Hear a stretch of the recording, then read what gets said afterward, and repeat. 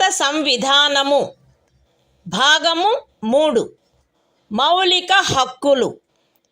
కొన్ని శాసనముల వ్యావృత్తి. Article 31(b) కొన్ని చట్టములకు మరియు వినిమయములకు శాసనిక మాన్యత కలగజేయుట.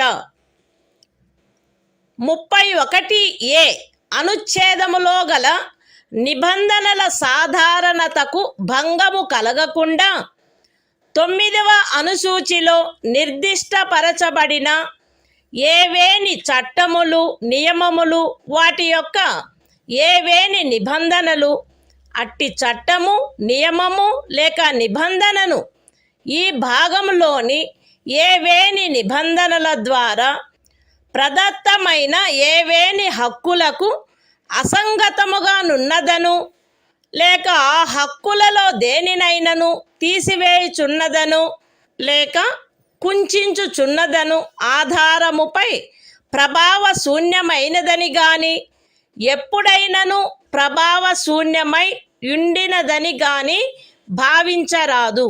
మరియు ఏదేని న్యాయస్థానము లేక ట్రిబ్యునల్ యొక్క ఏదేని తీర్పు, డిక్రీ లేక ఉత్తర్వు దానికి విరుద్ధముగా నున్నప్పటికీ సదరు ప్రతి చట్టము మరియు నియమము దాని రద్దు లేక సవరణ చేయుటకు ఏదేని సమర్థ శాసన మండలికి గల అధికారమునకు అత్యధీనమై అమలునందు కొనసాగవలెను. The Constitution of India, Part 3, Fundamental Rights, Saving of Certain Laws. Article 31(b) Validation of certain acts and regulations. Without prejudice to the generality of the provisions contained in Article 31(a). None of the acts and regulations specified in the 9th schedule, nor any of the provisions thereof shall be deemed to be void, or ever to have become void on the ground that such act, regulation or provision is inconsistent with, or takes away or abridges any of the rights conferred by any provisions of this part. And, notwithstanding any judgment, decree or order of any court or tribunal, to the contrary, each of the said acts and regulations shall, subject to the power of any competent legislature to repeal, or amend it, continue in force.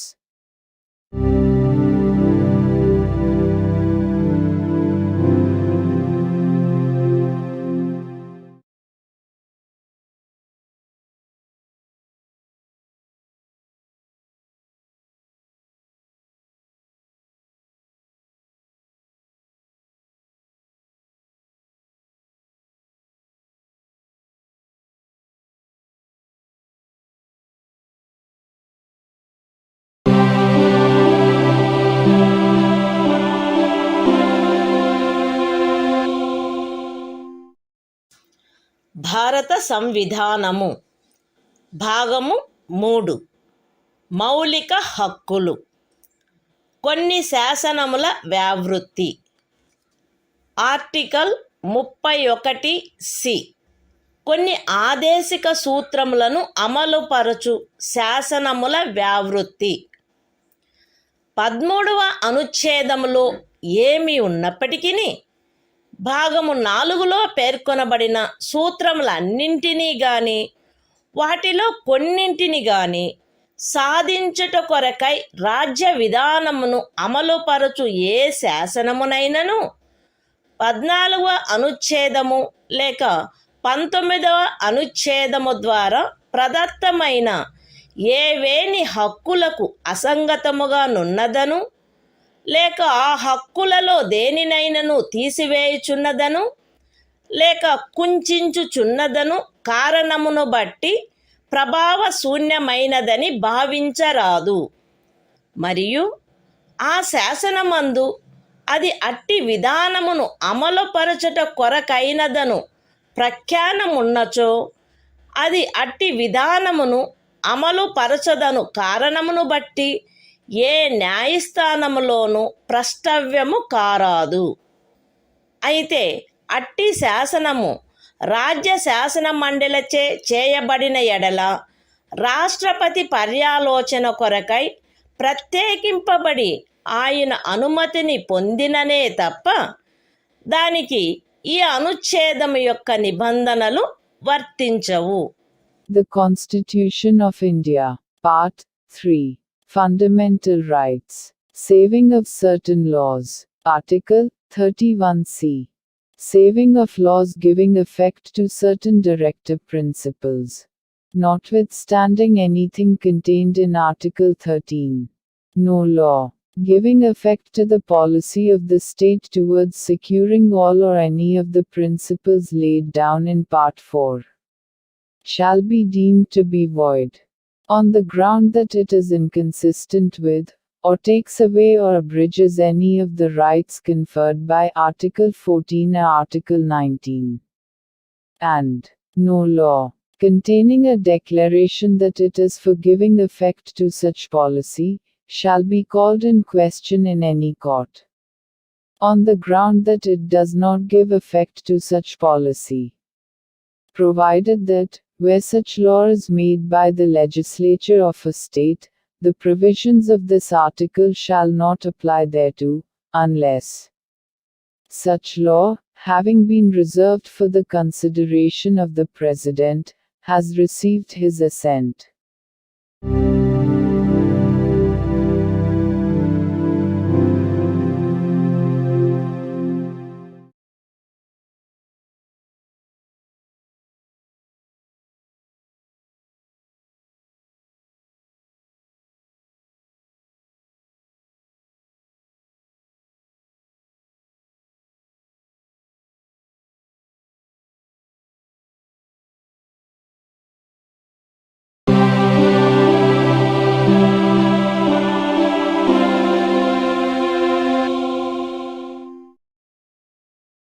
భారత సంవిధానము భాగము 3 మౌలిక హక్కులు సంవిధానిక ప్రత్యుపాయములకు హక్కు. Article 32 ఈ భాగముచే ప్రదత్తము చేయబడిన హక్కులను అమలుపరుచుటకు ప్రత్యుపాయములు. ఈ భాగము ద్వారా ప్రదత్తమైన హక్కులను అమలుపరచుటకు సముచిత చర్యల ద్వారా సర్వోన్నత న్యాయస్థానమును అర్థించు హక్కుకు హామీ ఇయ్యబడినది. ఈ భాగము ద్వారా ప్రదత్తమైన ఏవేని హక్కులను అమలుపరచుట కొరకు ఆదేశములను లేక ఉత్తర్వులను లేక బందీ ప్రత్యక్ష హెబియస్ కార్పస్, పరమాదేశ మాండమస్, ప్రతిషేధ ప్రొహిబిషన్, అధికార పృచ్ఛ కోవారెంటు మరియు ఉత్ప్రేషణ సర్ష్యోరారి స్వభావము గల రిట్లతో సహా అధిలేఖలను వీటిలో సముచితమైన దానిని జారీ చేయుటకు సర్వోన్నత న్యాయస్థానము అధికారము కలిగియుండును. ఖండములు 1 మరియు 2 ద్వారా సర్వోన్నత న్యాయస్థానమునకు ప్రదత్తమైన అధికారములకు భంగము కలగకుండా ఖండము 2 క్రింద సర్వోన్నత న్యాయస్థానముచే వినియోగింపబడదగు అధికారముల అన్నిటినీ కానీ వాటిలో దేనినైనను కానీ ఏదేని ఇతర న్యాయస్థానమునకు దాని అధికారిత యొక్క స్థానిక హద్దులలో వినియోగించు అధికారమును శాసనము ద్వారా పార్లమెంటు వసగవచ్చును. ఈ అనుచ్ఛేదముచే హామీ ఇయ్యబడిన హక్కు ఈ సంవిధానముచే అన్యదా నిబంధింపబడినట్లు తప్ప suspend చేయబడరాదు. The Constitution of India, Part 3, Fundamental Rights, Right to Constitutional Remedies, Article 32, Remedies for enforcement of rights conferred by this part. 1. The right to move the Supreme Court, by appropriate proceedings for the enforcement of the rights, conferred by this part, is guaranteed. 2. The Supreme Court shall have power to issue directions or orders, or writs, including writs in the nature of habeas corpus, mandamus, prohibition, quo warranto and certiorari, whichever may be appropriate, for the enforcement of any of the rights conferred by this part. 3. Without prejudice to the powers conferred on the Supreme Court, by clauses 1 and 2. Parliament may by law empower any other court to exercise within the local limits of its jurisdiction all or any of the powers exercisable by the Supreme Court under Clause 2. 4. The right guaranteed by this article shall not be suspended, except as otherwise provided for by this Constitution.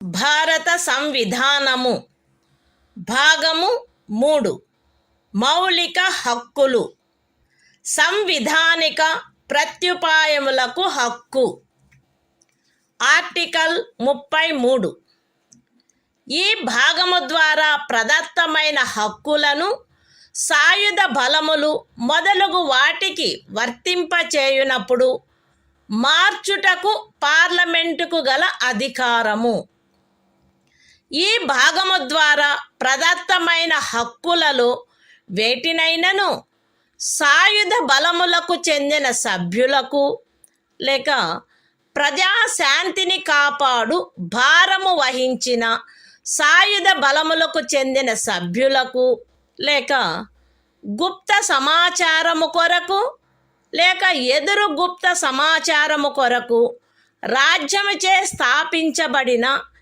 ఏదేని బ్యూరోలో లేదా ఇతర వ్యవస్థలో నియమించబడిన వ్యక్తులకు లేక ఏ నుండి C వరకు గల ఖండములలో నిర్దేశింపబడిన ఏదేని సాయుధ బలము బ్యూరో లేక వ్యవస్థ కొరకై ఏర్పాటు చేసిన టెలికమ్యూనికేషన్ వ్యవస్థలలో నియమించబడిన లేదా వాటికి సంబంధించిన వ్యక్తులకు వర్తింపచేయుటలో వారి సముచిత కర్తవ్య నిర్వహణను వారి మధ్య క్రమశిక్షణను కట్టుదిట్టము చేయుటకై ఆ హక్కులు ఎంత మేరకు పరిమితపరచబడవలెనో లేక రద్దు చేయబడవలెనో పార్లమెంటు శాసనము ద్వారా నిర్ధారణ చేయవచ్చును. The Constitution of India, Part 3. Fundamental Rights. Right to constitutional remedies. Article 33. Power of Parliament to modify the rights conferred by this part in their application to forces, etc. Parliament may by law determine to what extent any of the rights conferred by this part shall, in their application to the members of the armed forces, or the members of the forces charged with the maintenance of public order, or persons employed in any bureau or other organization established by the state for purposes of intelligence or counterintelligence, or person employed in or in connection with the telecommunication systems set up for the purposes of any force, bureau, or organization referred to in clauses A to C be restricted or abrogated so as to ensure the proper discharge of their duties and the maintenance of discipline among them.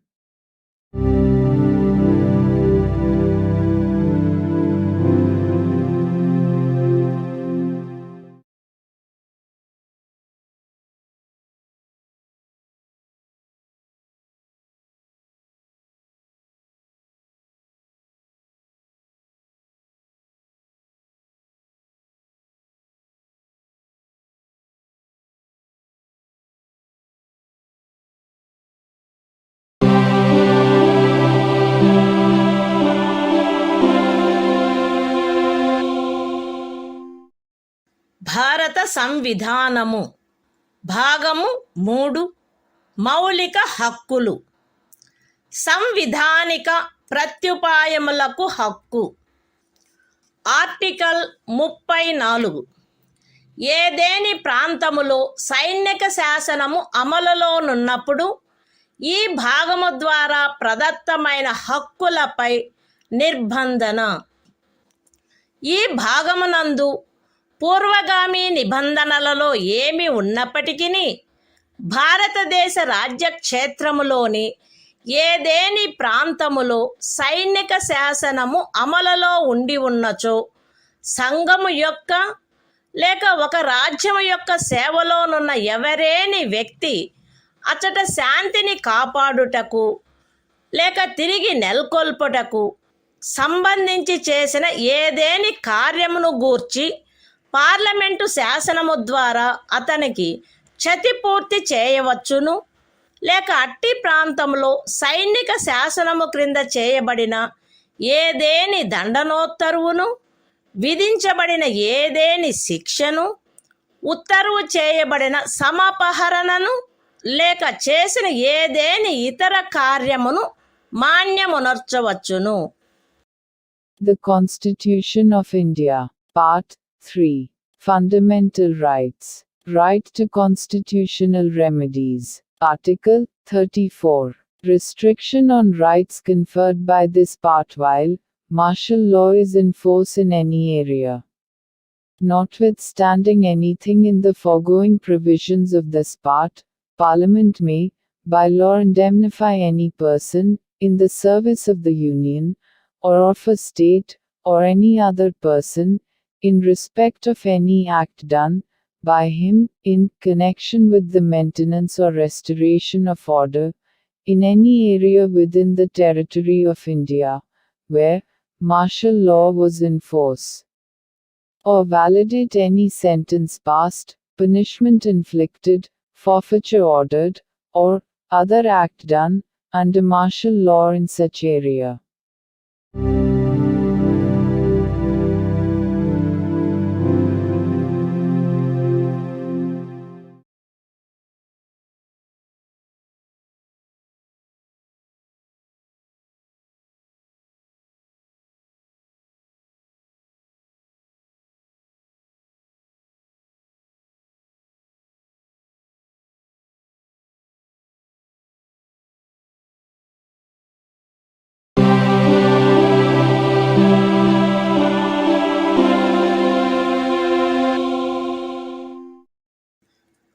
భారత సంవిధానము భాగము 3 మౌలిక హక్కులు. సంవిధానిక ప్రత్యుపాయములకు హక్కు.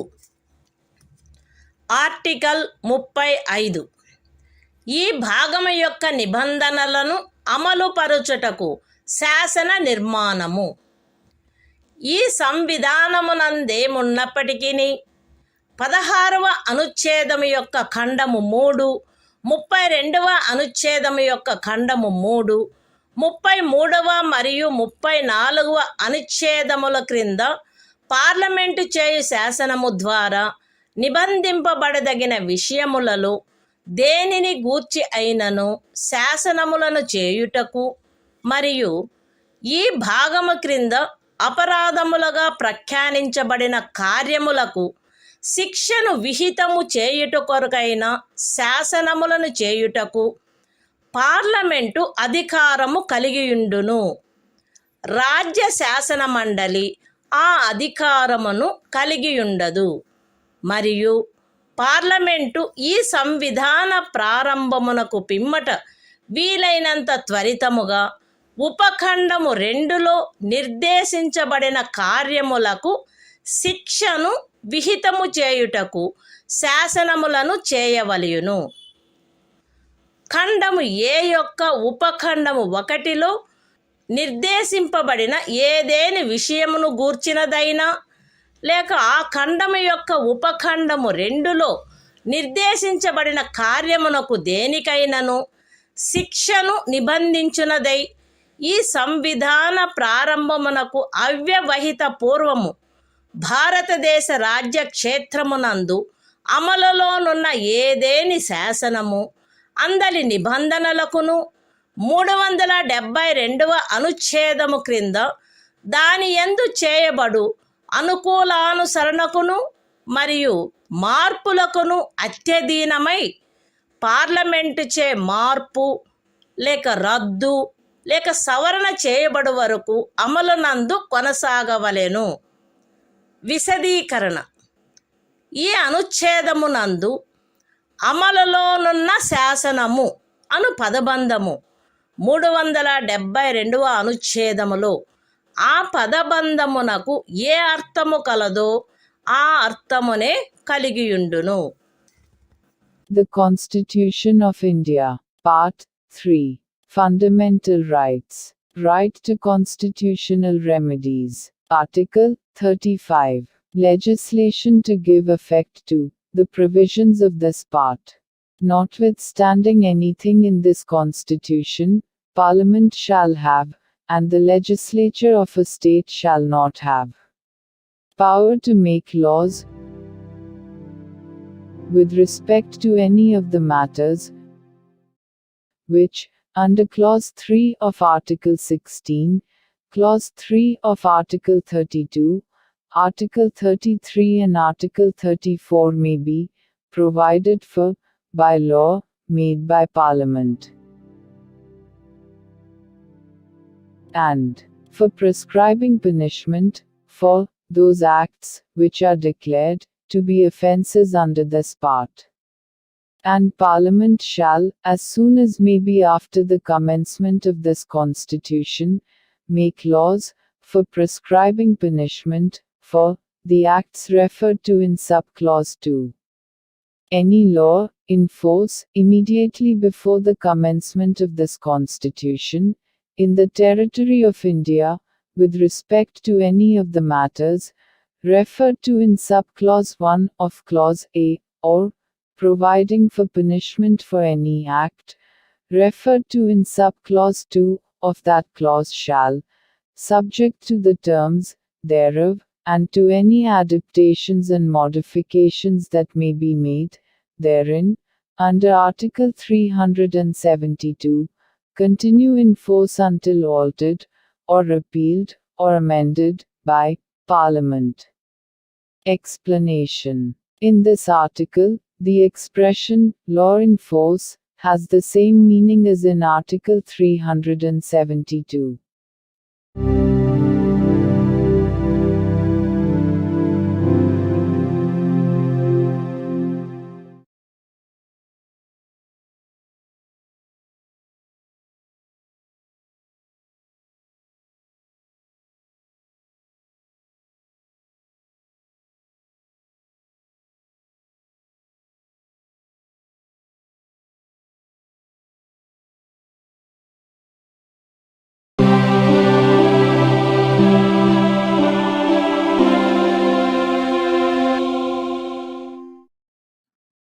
భారత సంవిధానము భాగము 4 రాజ్య విధానము యొక్క ఆదేశిక సూత్రములు. ఆర్టికల్ 36.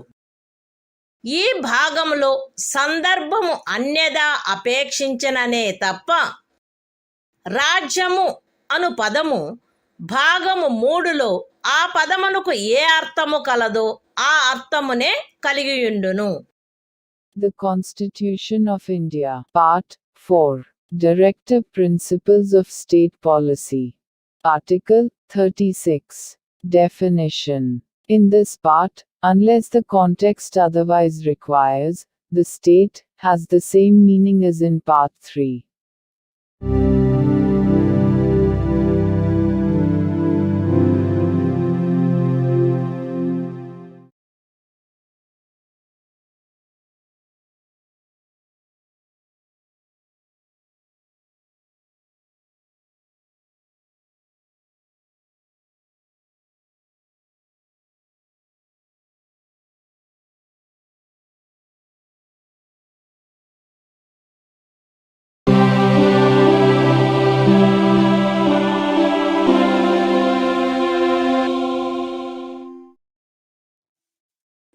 భారత సంవిధానము భాగము 4 రాజ్య విధానము యొక్క ఆదేశిక సూత్రములు. ఆర్టికల్ 37 ఈ భాగములో గల సూత్రముల వర్తింపు. ఈ భాగంలోని నిబంధనలు ఏ న్యాయస్థానముచే కాని అమలు జరపదగినవి కావు. కానీ ఇందు పేర్కొనబడిన సూత్రములు దేశ పరిపాలనకు మూలాధారములుగాను మరియు శాసనములను చేయుటలో వాటిని వర్తింపచేయుట రాజ్యము యొక్క కర్తవ్యమై ఉండవలెను. The Constitution of India, Part 4, Directive Principles of State Policy. Article 37. Application of the principles contained in this part. The provisions contained in this part shall not be enforceable by any court. But the principles therein laid down are, nevertheless, fundamental in the governance of the country, and it shall be the duty of the state to apply these principles in making laws.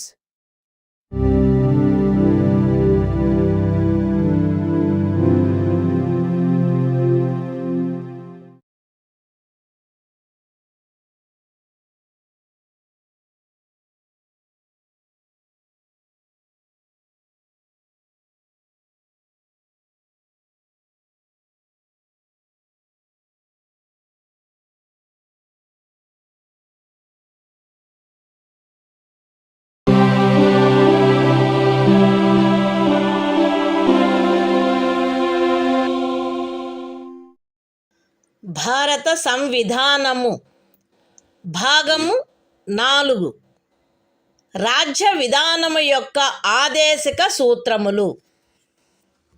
Article 38 రాజ్యము ప్రజల శ్రేయస్సును పెంపొందించు సాంఘిక వ్యవస్థను చేకూర్చుట.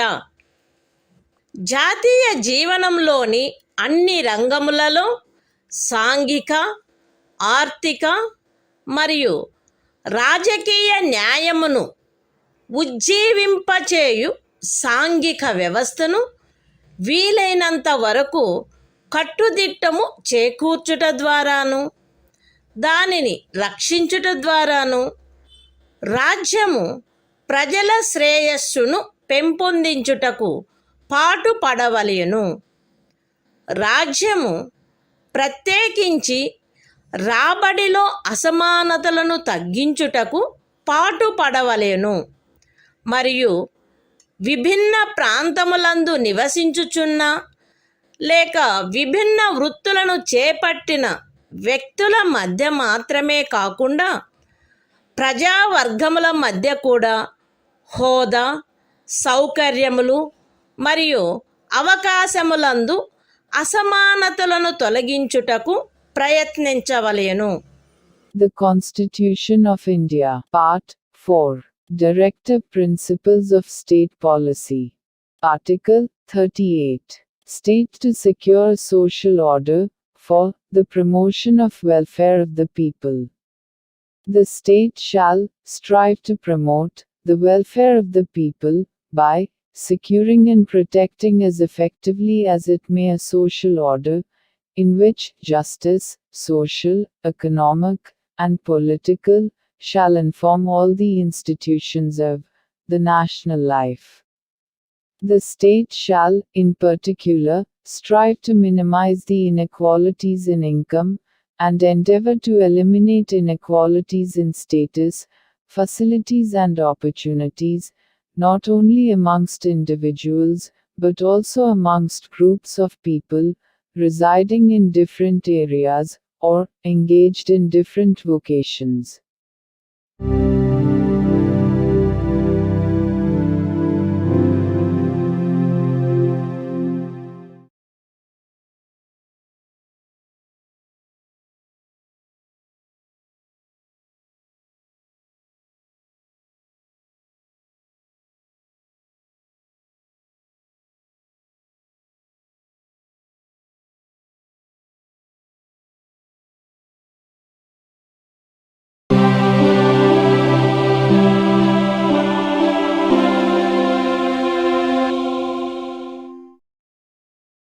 భారత సంవిధానము భాగము 4 రాజ్య విధానము యొక్క ఆదేశిక సూత్రములు.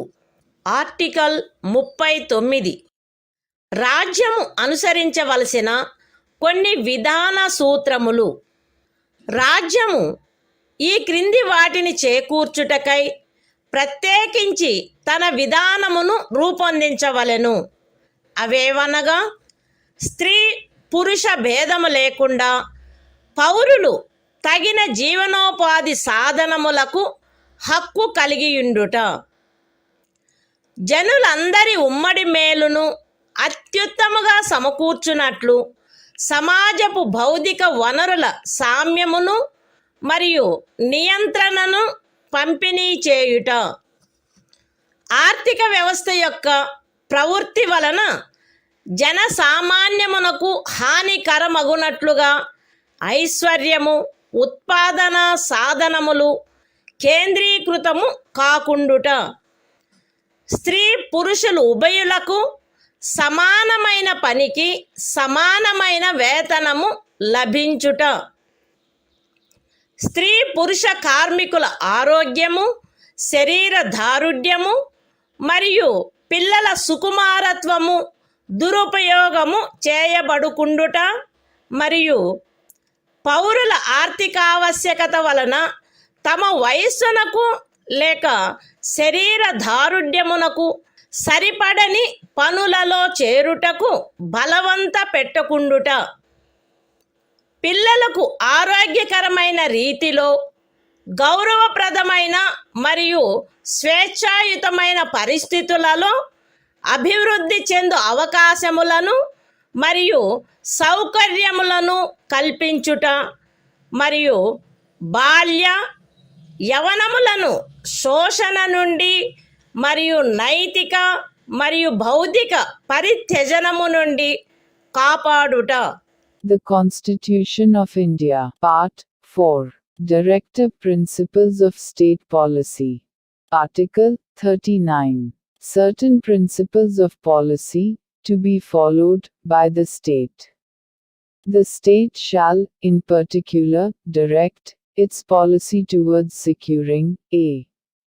that the citizens, men and women equally, have the right to an adequate means of livelihood. b. that the ownership and control of the material resources of the community are so distributed as best to subserve the common good. c. that the operation of the economic system does not result in the concentration of wealth and means of production to the common detriment. d. that there is equal pay for equal work for both men and women. a. that the health and strength of workers, men and women, and the tender age of children are not abused, and that citizens are not forced by economic necessity to enter avocations unsuited to their age or strength. f. that children are given opportunities and facilities to develop in a healthy manner and in conditions of freedom and dignity, and that childhood and youth are protected against exploitation and against moral and material abandonment.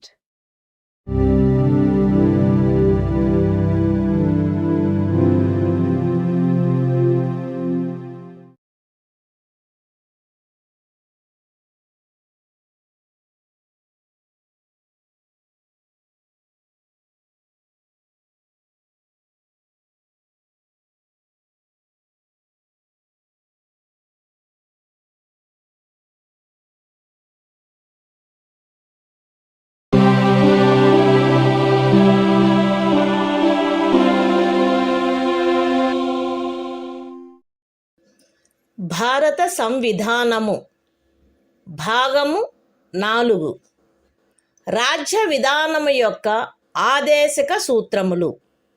Article 39A సమాన న్యాయము ఉచిత న్యాయవాద సహాయము. శాసన వ్యవస్థ ప్రవృత్తి సమానావకాశ ప్రాతిపదికపై న్యాయమును చేకూర్చు రీతిలో నిర్వహించబడునట్లు రాజ్యము కట్టుదిట్టము చేయవలెను.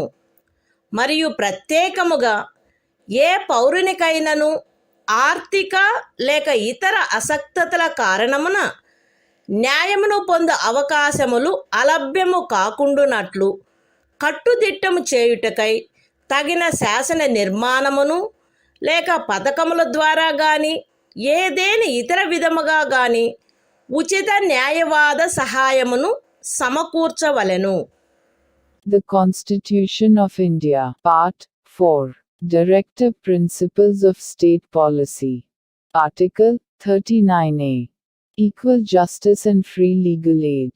The state shall secure that the operation of the legal system promotes justice on a basis of equal opportunity, and shall, in particular, provide free legal aid by suitable legislation or schemes, or in any other way to ensure that opportunities for securing justice are not denied to any citizen by reason of economic or other disabilities.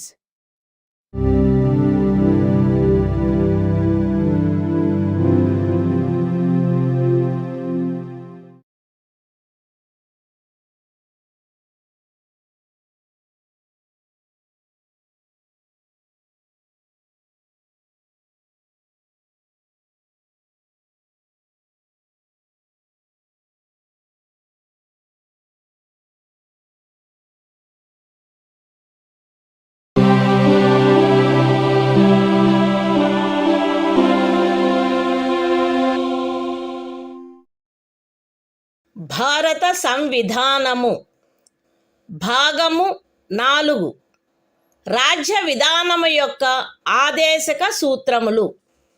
Article 40 గ్రామ పంచాయతీల వ్యవస్థీకరణ. గ్రామ పంచాయతీలను వ్యవస్థీకరించి స్వపరిపాలనా యూనిట్లుగా అవి పనిచేయుటకు వాటికి ఆవశ్యకమగు అధికార ప్రాధికారముల నొసగుటకు రాజ్యము చర్యలను గైగొనవలెను.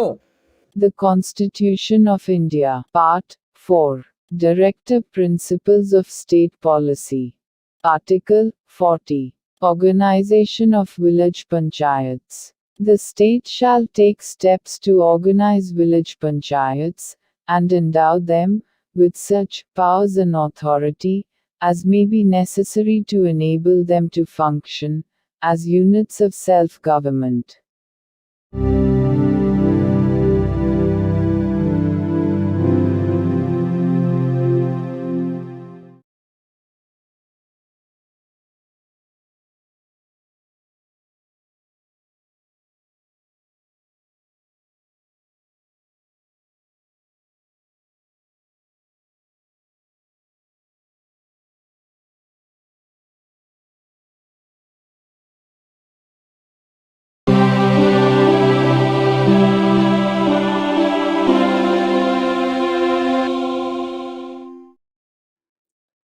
భారత సంవిధానము భాగము 4 రాజ్య విధానము యొక్క ఆదేశక సూత్రములు. ఆర్టికల్ 41 పనికి విద్యకు కొన్ని సందర్భములలో ప్రజా సహాయమునకు హక్కు. రాజ్యము దాని ఆర్థిక స్తోమత మరియు అభివృద్ధి పరిమితుల మేరకు పనిచేయు హక్కును, విద్య నేర్చుకొను హక్కును మరియు నిరుద్యోగము, వృద్ధాప్యము, అనారోగ్యము, అంగవైకల్యము మరియు ఇతర విధములైన అకారణ దారిద్ర్యము కలిగిన సందర్భములలో ప్రజా సహాయమును పొందు హక్కును చేకూర్చుటకై కట్టుదిట్టమైన ఏర్పాటు చేయవలెను. The Constitution of India, Part 4, Directive Principles of State Policy. Article 41.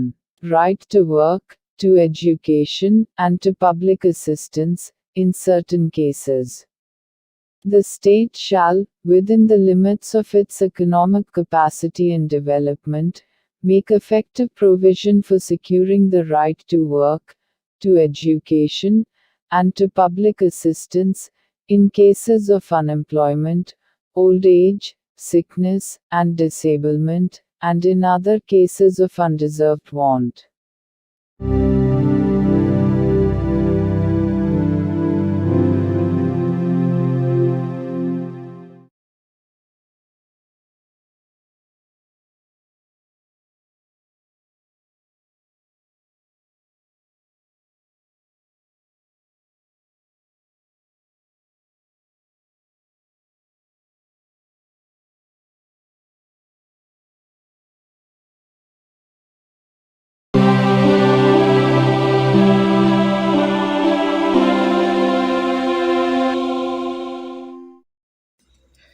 భారత సంవిధానము భాగము 4 రాజ్య విధానము యొక్క ఆదేశిక సూత్రములు. ఆర్టికల్ 42 పని విషయమున న్యాయమైన మరియు మానవోచితమైన పరిస్థితులకు మరియు ప్రసూతి సహాయమునకు ఏర్పాటు. రాజ్యము పనిచేయు విషయమున న్యాయమైన మరియు మానవోచితమైన పరిస్థితులను ప్రసూతి సహాయమును చేకూర్చుటకు ఏర్పాటు చేయవలెను. The Constitution of India, Part 4, Directive Principles of State Policy.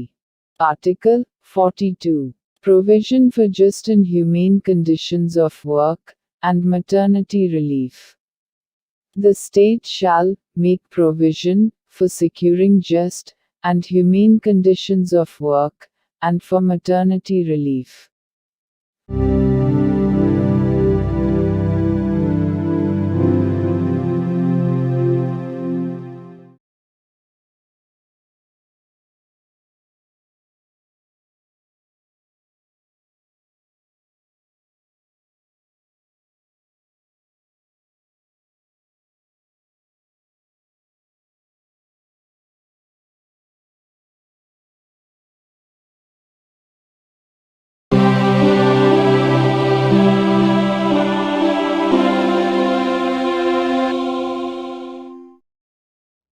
భారత సంవిధానము భాగము 4 రాజ్య విధానము యొక్క ఆదేశిక సూత్రములు. ఆర్టికల్ 43 కార్మికులకు జీవన భృతి మొదలగునవి.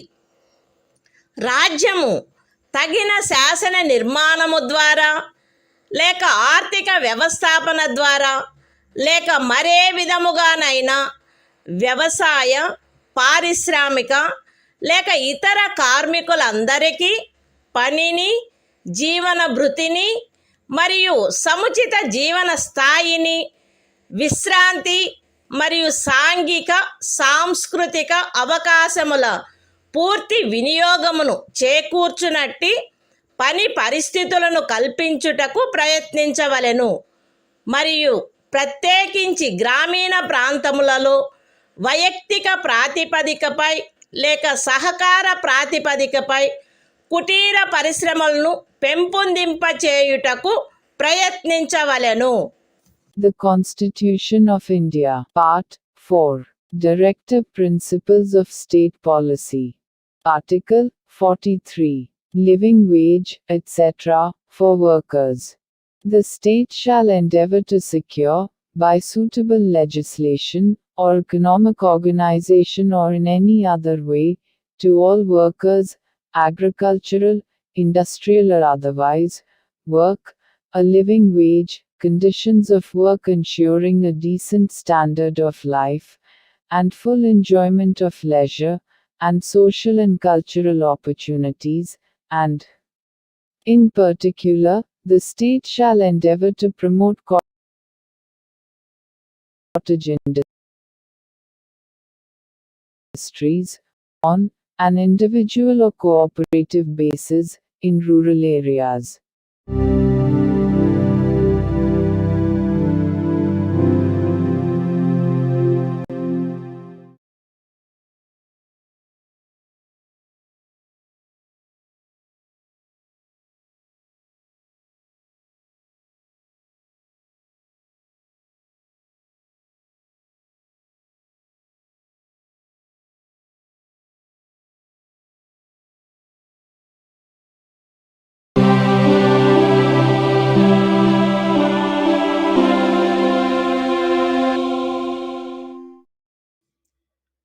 భారత సంవిధానము భాగము 4 రాజ్య విధానము యొక్క ఆదేశిక సూత్రములు.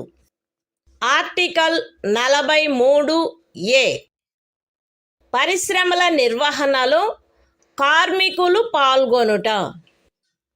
రాజ్యము తగిన శాసన నిర్మాణము ద్వారా లేక ఏదేని ఇతర విధముగా ఏదేని పరిశ్రమలో నిమగ్నమైన సంస్థల వ్యవస్థాపన లేక ఇతర వ్యవస్థల నిర్వహణలో కార్మికులు పాల్గొనున్నట్లు చర్యలు తీసుకొనవలెను. The Constitution of India, Part 4, Directive Principles of State Policy. Article 43A. Participation of workers in management of industries. The state shall take steps, by suitable legislation or in any other way, to secure the participation of workers in the management of undertakings, establishments, or other organizations engaged in any industry.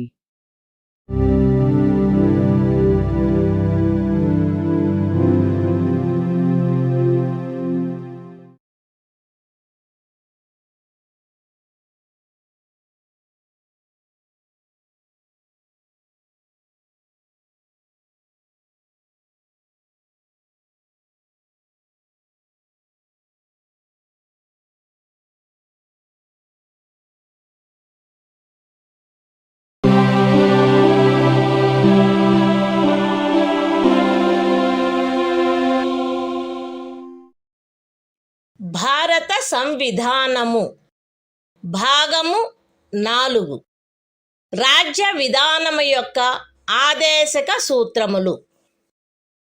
Article 43B సహకార సంఘముల ప్రవర్ధనము. రాజ్యము సహకార సంఘములు స్వచ్ఛందముగా రూపొందించుటకు, స్వాయత్తముగా కృత్యములు నిర్వహించుటకు, ప్రజాస్వామ్య నియంత్రణ మరియు వృత్తిపరమై యాజమాన్యమును ప్రోత్సహించుటకు ప్రయత్నించవలెను. The Constitution of India, Part 4, Directive Principles of State Policy. Article 43B. Promotion of cooperative societies. The state shall endeavor to promote voluntary formation, autonomous functioning, democratic control and professional management of cooperative societies.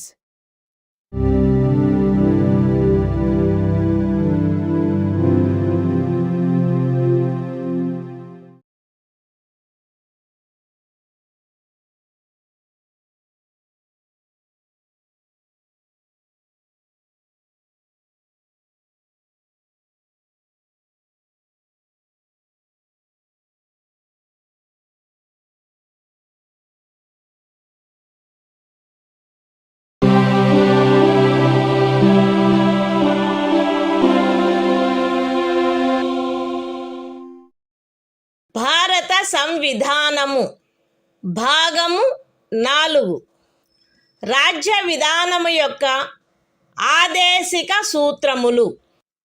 Article 44 పౌరులందరకు ఏకరూపమైన civil స్మృతి. భారతదేశ రాజ్య క్షేత్రమునంతటను పౌరులకు ఏకరూపమైన సివిల స్మృతిని చేకూర్చుటకు రాజ్యము ప్రయత్నించవలెను. The Constitution of India, Part 4, Directive Principles of State Policy. Article 44. Uniform Civil Code for the Citizens. The state shall endeavor to secure for the citizens a uniform civil code throughout the territory of India.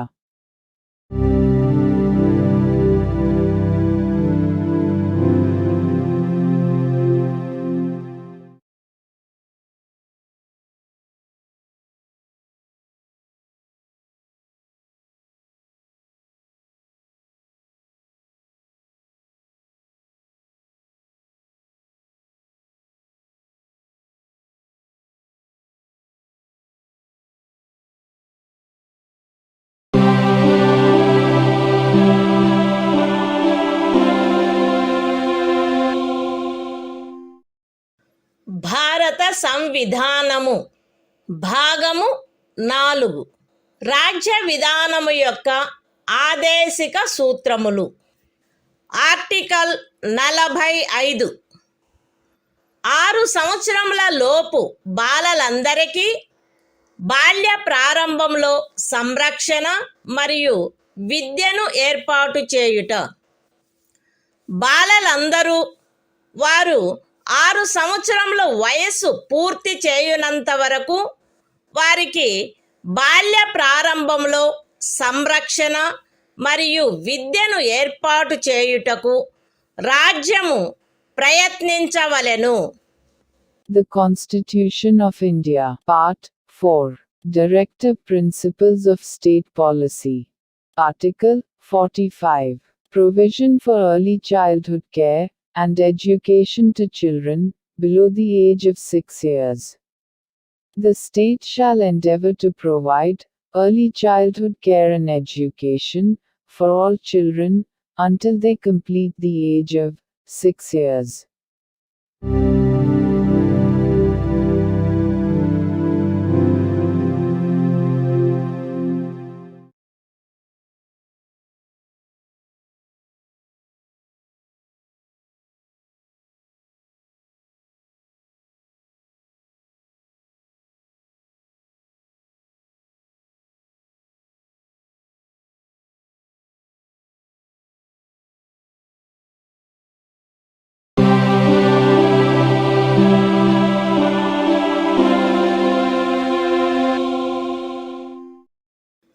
భారత సంవిధానము భాగము 4 రాజ్య విధానము యొక్క ఆదేశిక సూత్రములు.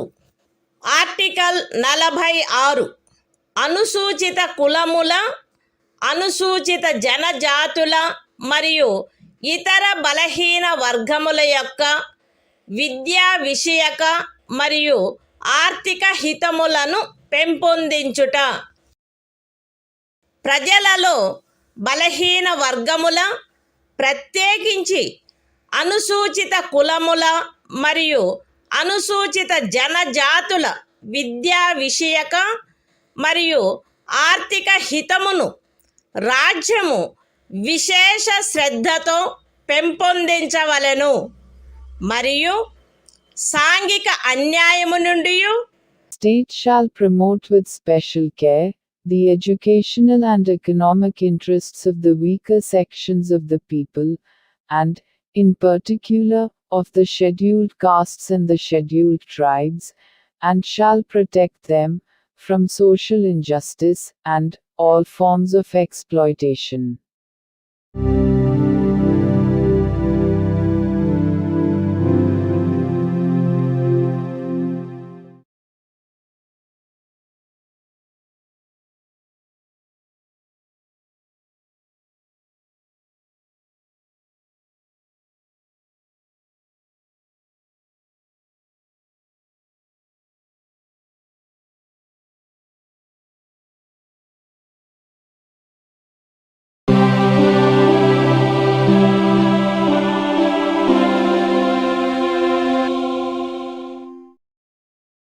భారత సంవిధానము భాగము 4 రాజ్య విధానము యొక్క ఆదేశిక సూత్రములు. ఆర్టికల్ 47 ఆహార పుష్టి స్థాయిని, జీవన స్థాయిని పెంచుటలో మరియు ప్రజారోగ్యమును మెరుగుపరచుటలో రాజ్యము యొక్క కర్తవ్యము. రాజ్యము ప్రజల ఆహార పుష్టి యొక్క స్థాయిని, జీవన స్థాయిని పెంచుట మరియు ప్రజారోగ్యమును మెరుగుపరుచుట తన ప్రాథమిక కర్తవ్యములలోనివిగా పరిగణించవలెను మరియు ప్రత్యేకించి వైద్య ప్రయోజనములకై తప్ప మద్యపానీయములను మరియు ఆరోగ్యమునకు భంగము కలిగించు ఔషధములను సేవించుటను నిషేధించుటకు రాజ్యము ప్రయత్నించవలెను. The Constitution of India, Part 4, Directive Principles of State Policy. Article 47. Duty of the state to raise the level of nutrition and the standard of living, and to improve public health.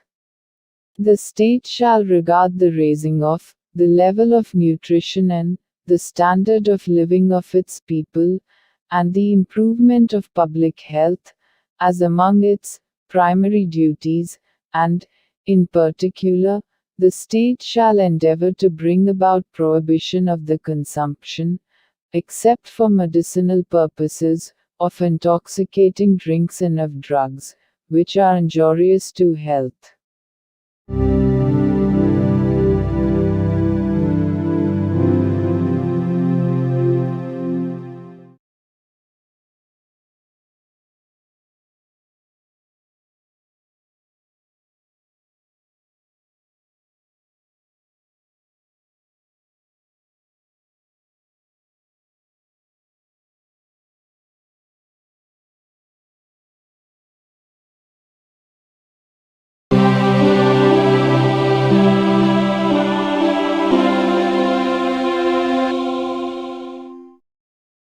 భారత సంవిధానము భాగము 4 రాజ్య విధానము యొక్క ఆదేశిక సూత్రములు. Article 48 వ్యవసాయ మరియు పశు సంవర్ధనము యొక్క వ్యవస్థీకరణ. రాజ్యము ఆధునిక మరియు శాస్త్రీయ పద్ధతులను అనుసరించి వ్యవసాయమును పశు సంవర్ధనమును వ్యవస్థీకరించవలెను మరియు ప్రత్యేకించి ఆవుల, దూడల, ఇతర పాడి పశువుల, భారవాహక పశువుల జాతులను పరిరక్షించి మెరుగుపరచుటకును వాటి వధను నిషేధించుటకును రాజ్యము చర్యలను గైగొనవలెను. The Constitution of India, Part 4. Directive Principles of State Policy. Article 48. Organization of Agriculture and Animal Husbandry. The state shall endeavor to organize agriculture and animal husbandry, on modern and scientific lines, and shall, in particular, take steps for preserving and improving the breeds and prohibiting the slaughter of cows and calves and other milch and draft cattle.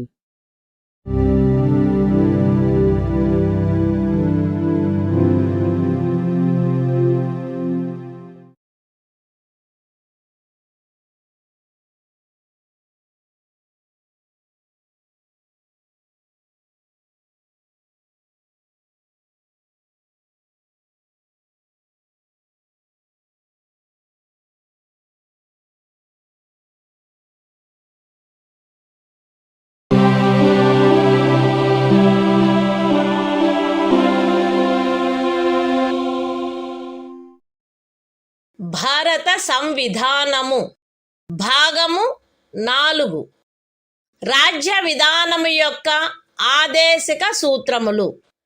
Article 48 ఏ పరిసరముల రక్షణ మరియు అభివృద్ధి మరియు అడవుల వన్యప్రాణుల సంరక్షణ. రాజ్యము పరిసరములను కాపాడి అభివృద్ధి చేయుటకును దేశములోని అడవులను వన్యప్రాణులను సంరక్షించుటకును ప్రయత్నించవలెను. The Constitution of India, Part 4. Directive Principles of State Policy. Article 48A.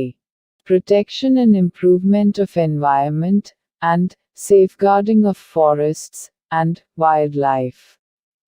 The state shall endeavor to protect and improve the environment, and to safeguard the forests and wildlife of the country.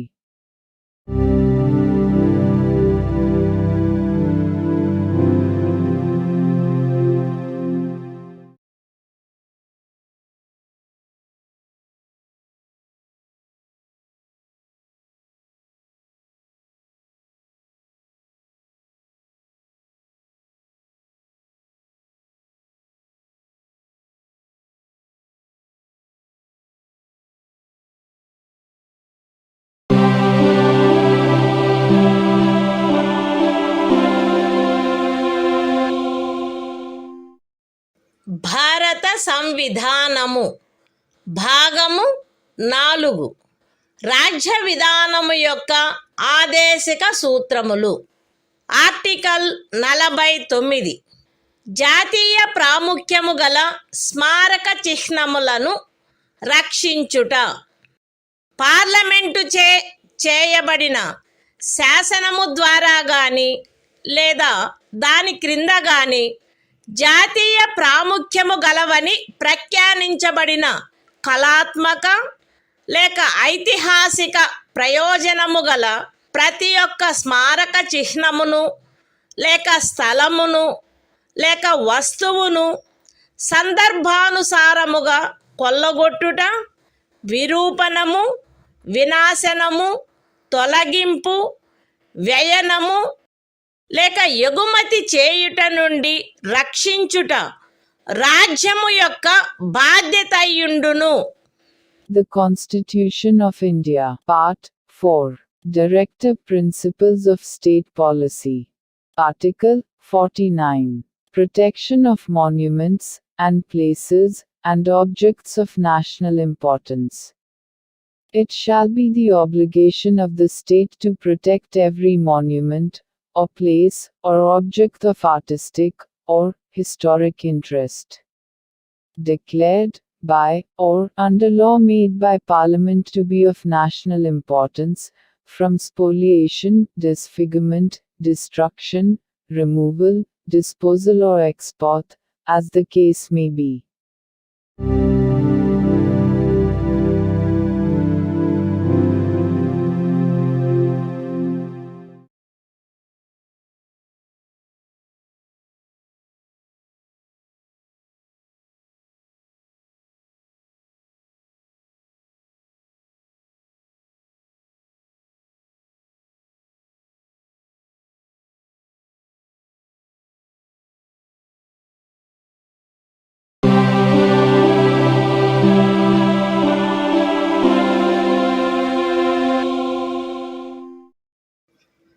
భారత సంవిధానము భాగము 4 రాజ్య విధానము యొక్క ఆదేశిక సూత్రములు. Article 50 న్యాయపాలికను కార్యపాలక వర్గము నుండి వేరుపరుచుట.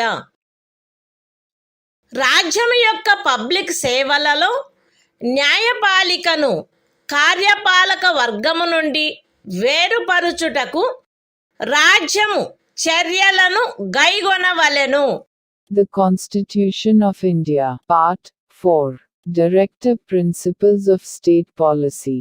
Article 50. Separation of judiciary from executive. The state shall take steps to separate the judiciary from the executive, in the public services of the state.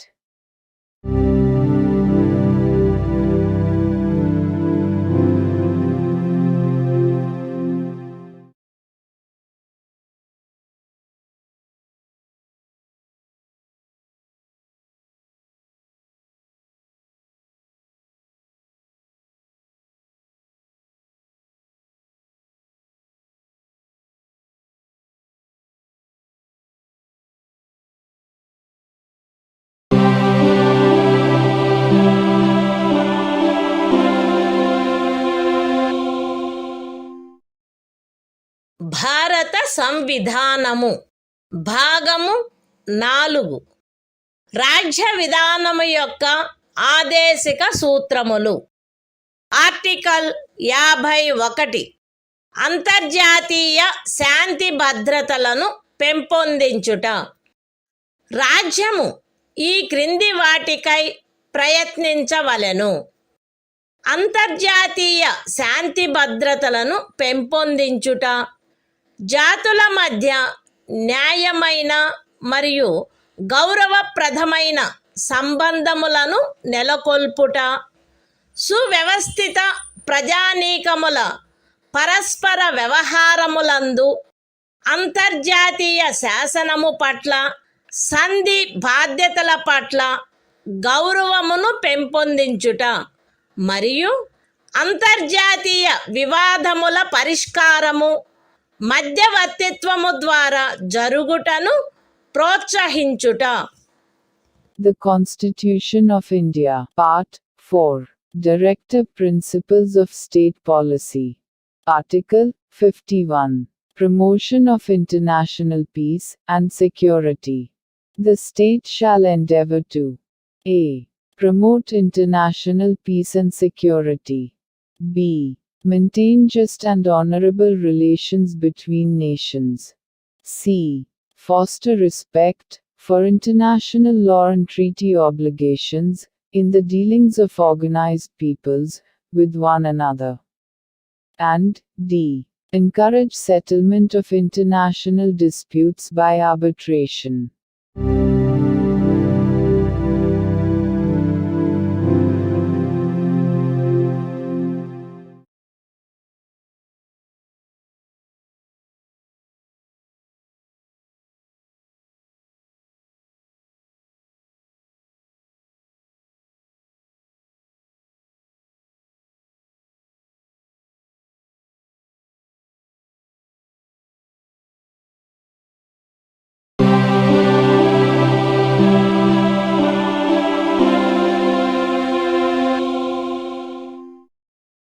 భారత సంవిధానము భాగము 4A మౌలిక కర్తవ్యములు.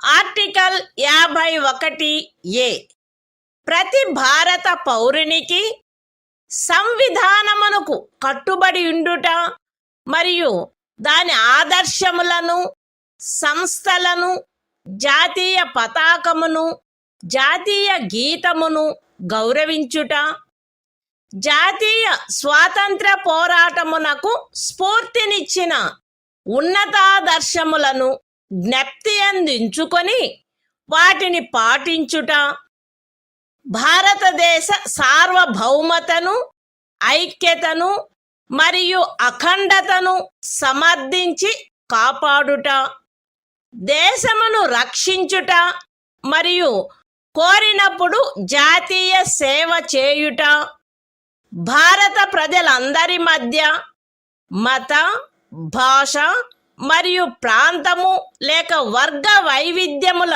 అధిగమించి సామరస్యమును, సోదర భావమును పెంపొందించుట మరియు స్త్రీల గౌరవమును న్యూనపరుచు ఆచారములను విడనాడుట, మన సమ్మిశ్ర సంస్కృతి యొక్క సుసంపన్న సాంప్రదాయమును గౌరవించి పరిరక్షించుట, అడవులు, సరస్సులు, నదులు మరియు వన్యప్రాణులతో సహా ప్రకృతి సిద్ధమైన పరిసరములను కాపాడి అభివృద్ధి చేయుట మరియు ప్రాణికోటి పట్ల కరుణను కలిగియుండుట, వైజ్ఞానిక దృక్పథమును, మానవతావాదమును, జిజ్ఞాసను మరియు సంస్కరణాశక్తిని పెంపొందించుకొనుట, పబ్లిక్ ఆస్తిని సంరక్షించుట మరియు హింసను విడనాడుట, దేశ ప్రజల కృషి మరియు సాధనముల ఉన్నత స్థాయిలను నిరంతరం అందుకొనున్నట్లుగా వ్యష్టి మరియు సమష్టి కార్యరంగములన్నింటిలో శ్రేష్టతకై పాటుపడుట, తల్లి, తండ్రి లేక సంరక్షకుడు 6 మరియు 14 సంవత్సరముల మధ్య వయసు కలిగిన తమ పిల్లలకు లేక పోషితునికి విద్యావకాశములను కలగచేయుట కర్తవ్యమై ఉండవలెను. The Constitution of India, Part 4A. Fundamental Duties. Article 51A. Fundamental Duties. It shall be the duty of every citizen of India to abide by the Constitution and respect its ideals and institutions, the national flag and the national anthem. b. To cherish and follow the noble ideals which inspired our national struggle for freedom. c. To uphold and protect the sovereignty, unity and integrity of India. d. To defend the country and render national service, when called upon to do so. A. To promote harmony and the spirit of common brotherhood amongst all the people of India, transcending religious, linguistic, and regional or sectional diversities. To renounce practices derogatory to the dignity of women. F. To value and preserve the rich heritage of our composite culture. G.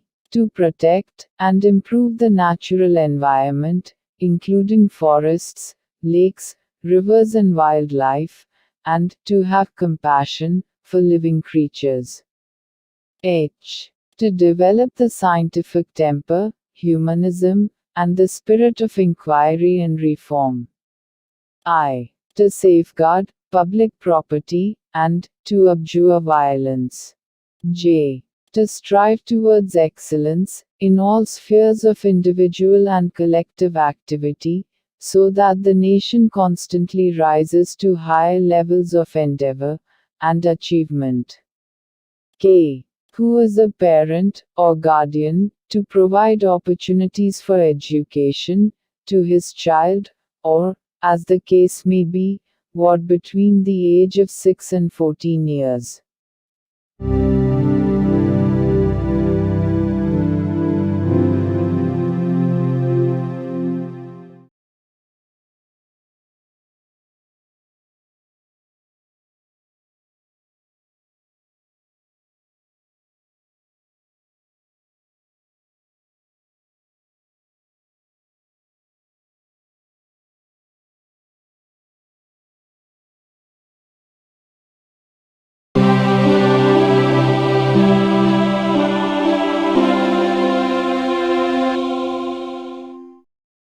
భారత సంవిధానము భాగము 5 సంఘము అధ్యాయం 1 కార్యపాలక వర్గము రాష్ట్రపతి మరియు ఉపరాష్ట్రపతి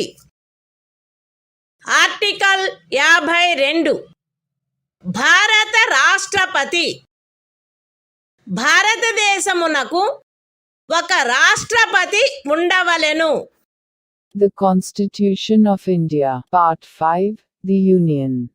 Chapter 1, The Executive. The President and Vice President. Article 52. The President of India. There shall be a President of India.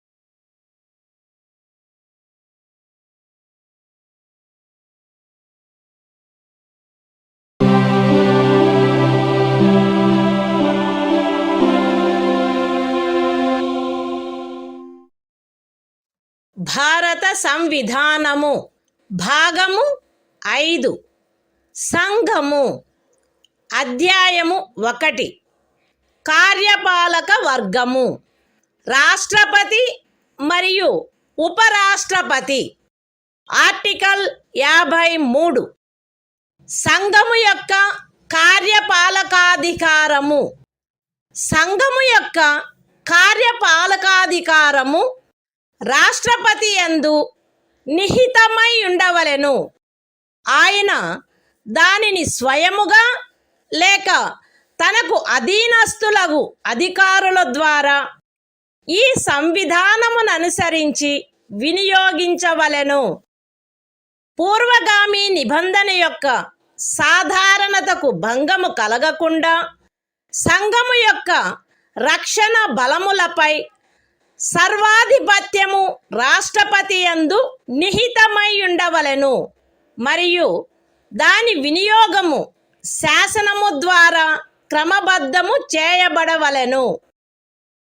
ఈ అనుచ్ఛేదములోనిదేదియు అస్తిత్వంలోనున్న ఏదేని శాసనము ద్వారా ఏదేని రాజ్య ప్రభుత్వమునకు గాని ఇతర ప్రాధికారికి గాని ప్రదత్తము చేయబడిన ఏవేని కృత్యములను రాష్ట్రపతికి అంతరణ చేయునిదిగా భావింపబడరాదు, లేక రాష్ట్రపతి మినహా ఇతర ప్రాధికారులకు శాసనము ద్వారా కృత్యములను ప్రదత్తము చేయుట నుండి పార్లమెంటును నివారించదు. The Constitution of India, Part 5, The Union. Chapter 1. The Executive. The President and Vice President. Article 53. Executive Power of the Union. 1. The executive power of the Union shall be vested in the President, and shall be exercised by him, either directly, or through officers, subordinate to him, in accordance with this Constitution. 2. Without prejudice to the generality of the foregoing provision, the supreme command of the defense forces of the Union shall be vested in the President, and the exercise thereof shall be regulated by law. 3. Nothing in this article shall be deemed to transfer to the President any functions conferred by any existing law on the government of any state, or other authority, or prevent Parliament from conferring by law functions on authorities other than the President.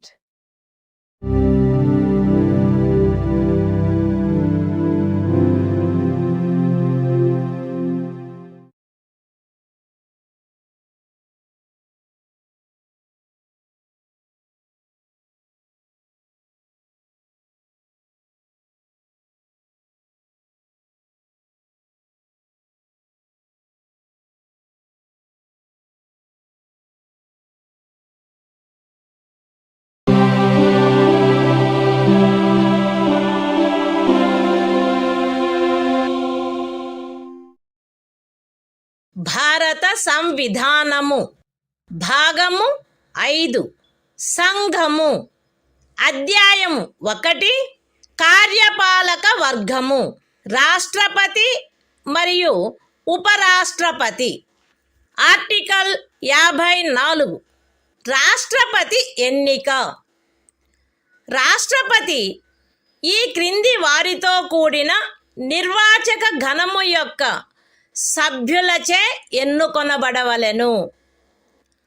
Parliament ఉభయ సదనములోని ఎన్నుకొనబడిన సభ్యులు మరియు రాజ్య శాసన సభలలోని ఎన్నుకొనబడిన సభ్యులు. విశదీకరణ. ఈ అనుచ్ఛేదము మరియు అనుచ్ఛేదము 55లోని రాజ్యము అను పదములో ఢిల్లీ జాతీయ రాజధాని రాజ్యక్షేత్రము మరియు పాండిచ్చేరి సంఘ రాజ్యక్షేత్రము చేరియుండును. The Constitution of India, Part 5, The Union. Chapter 1. The Executive. The President and Vice President. Article 54. Election of President. The President shall be elected by the members of an electoral college, consisting of a. the elected members of both houses of Parliament, and b. the elected members of the legislative assemblies of the states. Explanation. In this article, and in Article 55, state includes the National Capital Territory of Delhi and the Union Territory of Pondicherry.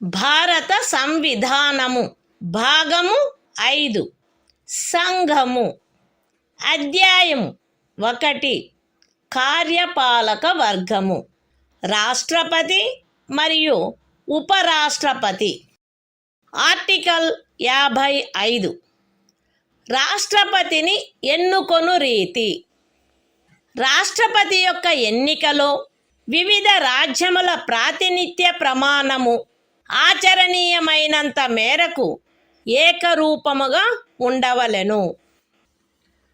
రాజ్యముల మధ్య అట్టి ఏకరూపతను చేకూర్చుటకుగాను మరియు మొత్తము రాజ్యములకును సంఘమునకును మధ్య సమత్వమును చేకూర్చుటకుగాను అట్టి ఎన్నికలో పార్లమెంటులోని మరియు ప్రతి రాజ్య శాసనసభలోని ఎన్నుకొనబడిన ప్రతి సభ్యుడు ఇచ్చుటకు హక్కు కలిగియున్న ఓట్ల సంఖ్యను ఈ క్రింది రీతిగా నిర్ధారణ చేయవలెను. ఏ రాజ్యం యొక్క జనసంఖ్యను ఆ రాజ్య శాసనసభలోని ఎన్నుకొనబడిన మొత్తము సభ్యుల సంఖ్యతో భాగించగా వచ్చు భాగఫలములో 1000 యొక్క గుణిజములు ఎన్నియుండునో అన్ని ఓట్లను రాజ్య శాసనసభకు ఎన్నుకొనబడిన ప్రతి సభ్యుడు కలిగి ఉండవలెను. బి 1000 యొక్క సదరు గుణిజములను లెక్కించిన పిమ్మట శేషము 500కు తగ్గనిచో ఉపఖండము ఏలో నిర్దేశింపబడిన ప్రతి సభ్యునకు గల ఓట్ల సంఖ్యకు అదనముగా 1 ఓటును చేర్చవలెను. సి ఉపఖండములు ఏ మరియు బిల క్రింద రాజ్య శాసనసభలోని సభ్యులకు నియతమైన ఓట్ల మొత్తపు సంఖ్యను పార్లమెంటు ఉభయ సదనములో ఎన్నుకొనబడిన సభ్యుల మొత్తము సంఖ్యతో భాగించగా ఏ సంఖ్య వచ్చునో అన్ని ఓట్లను పార్లమెంటు ఉభయ సదనములోని ఎన్నుకోబడిన ప్రతి సభ్యుడు కలిగి ఉండవలెను. సగమునకు మించిన భిన్నమును 1గా పరిగణించవలెను. ఇతర భిన్నములను ఉపేక్షించవలెను. రాష్ట్రపతి ఎన్నిక ఏకల అంతరణీయ ఓటు ద్వారా అనుపాతిక ప్రాతినిధ్య పద్ధతును అనుసరించి జరగవలెను మరియు అట్టి ఎన్నికలో పోలింగు రహస్యపు బ్యాలెట్ పద్ధతిలో జరగవలెను. విశదీకరణ ఈ అనుచ్ఛేదములో జనసంఖ్య అను పదబంధమునకు కడపటిదియు అందుకు సంబంధించిన అంకెలు ప్రచురింపబడినదియు అగు జనగణనతో అభినిశ్చితమైన జనసంఖ్య అని అర్థము. అయితే ఈ విశదీకరణలో కడపటిదియు అందుకు సంబంధించిన అంకెలు ప్రచురింపబడినట్టిదియు అగు జనగణనకు గల నిర్దేశమును 2026వ సంవత్సరం పిమ్మట చేయబడు మొదటి జనగణనకు సంబంధించిన అంకెలు ప్రచురించబడు వరకు 1971వ సంవత్సరపు జనగణనకు నిర్దేశమైనట్లు అన్వయించుకొనవలెను. The Constitution of India, Part 5, The Union. Chapter 1. The Executive, the President and Vice President. Article 55. Manner of election of President. 1. As far as practicable, there shall be uniformity in the scale of representation of the different states at the election of the President. 2. For the purpose of securing such uniformity among the states, inter se, as well as parity between the states as a whole and the Union, the number of votes, which each elected member of Parliament, and of the Legislative Assembly of each state, is entitled to cast at such election, shall be determined in the following manner. A. Every elected member of the Legislative Assembly of a state shall have as many votes as there are multiples of 1000. in the quotient obtained by dividing the population of the state by the total number of the elected members of the assembly. B. If, after taking the said multiples of 1000, the remainder is not less than 500, then the vote of each member referred to in subclause A shall be further increased by 1. C. Each elected member of either House of Parliament shall have such number of votes as may be obtained by dividing the total number of votes assigned to the members of the legislative assemblies of the states, under subclauses A and B, by the total number of the elected members of both Houses of Parliament. Fractions exceeding 1/2 being counted as one and other fractions being disregarded. 3. The election of the President shall be held in accordance with the system of proportional representation, by means of the single transferable vote, and the voting at such election shall be by secret ballot. Explanation. In this article, the expression population means the population as ascertained at the last preceding census, of which the relevant figures have been published. Provided that the reference in this explanation to the last preceding census, of which the relevant figures have been published shall, until the relevant figures for the first census taken after the year 2026 have been published, be construed as a reference to the 1971 census.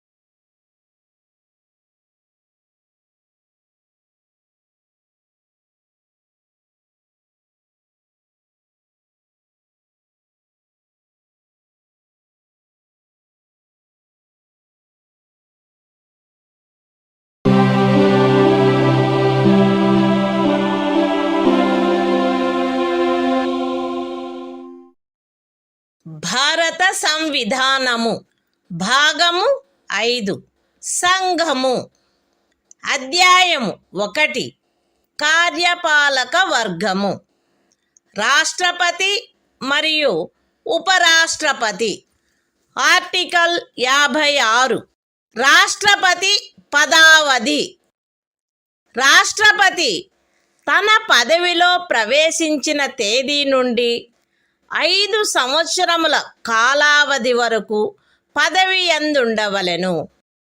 అయితే రాష్ట్రపతి తన చేవ్రాలుతో ఉపరాష్ట్రపతికి లేఖ రాయుట ద్వారా తన పదవికి రాజీనామా ఇవ్వవచ్చును.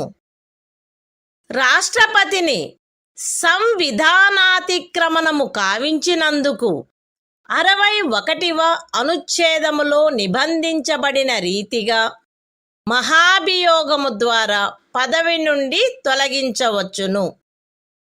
రాష్ట్రపతి తన పదావధి ముగిసినప్పటికీ తన ఉత్తరాధికారి ఆ పదవిలో ప్రవేశించు వరకు పదవిలో కొనసాగవలెను.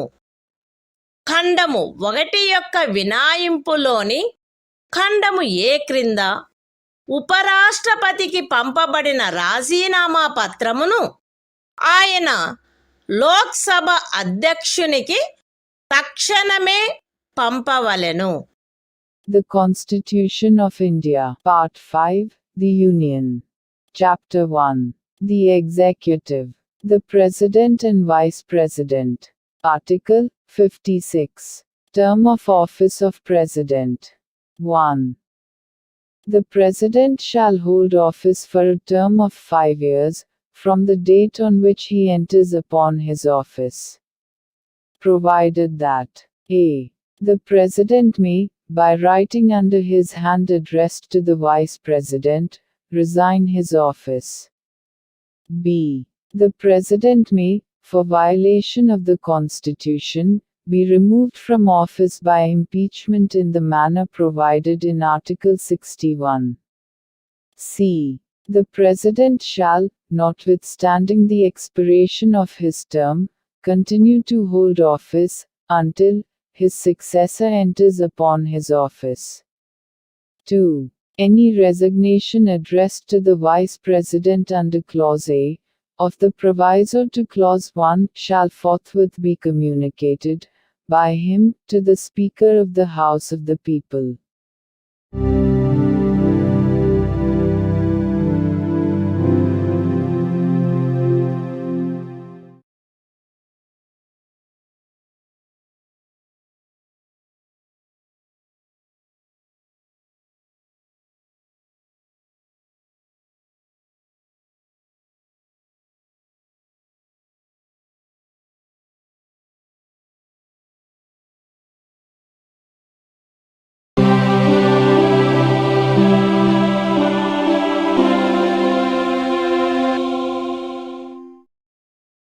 భారత సంవిధానము భాగము 5 సంఘము అధ్యాయము 1 కార్యపాలక వర్గము రాష్ట్రపతి మరియు ఉపరాష్ట్రపతి ఆర్టికల్ 57 తిరిగి ఎన్నికకు పాత్రత రాష్ట్రపతి పదవియందున్నా లేక ఆ పదవియందుండిన ఏ వ్యక్తి అయినను ఈ సంవిధానములోని ఇతర నిబంధనలకు అత్యధీనమై ఆ పదవికి తిరిగి ఎన్నుకొనుబడుటకు పాత్రుడై ఉండును. The Constitution of India, Part 5, The Union. Chapter 1. The Executive. The President and Vice President. Article 57. Eligibility for re-election. A person who holds, or who has held, office as President shall, subject to the other provisions of this Constitution, be eligible for re-election to that office.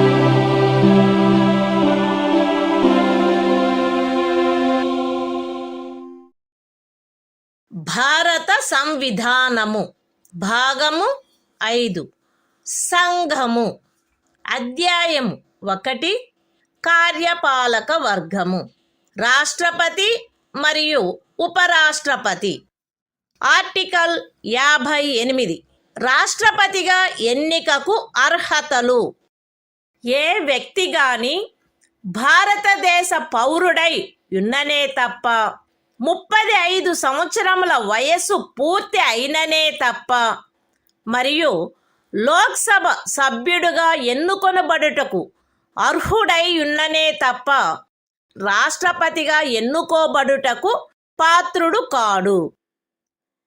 ఏ వ్యక్తి అయినను భారత ప్రభుత్వము క్రింద లేక ఏదేని రాజ్య ప్రభుత్వము క్రింద లేక సదరు ప్రభుత్వములోని దేని యొక్క నియంత్రణకైనను అత్యధీనమై ఉన్న ఏదేని స్థానిక లేక ఇతర ప్రాధికారి క్రింద గాని లాభాయుతమైన ఏదేని పదవి యందున్నచో ఆ వ్యక్తి రాష్ట్రపతిగా ఎన్నుకొనబడుటకు పాత్రుడు కాడు.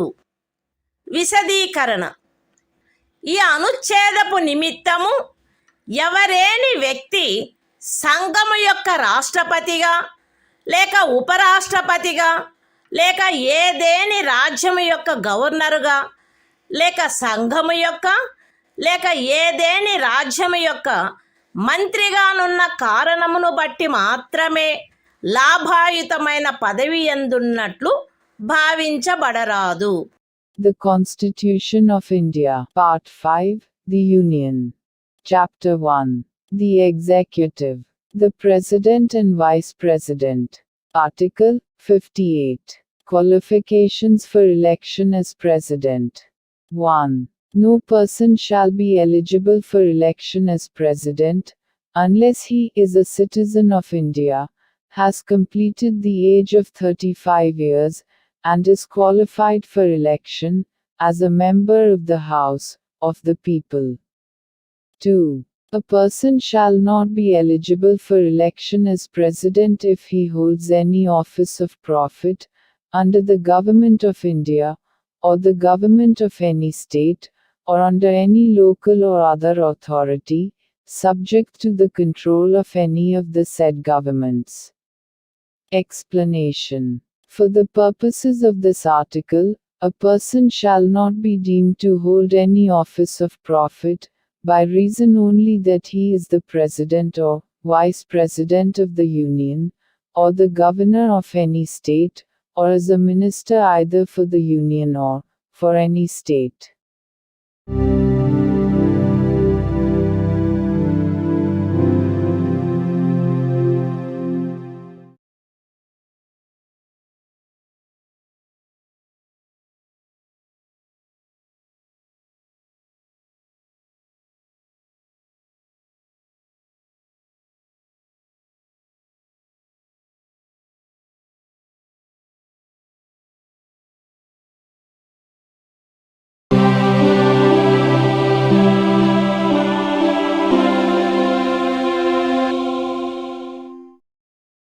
భారత సంవిధానము భాగము 5 సంఘము అధ్యాయము 1 కార్యపాలక వర్గము రాష్ట్రపతి మరియు ఉపరాష్ట్రపతి ఆర్టికల్ 59 రాష్ట్రపతి పదవీ షరతులు రాష్ట్రపతి పార్లమెంటు యొక్క లేక ఏదేని రాజ్య శాసన మండలి యొక్క ఏ సదనములో గాని సభ్యుడుగా ఉండరాదు మరియు పార్లమెంటు యొక్క లేక ఏదేని రాజ్య శాసన మండలి యొక్క ఏ సదనములోని సభ్యుడైనను రాష్ట్రపతిగా ఎన్నుకొనబడినచో ఆయన రాష్ట్రపతి పదవిలో ప్రవేశించిన తేదీ నుండి ఆ సదనములోని తన స్థానమును ఖాళీ చేసినట్లు భావించవలెను. రాష్ట్రపతి లాభాయుతమైన ఏదేని ఇతర పదవియందు ఉండరాదు. రాష్ట్రపతి అద్దె చెల్లించకుండా తన అధికార నివాస గృహములను ఉపయోగించుకొనుటకు హక్కు కలిగియుండును మరియు పార్లమెంటు శాసనము ద్వారా నిర్ధారణ చేయు ఉపలబ్ధులకు, భత్యములకు మరియు విశేషాధికారములకు మరియు తద్విషయమున అట్లు నిబంధన చేయబడు వరకు 2వ అనుసూచిలో నిర్దిష్టపరచబడిన ఉపలబ్ధులకు, భత్యములకు మరియు విశేషాధికారములకు ఆయన హక్కు కలిగియుండును. రాష్ట్రపతి యొక్క ఉపలబ్ధులు మరియు భత్యములు ఆయన పదావధిలో తగ్గించబడరాదు. The Constitution of India, Part 5, The Union. Chapter 1. The Executive. The President and Vice President. Article 59. Conditions of President's office. 1. The President shall not be a member of either House of Parliament, or of a House of the Legislature of any state. And, if a member of either House of Parliament or of a House of the Legislature of any state be elected President, he shall be deemed to have vacated his seat in that House, on the date on which he enters upon his office as President. 2. The President shall not hold any other office of profit.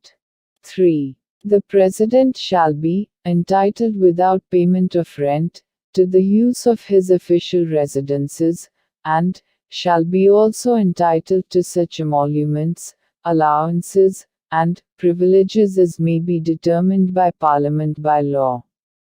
And, until provision in that behalf is so made, such emoluments, allowances and privileges, as are specified in the second schedule. 4. The emoluments and allowances of the President shall not be diminished during his term of office.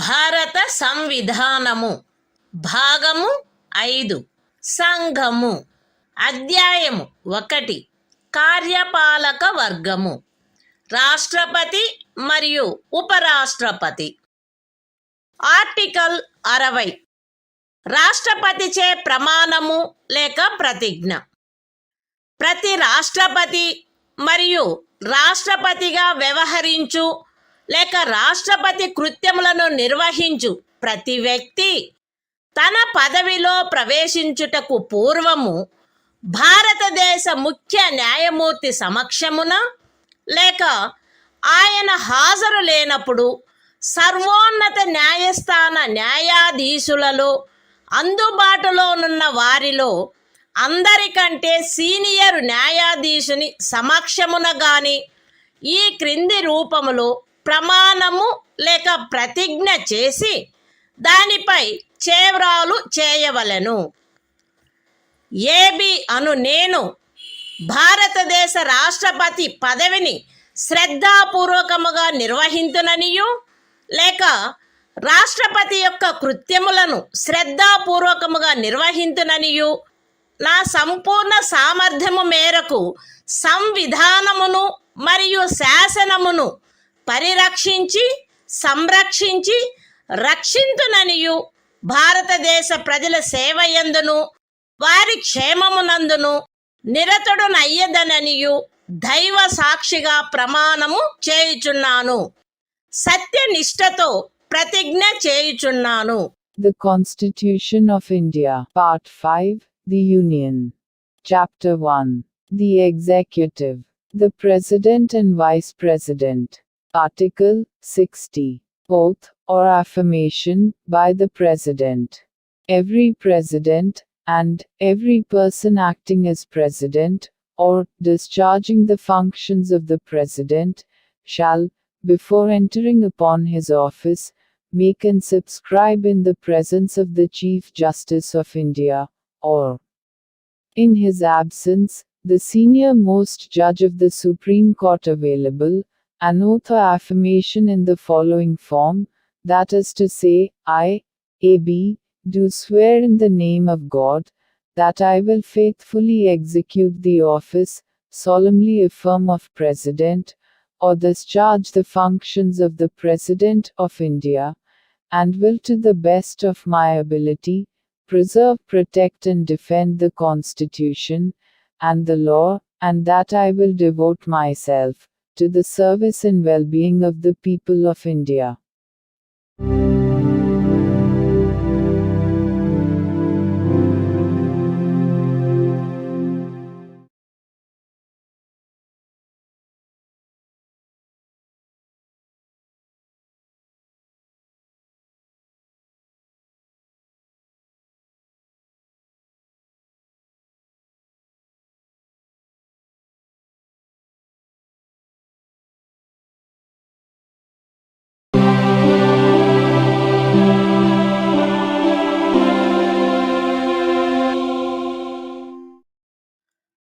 భారత సంవిధానము భాగము 5 సంఘము అధ్యాయము 1 కార్యపాలక వర్గము రాష్ట్రపతి మరియు ఉపరాష్ట్రపతి article 61 రాష్ట్రపతిపై మహాభియోగము తెచ్చుటకు ప్రక్రియ సంవిధానాతిక్రమణము కావించినాడని రాష్ట్రపతిపై మహాభియోగం జరపబడవలసినప్పుడు parliament యొక్క ఏ సదనము చేనైనను ఆరోపణ చేయబడవలెను.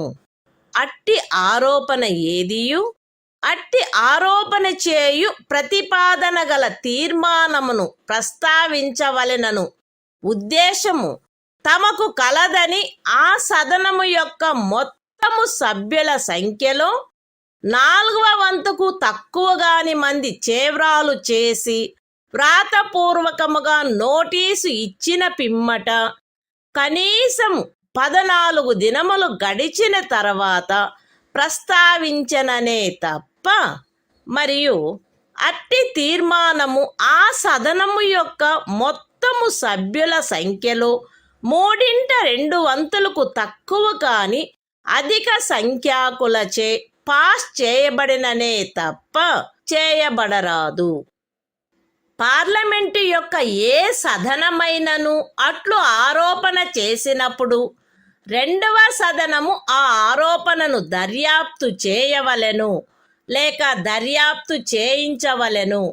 మరియు అట్టి దర్యాప్తు జరుగునప్పుడు హాజరగుటకును ప్రతినిధిని పంపుటకును రాష్ట్రపతికి హక్కు ఉండును.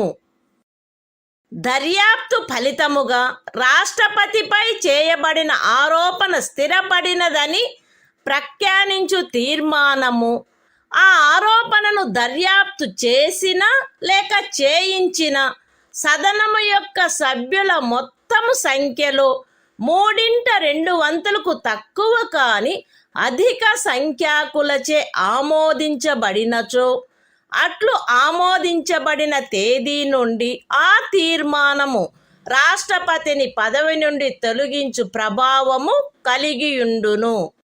The Constitution of India, Part 5, The Union.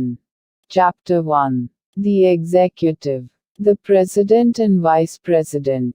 Article 61. Procedure for impeachment of the President. 1.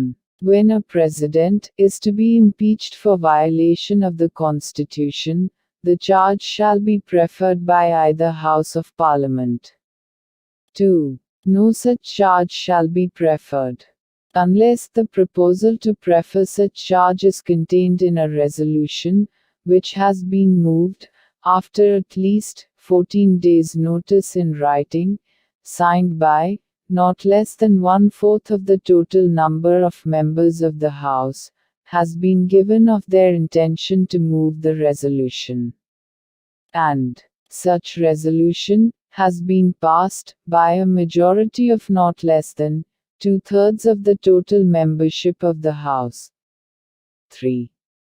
When a charge has been so preferred by either House of Parliament, the other House shall investigate the charge, or cause the charge to be investigated, and the President shall have the right to appear, and to be represented at such investigation. 4. If as a result of the investigation, a resolution is passed by a majority of not less than 2/3 of the total membership of the House, by which the charge was investigated, or caused to be investigated, declaring that the charge preferred against the President has been sustained, such resolution shall have the effect of removing the President from his office, as from the date on which the resolution is so passed.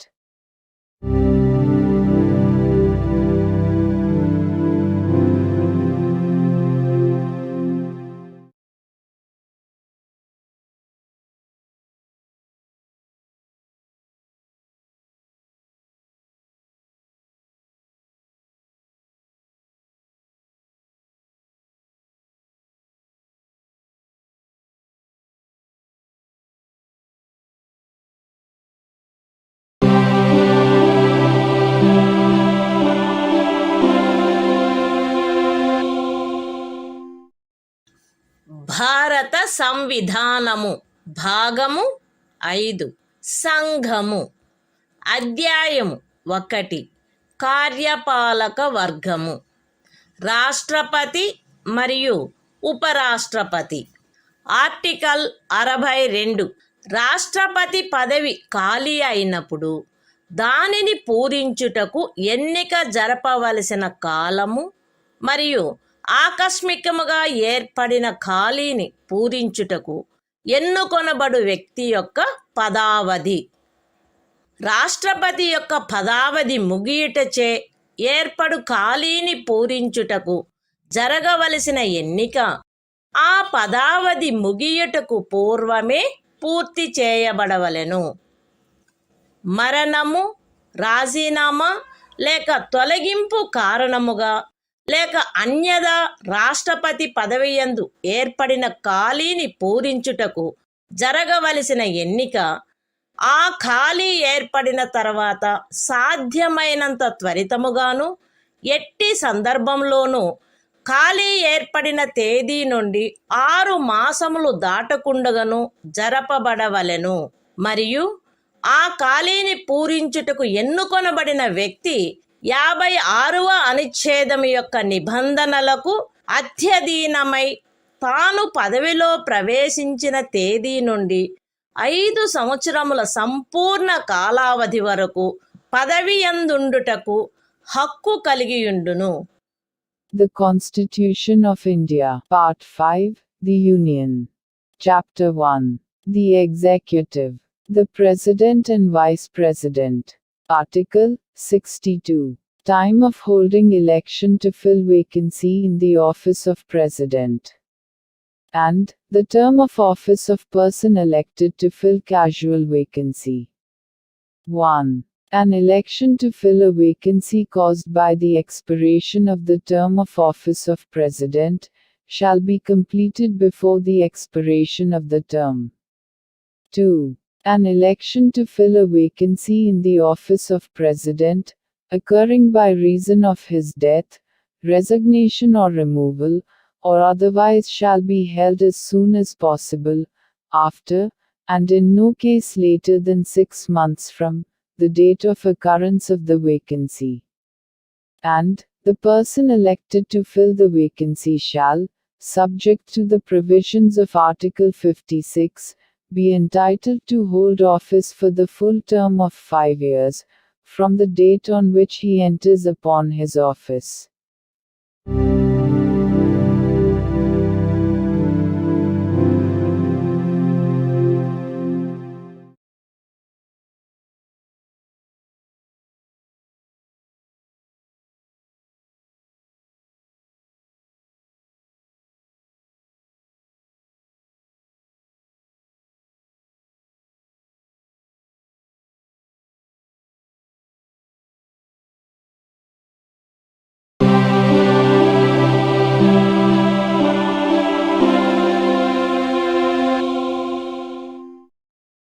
భారత సంవిధానము భాగము 5 సంఘము. అధ్యాయము 1 కార్యపాలక వర్గము. రాష్ట్రపతి మరియు ఉపరాష్ట్రపతి. Article 63. భారత ఉపరాష్ట్రపతి. భారతదేశమునకు ఒక ఉపరాష్ట్రపతి ఉండవలెను. The Constitution of India, Part 5, The Union. Chapter 1. The Executive. The President and Vice President. Article 63. The Vice President of India. There shall be a Vice President of India.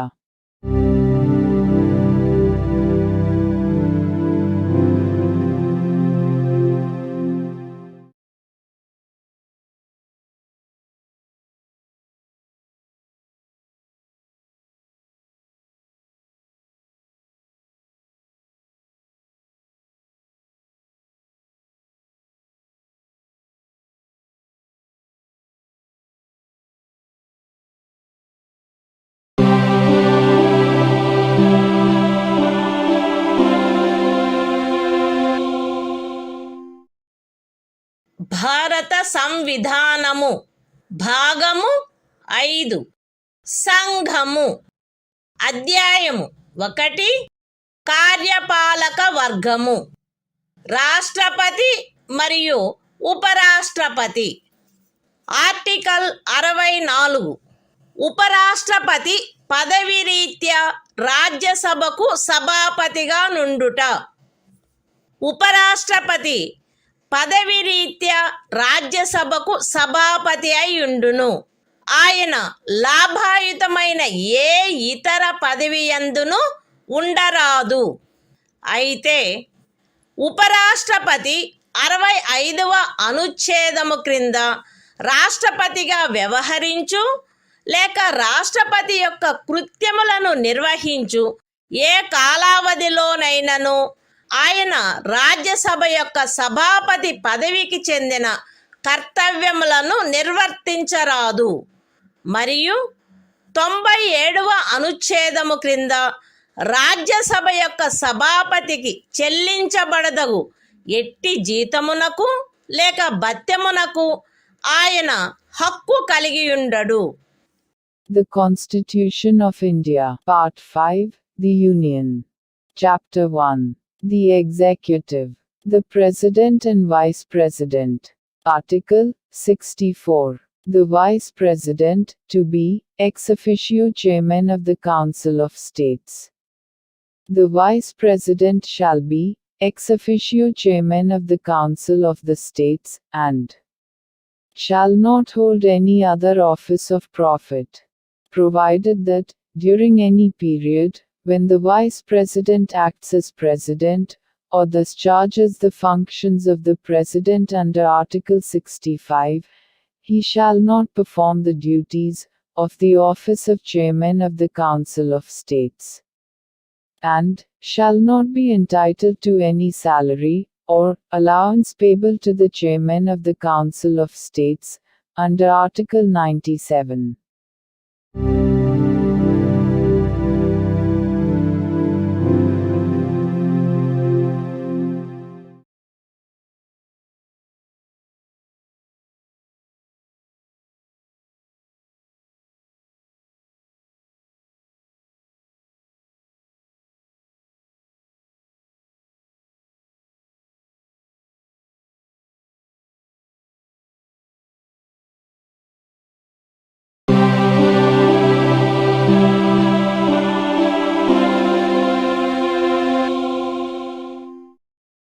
భారత సంవిధానము భాగము 5 సంఘము అధ్యాయము 1 కార్యపాలక వర్గము రాష్ట్రపతి మరియు ఉపరాష్ట్రపతి. ఆర్టికల్ 65 రాష్ట్రపతి పదవిలో ఆకస్మిక ఖాళీ ఏర్పడినప్పుడు, రాష్ట్రపతి హాజరు లేనప్పుడును ఉపరాష్ట్రపతి రాష్ట్రపతిగా వ్యవహరించుట లేక ఆయన కృత్యములను నిర్వహించుట, మరణము, రాజీనామా లేక తొలగింపు కారణముగా లేక అన్యదా రాష్ట్రపతి పదవిలో ఖాళీ ఏర్పడినప్పుడు అట్టి ఖాళీని పూరించుటకు ఈ అధ్యాయము యొక్క నిబంధనలను అనుసరించి ఎన్నుకొనబడిన కొత్త రాష్ట్రపతి తన పదవిలో ప్రవేశించు తేదీ వరకు ఉపరాష్ట్రపతి రాష్ట్రపతిగా వ్యవహరించవలెను. రాష్ట్రపతి హాజరులో లేకుండుట, అస్వస్థత లేక మరేదేని కారణము వలన తన కృత్యములను నిర్వహించజాలని ఎడల ఆయన తన కర్తవ్యములను తిరిగి చేపట్టు తేదీ వరకు ఉపరాష్ట్రపతి రాష్ట్రపతి కృత్యములను నిర్వహించవలెను. ఉపరాష్ట్రపతి అట్లు రాష్ట్రపతిగా వ్యవహరించు లేక రాష్ట్రపతి యొక్క కృత్యములను నిర్వహించు కాలావధిలోను ఆ కాలావధికి సంబంధించి రాష్ట్రపతికి గల సర్వాధికారములను ఉన్ముక్తతాధికారములను కలిగియుండును. పార్లమెంటు శాసనము ద్వారా నిర్ధారణ చేయు ఉపలబ్ధులకు, భత్యములకు మరియు విశేషాధికారములకు మరియు అట్లు నిబంధన చేయబడు వరకు 2వ అనుసూచిలో నిర్దిష్టపరచబడిన ఉపలబ్ధులకు, భత్యములకు మరియు విశేషాధికారములకు ఆయన హక్కు కలిగియుండును. The Constitution of India, Part 5, The Union. Chapter 1. The Executive. The President and Vice President. Article 65. The Vice President, to act as President, or to discharge his functions, during casual vacancies in the office, or during the absence of President.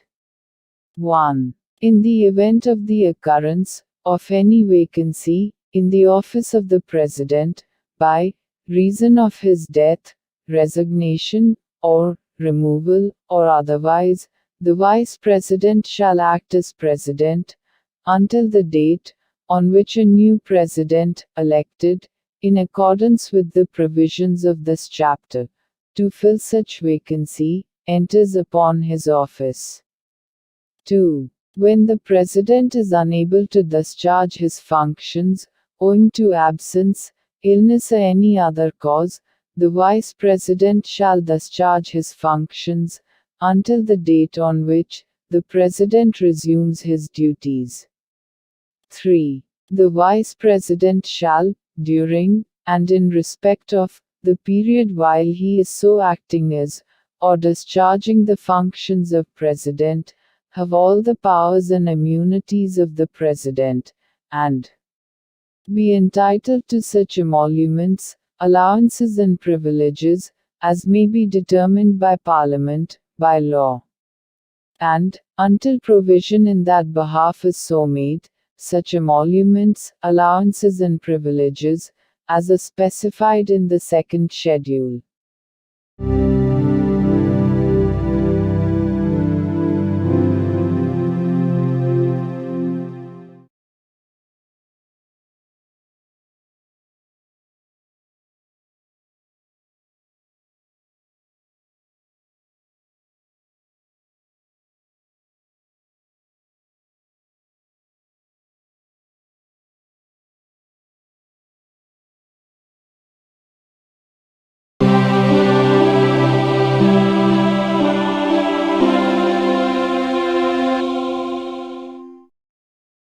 భారత సంవిధానము భాగము 5 సంఘము అధ్యాయము 1 కార్యపాలక వర్గము రాష్ట్రపతి మరియు ఉపరాష్ట్రపతి article 66 ఉపరాష్ట్రపతి ఎన్నిక ఉపరాష్ట్రపతి పార్లమెంటు ఉభయ సదనముల సభ్యులతో కూడిన నిర్వాచక గణము యొక్క సభ్యులచే ఏకల అంతరణీయ ఓటు ద్వారా అనుపాతిక ప్రాతినిధ్య పద్ధతిని అనుసరించి ఎన్నుకొనబడవలెను మరియు అట్టి ఎన్నికలలో ఓటింగు రహస్యపు బ్యాలెట్ పద్ధతిని జరగవలెను.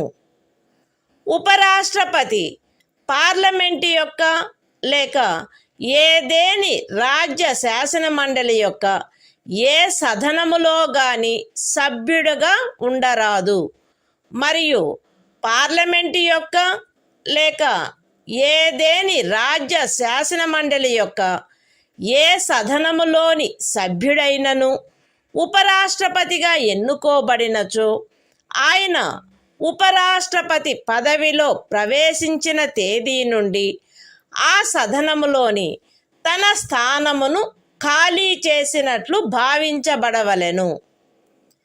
ఏ వ్యక్తి గాని ఆయన భారతదేశ పౌరుడై ఉన్ననే తప్ప ఆయనకు 35 సంవత్సరముల వయస్సు పూర్తి అయిననే తప్ప మరియు ఆయన రాజ్యసభ సభ్యుడుగా ఎన్నుకొనబడుటకు అర్హుడై ఉన్ననే తప్ప ఉపరాష్ట్రపతిగా ఎన్నుకొనబడుటకు పాత్రుడు కాడు.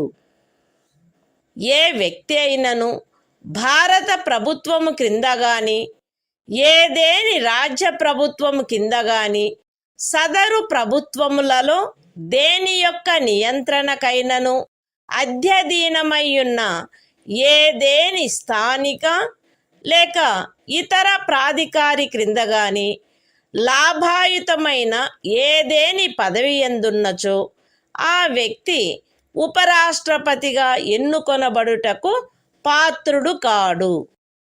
విశదీకరణ: ఈ అనుచ్ఛేదపు నిమిత్తము ఎవరేని వ్యక్తి సంఘము యొక్క రాష్ట్రపతిగా లేక ఉపరాష్ట్రపతిగా లేక ఏదేని రాజ్యము యొక్క గవర్నరుగా లేక సంఘము యొక్క లేక ఏదేని రాజ్యము యొక్క మంత్రిగా ఉన్న కారణమును బట్టి మాత్రమే లాభాయుతమైన పదవి యందున్నట్లు భావించరాదు. The Constitution of India, Part 5, The Union. Chapter 1. The Executive. The President and Vice President. Article 66. Election of Vice President. 1. The Vice President shall be elected by the members of an electoral college, consisting of the members of both Houses of Parliament, in accordance with the system of proportional representation, by means of the single transferable vote, and the voting at such election shall be by secret ballot. 2. The Vice President shall not be a member of either House of Parliament or of a House of the Legislature of any state. And, if a member of either House of Parliament or of a House of the Legislature of any state be elected Vice President, he shall be deemed to have vacated his seat in that House, on the date on which he enters upon his office, as Vice President. 3. No person shall be eligible for election as Vice President, unless he is a citizen of India. B. Has completed the age of 35 years, and C. Is qualified for election as a member of the Council of States. 4. A person shall not be eligible for election as Vice President if he holds any office of profit under the Government of India, or the Government of any state, or under any local or other authority, subject to the control of any of the said governments. Explanation. For the purposes of this article, a person shall not be deemed to hold any office of profit, by reason only that he is the President or Vice President of the Union, or the Governor of any state, or is a minister either for the Union, or for any state.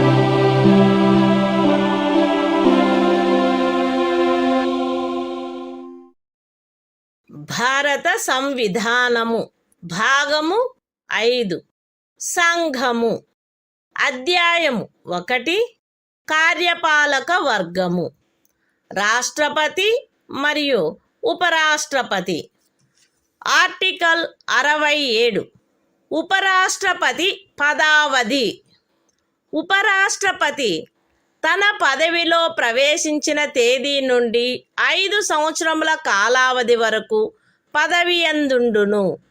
అయితే ఉపరాష్ట్రపతి తన చేవ్రాలుతో రాష్ట్రపతికి లేఖ వ్రాయుట ద్వారా తన పదవికి రాజీనామా ఇవ్వవచ్చును. ఉపరాష్ట్రపతి రాజ్యసభలో అప్పుడు సభ్యులుగానున్న వారందరిలో అధిక సంఖ్యాకులచే ఆమోదించబడి లోక్సభచే అంగీకరించబడిన తీర్మానము ద్వారా పదవి నుండి తొలగించబడవచ్చును. కానీ ఈ ఖండము నిమిత్తము తీర్మానమేదియు దానిని ప్రస్తావించవలెనను ఉద్దేశము కలదను నోటీసు ఇచ్చి కనీసము 14 దినములు గడిచిననే తప్ప ప్రస్తావించబడరాదు. ఉపరాష్ట్రపతి తన పదావధి ముగిసినప్పటికీ తన ఉత్తరాధికారి ఆ పదవిలో ప్రవేశించు వరకు పదవిలో కొనసాగవలెను. The Constitution of India, Part 5, The Union. Chapter 1. The Executive. The President and Vice President. Article 67. Term of office of Vice President.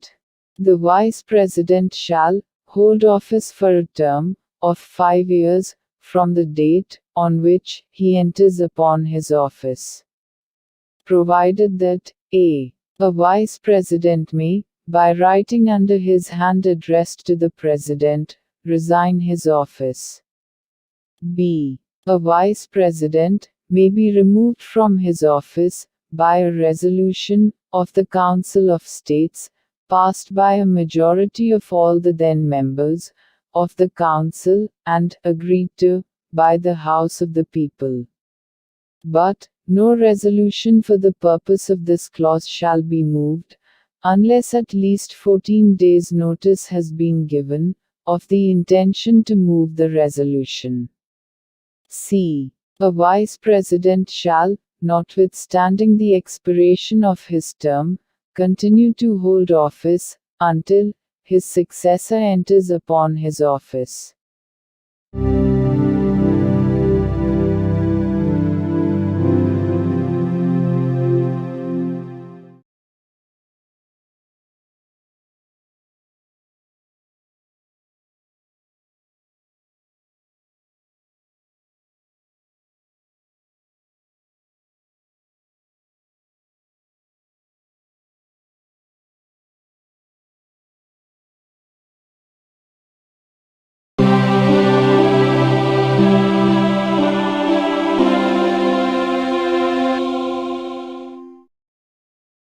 భారత సంవిధానము భాగము 5 సంఘము అధ్యాయము 1 కార్యపాలక వర్గము రాష్ట్రపతి మరియు ఉపరాష్ట్రపతి.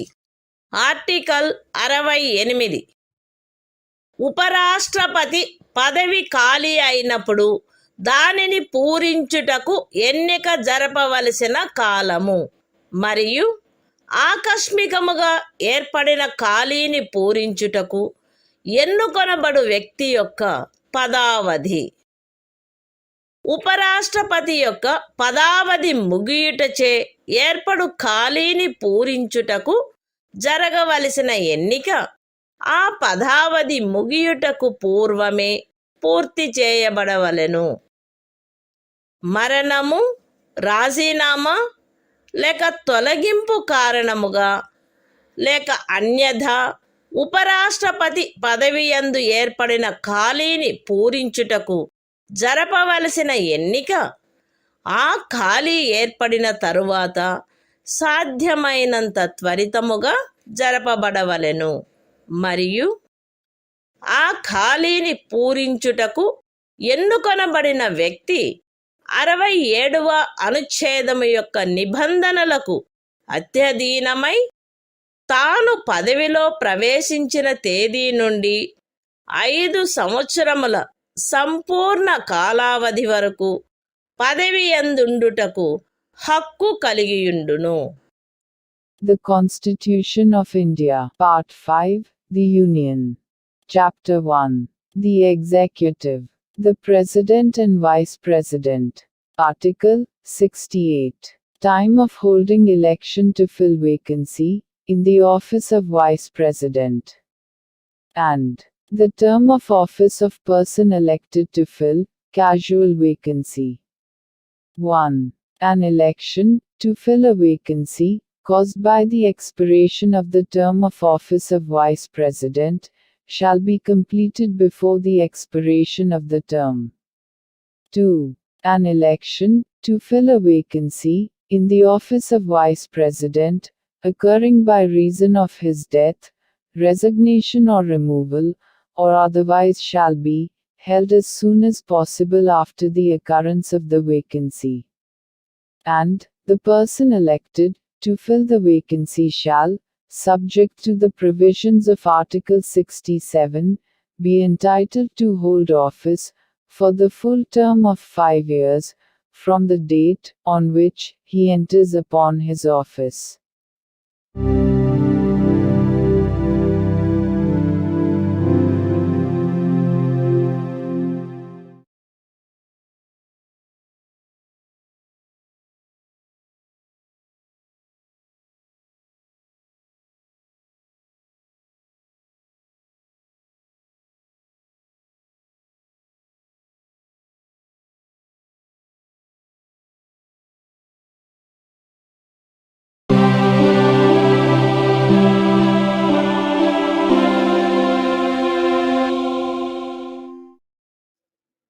భారత సంవిధానము భాగము 5 సంఘము అధ్యాయము 1 కార్యపాలక వర్గము రాష్ట్రపతి మరియు ఉపరాష్ట్రపతి ఆర్టికల్ 69 ఉపరాష్ట్రపతిచే ప్రమాణము లేక ప్రతిజ్ఞ ప్రతి ఉపరాష్ట్రపతి తన పదవిలో ప్రవేశించుటకు పూర్వము రాష్ట్రపతి సమక్షమున గాని తద్విషయమున ఆయనచే నియమింపబడిన వ్యక్తి సమక్షమున గాని ఈ క్రింది ప్రరూపములో ప్రమాణము లేక ప్రతిజ్ఞ చేసి దానిపై చేవ్రాలు చేయవలెను. ఏబి అను నేను శాసనము ద్వారా స్థాపితమైన భారత సంవిధానము పట్ల యథార్థమైన శ్రద్ధానిష్టలను కలిగియుందుననియు మరియు నేను వహింపనున్న కర్తవ్యములను శ్రద్ధాపూర్వకముగా నిర్వహింతుననియు దైవ సాక్షిగా ప్రమాణం చేయుచున్నాను.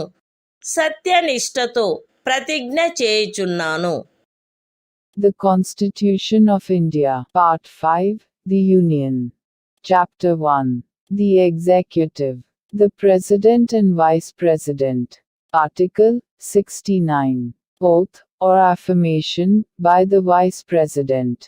Every Vice President shall, before entering upon his office, make and subscribe before the President, or some person appointed in that behalf, by him, an oath or affirmation, in the following form, that is to say, I, A.B., do swear in the name of God, that I will bear true faith and solemnly affirm allegiance to the Constitution of India, as by law established, and that I will faithfully discharge the duty upon which I am about to enter.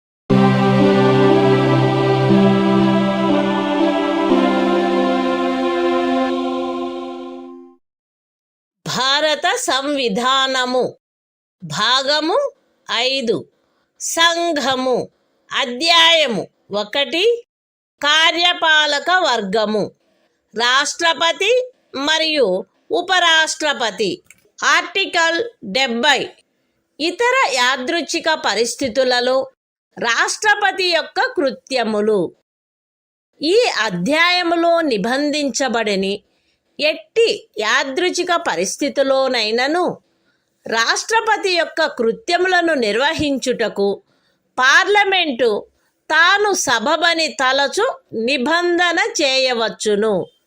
The Constitution of India, Part 5, The Union. Chapter 1. The Executive. The President and Vice President. Article 70. Discharge of President's functions in other contingencies. Parliament may make such provision, as it thinks fit, for the discharge of the functions of the President, in any contingency, not provided for in this chapter.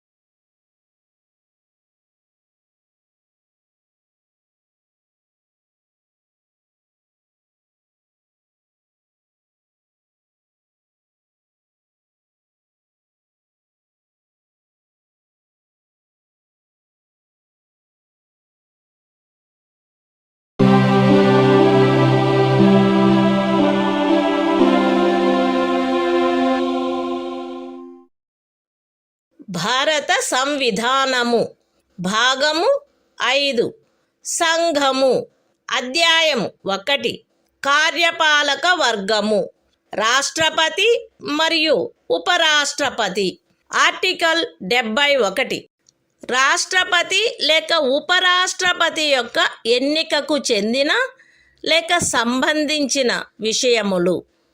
రాష్ట్రపతి లేక ఉపరాష్ట్రపతి యొక్క ఎన్నిక నుండి ఉత్పన్నమైన లేక ఎన్నికకు సంబంధించిన అన్ని సందేహములు మరియు వివాదములు సర్వోన్నత న్యాయస్థానముచే పరిశీలించబడి నిర్ణయించబడవలెను. అట్టి నిర్ణయము అంతిమమైనదై ఉండును.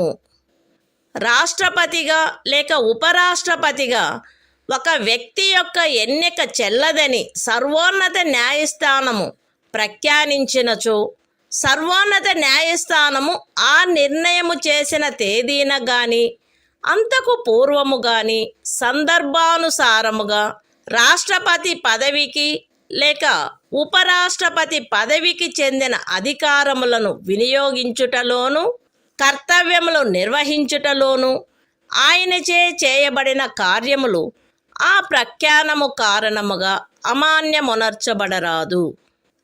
ఈ సంవిధానము యొక్క నిబంధనలకు అత్యధీనమై రాష్ట్రపతి లేక ఉపరాష్ట్రపతి యొక్క ఎన్నికకు చెందిన లేక సంబంధించిన విషయమును పార్లమెంటు శాసనము ద్వారా క్రమబద్ధము చేయవచ్చును.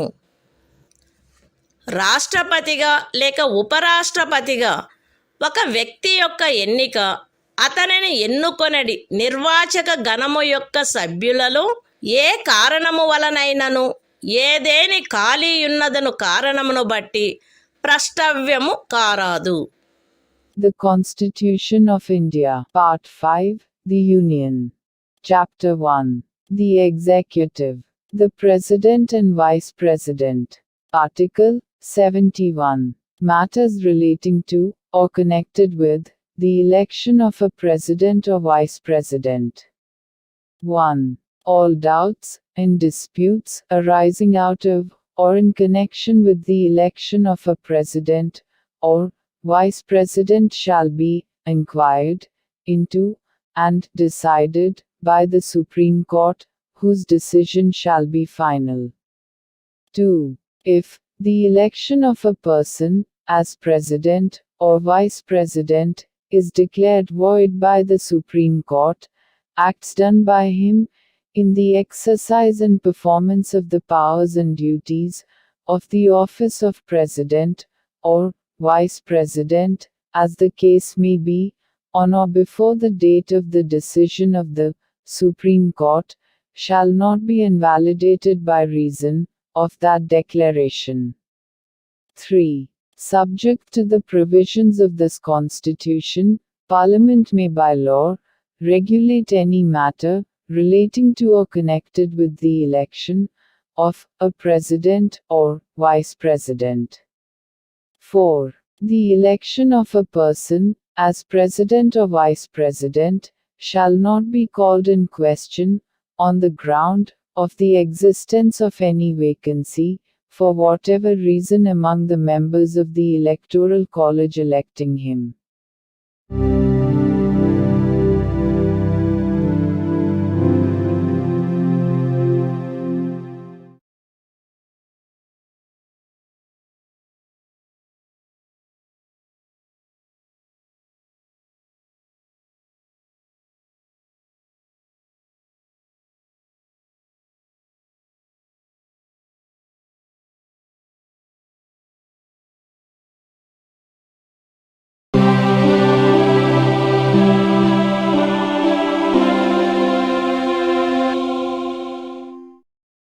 భారత సంవిధానము భాగము 5 సంఘము అధ్యాయము 1 కార్యపాలక వర్గము రాష్ట్రపతి మరియు ఉపరాష్ట్రపతి.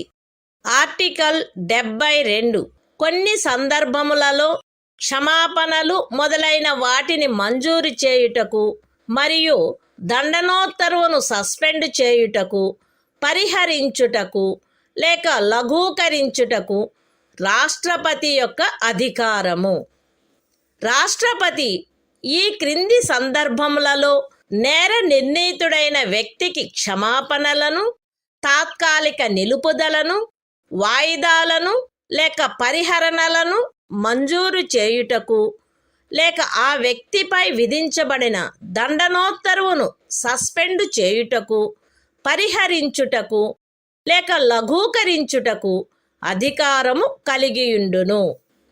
శిక్ష లేక దండనోత్తరువు సైనిక న్యాయస్థానముచే విధించబడిన అన్ని సందర్భములలో సంఘము యొక్క కార్యపాలనాధికారంలో చేరియున్న విషయమునకు సంబంధించిన ఏదేని శాసనమునకు విరుద్ధమగు అపరాధమునకై శిక్ష లేక దండనోత్తరు విధించబడిన అన్ని సందర్భములలో దండనోత్తరు మరణ దండనోత్తరు అయిన అన్ని సందర్భములలో ఏదేని సైనిక న్యాయస్థానముచే ఇవ్వబడిన దండనోత్తరువును సస్పెండు చేయుటకు, పరిహరించుటకు లేక లఘూకరించుటకు సంఘమునకు చెందిన సాయుధ బలముల యొక్క ఎవరేని అధికారికి శాసనము ద్వారా ప్రదత్తము చేయబడిన అధికారమునకు ఖండము 1 యొక్క ఉపఖండము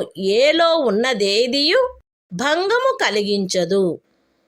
మరణ దండనోత్తరువును సస్పెండు చేయుటకు, పరిహరించుటకు లేక లఘూకరించుటకు తత్సమయమున అమలులోనున్న ఏదేని శాసనము క్రింద ఒక రాజ్య గవర్నరుచే వినియోగించబడదగు అధికారమునకు ఖండము 1 యొక్క ఉపఖండము సిలో ఉన్నదేదియు భంగము కలిగించదు.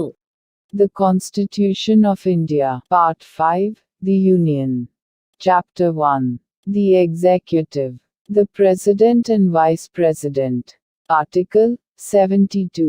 Power of President to grant pardons, etc. and to suspend, remit, or commute sentences in certain cases. 1. The President shall have the power to grant pardons, reprieves, respites, or remissions of punishment, or to suspend, remit, or commute the sentence of any person convicted of any offense, in all cases where the punishment or sentence is by a court-martial. B. In all cases where the punishment or sentence is for an offense against any law relating to a matter to which the executive power of the Union extends. C. In all cases where the sentence is a sentence of death. 2. Nothing in subclause A of clause 1 shall affect the power conferred by law on any officer of the armed forces of the Union to suspend, remit, or commute a sentence passed by a court-martial. 3. Nothing in subclause C of clause 1 shall affect the power to suspend, remit, or commute a sentence of death exercisable by the governor of a state under any law for the time being in force.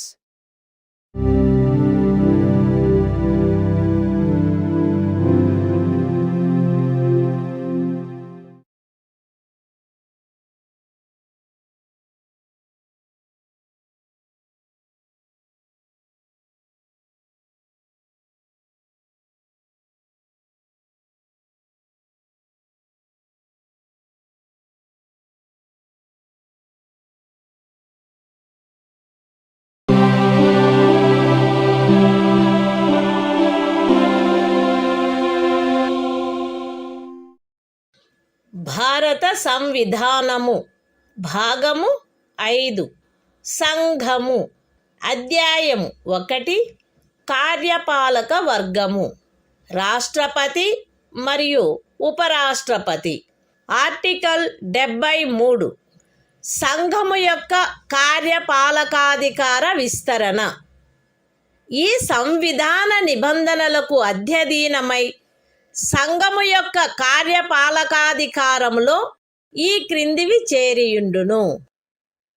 ఏ విషయములను గురించి శాసనములను చేయుటకు parliament అధికారము గలదో ఆ విషయములు మరియు ఏదేని సంధి లేక ఖరారును బట్టి భారత ప్రభుత్వముచే వినియోగించబడదగు హక్కుల యొక్క ప్రాధికారము యొక్క మరియు అధికారిత యొక్క వినియోగము. అయితే ఈ సంవిధానములో గాని పార్లమెంటుచే చేయబడిన ఏదేని శాసనములో గాని అభివ్యక్తము కాని నిబంధించబడినట్లు తప్ప ఏదేని రాజ్యములో ఏ విషయములను గురించి శాసనములను చేయుటకు ఆ రాజ్య శాసన మండలికి కూడా అధికారము కలదో ఆ విషయములు ఉపఖండము ఏలో నిర్దేశించబడిన కార్యపాలకాధికారములో చేరియుండవు.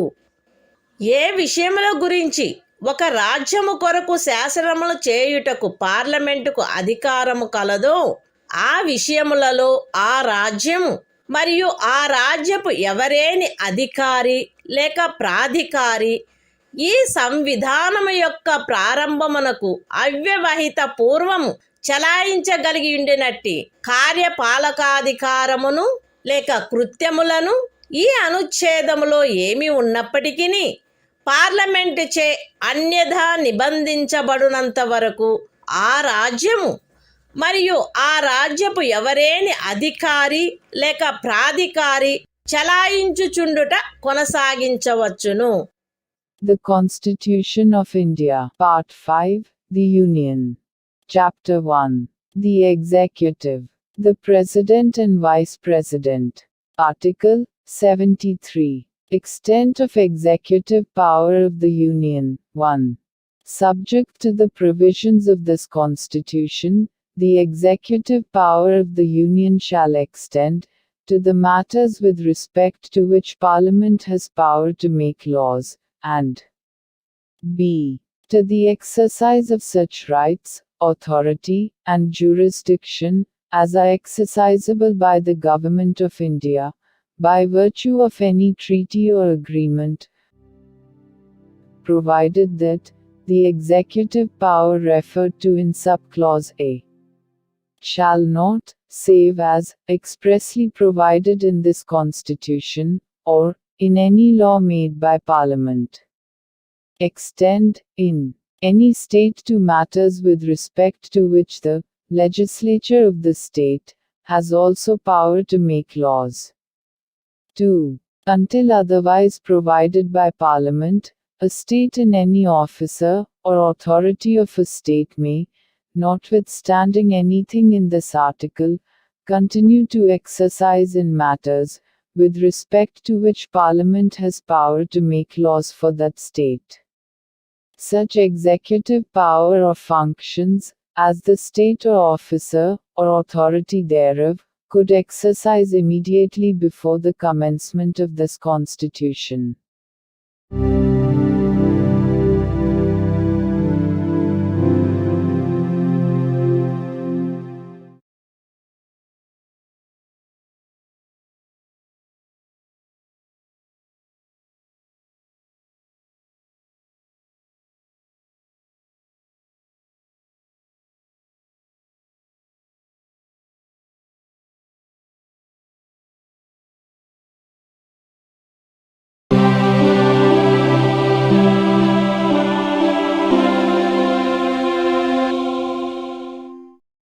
భారత సంవిధానము భాగము 5 సంఘము అధ్యాయము 1 కార్యపాలక వర్గము మంత్రి పరిషత్తు ఆర్టికల్ 74 రాష్ట్రపతికి సహాయపడుటకును సలహానిచ్చుటకును మంత్రి పరిషత్తు రాష్ట్రపతికి సహాయపడుటకును సలహానిచ్చుటకును ప్రధానమంత్రి ఆధిపత్యమున ఒక మంత్రి పరిషత్తు ఉండవలెను.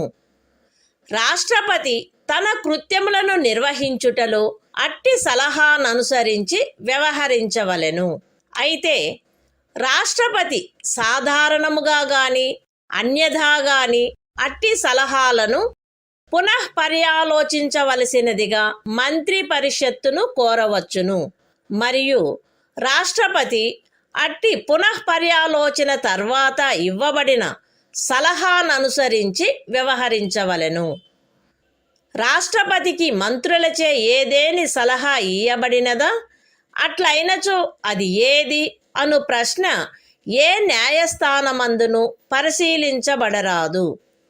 The Constitution of India, Part 5, The Union.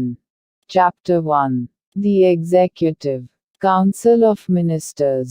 Article 74. Council of Ministers, to aid and advise President. 1.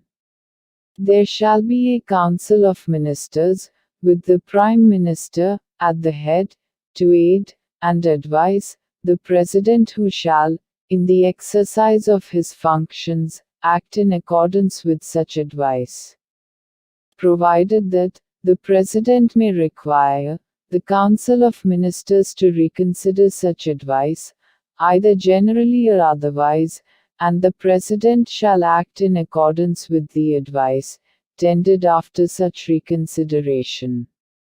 2. The question whether any, and if so what, advice was tendered by ministers to the President shall not be inquired into in any court.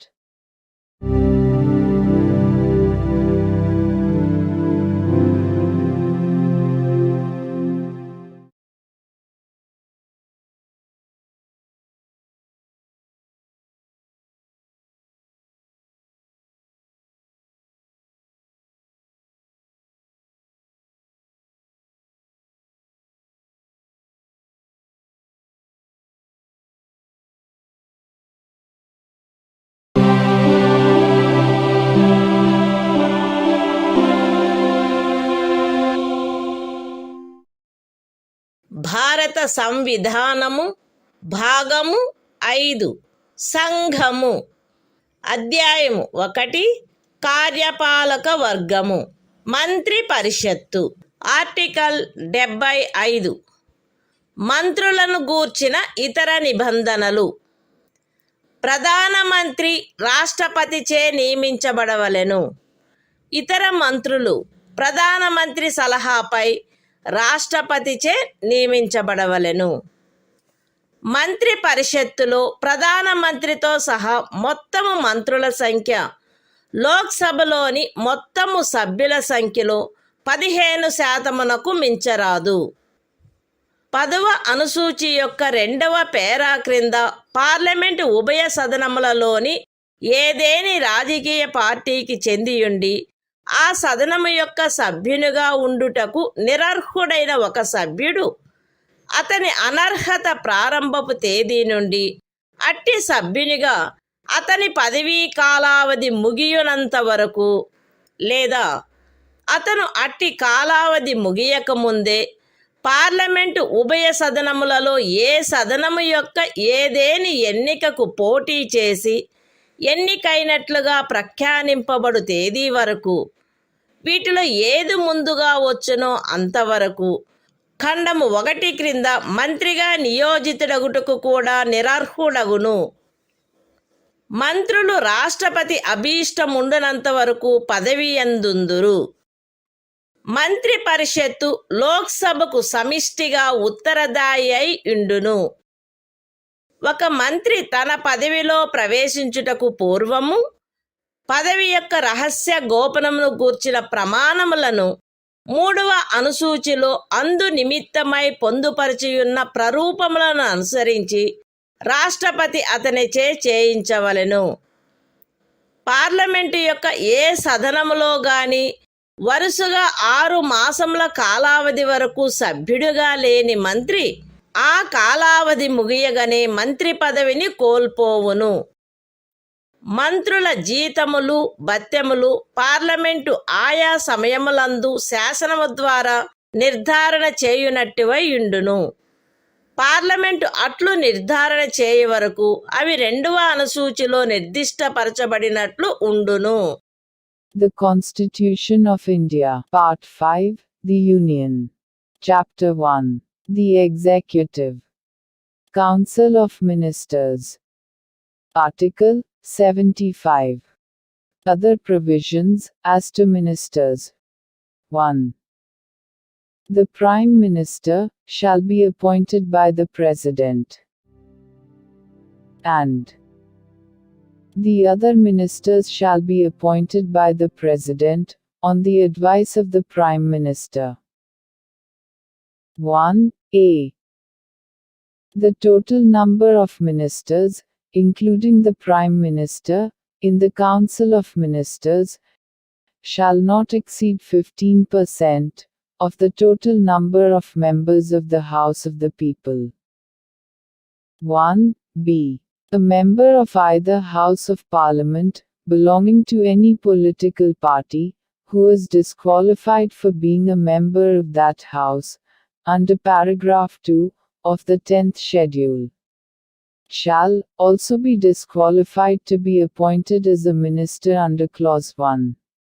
For duration of the period commencing from the date of his disqualification, till the date on which the term of his office as such member would expire. Or, where he contests any election to either House of Parliament before the expiry of such period, till the date on which he is declared elected, whichever is earlier. 2. The ministers shall hold office, during the pleasure of the President. 3. The Council of Ministers shall be, collectively responsible, to the House of the People.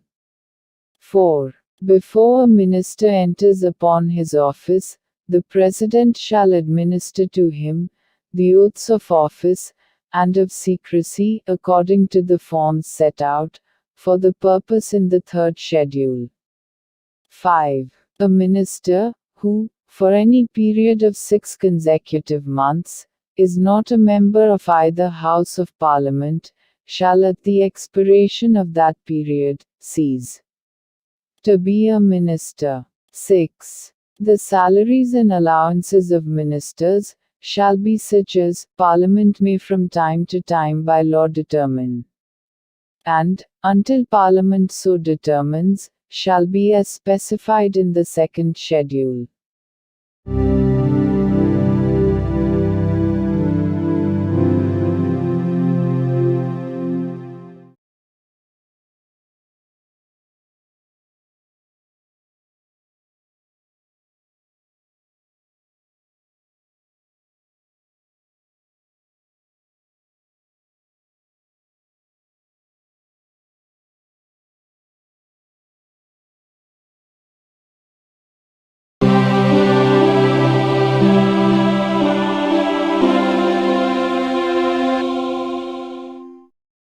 భారత సంవిధానము భాగము 5 సంఘము అధ్యాయము 1 కార్యపాలక వర్గము భారతదేశ attorney general article 76 సర్వోన్నత న్యాయస్థానము యొక్క న్యాయాధీశుడిగా నియమించబడుటకు అర్హుడైన వ్యక్తిని రాష్ట్రపతి భారతదేశపు అటార్నీ జనరలుగా నియమించవలెను.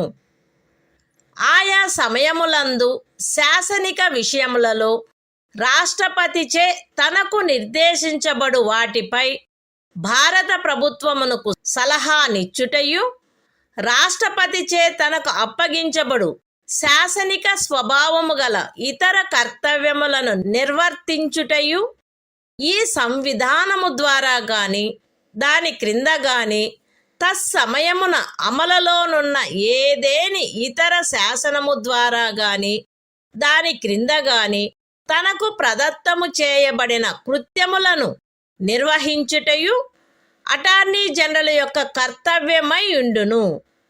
అటార్నీ జనరలు తన కర్తవ్యములను నిర్వహించుటలో భారతదేశ రాజ్య క్షేత్రములోని న్యాయస్థానములన్నింటిలో వాదనాధికారమును కలిగియుండును. అటార్నీ జనరలు రాష్ట్రపతి అనుగ్రహముండునంత వరకు పదవియందుండును మరియు రాష్ట్రపతి నిర్ధారణ చేయు ప్రతి మూల్యమును పొందవలెను. The Constitution of India, Part 5, The Union. Chapter 1. The Executive. Article 76. Attorney General for India. 1. The President shall appoint a person who is qualified to be appointed a judge of the Supreme Court to be Attorney General for India. 2. It shall be the duty of the Attorney General to give advice to the Government of India upon such legal matters, and to perform such other duties of a legal character as may from time to time be referred or assigned to him by the President, and to discharge the functions conferred on him by or under this Constitution or any other law for the time being in force. 3. In the performance of his duties, the Attorney General shall have right of audience in all courts in the territory of India. 4. The Attorney General shall hold office during the pleasure of the President, and shall receive such remuneration as the President may determine.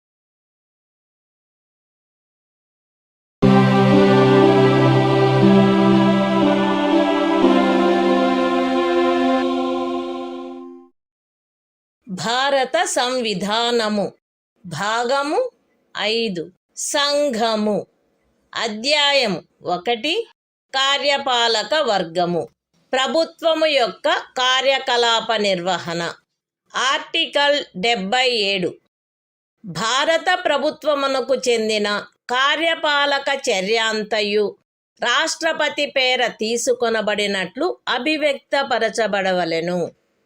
రాష్ట్రపతి పేర చేయబడిన మరియు వ్రాసి ఇయ్యబడిన ఉత్తర్వులు మరియు ఇతర పత్రములు రాష్ట్రపతి చేయు నియమావళిలో నిర్దిష్టపరచబడు రీతిగా అది ప్రమాణితము చేయబడవలెను. అట్లు అది ప్రమాణితము చేయబడిన ఉత్తర్వు యొక్క లేక పత్రము యొక్క మాన్యత అది రాష్ట్రపతి చేయబడినట్టి లేక వ్రాసి ఇయ్యబడినట్టి ఉత్తర్వు లేక పత్రము కాదనడి కారణమును బట్టి ప్రశ్నించబడరాదు. రాష్ట్రపతి భారత ప్రభుత్వమునకు చెందిన కార్యకలాపములను మిక్కిలి సుకరముగా జరుపుటకును ఆ కార్యకలాపములను మంత్రులకు కేటాయించుటకును నియమావళిని చేయవలెను. The Constitution of India, Part 5, The Union. Chapter 1. The Executive. Conduct of Government Business. Article 77. Conduct of Business of the Government of India. 1. All executive action of the Government of India shall be expressed to be taken in the name of the President. 2.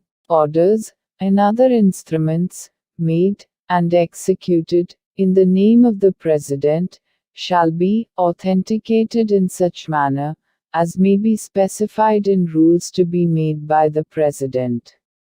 And the validity of an order or instrument which is so authenticated shall not be called in question on the ground that it is not an order or instrument made or executed by the President. 3. The President shall make rules for the more convenient transaction of the business of the Government of India, and for the allocation among ministers of the said business.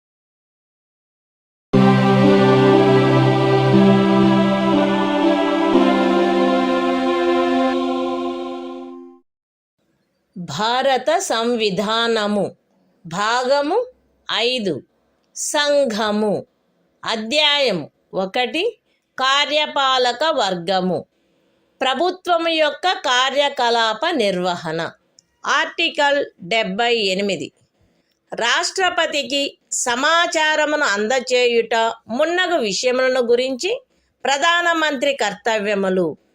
ఈ క్రింద తెలుపబడినవి ప్రధానమంత్రి కర్తవ్యములై ఉండును.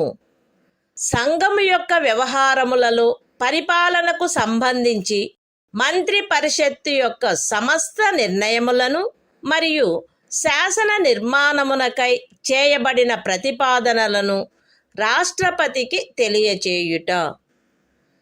సంఘము యొక్క వ్యవహారముల పరిపాలనకును శాసన నిర్మాణమునకై చేయబడిన ప్రతిపాదనలకును సంబంధించిన విషయములలో రాష్ట్రపతి కోరు సమాచారమును అందజేయుట మరియు ఏ విషయమైనను ఒక మంత్రిచే నిర్ణయించబడి మంత్రి పరిషత్తుచే పర్యాలోచించబడి ఉండని ఎడల ఆ విషయమును మంత్రి పరిషత్తు యొక్క పర్యాలోచనకు సమర్పించవలసినదిగా రాష్ట్రపతి అపేక్షించినచో దానిని అట్లు సమర్పించుట. The Constitution of India, Part 5, The Union. Chapter 1. The Executive. Conduct of Government Business.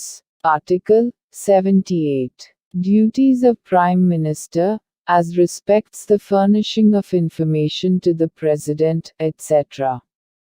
It shall be the duty of the Prime Minister to communicate to the President all decisions of the Council of Ministers relating to the administration of the affairs of the Union, and proposals for legislation.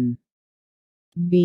To furnish such information relating to the administration of the affairs of the Union, and proposals for legislation, as the President may call for. And C. If the President so requires, to submit for the consideration of the Council of Ministers any matter on which a decision has been taken by a minister, but which has not been considered by the Council.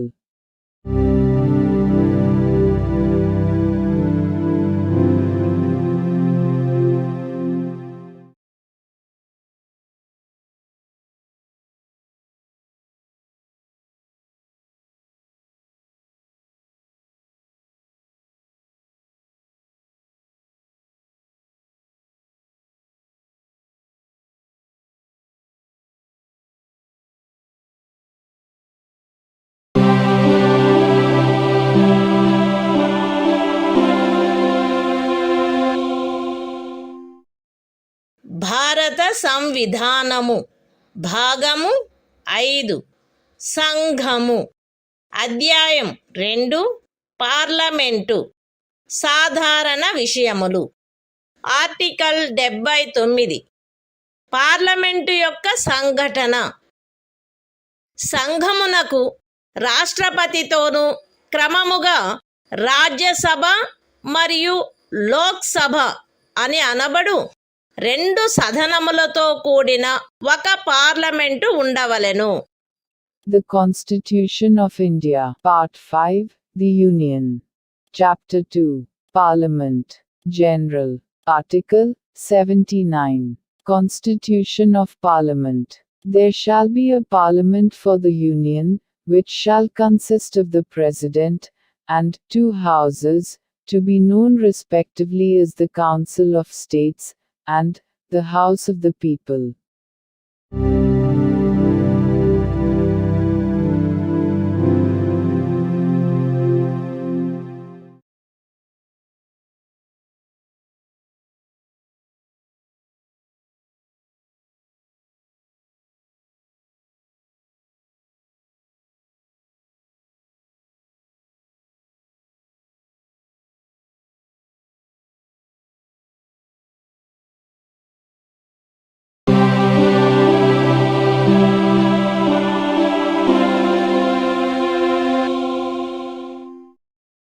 భారత సంవిధానము భాగము 5 సంఘము అధ్యాయం 2 parliament సాధారణ విషయములు.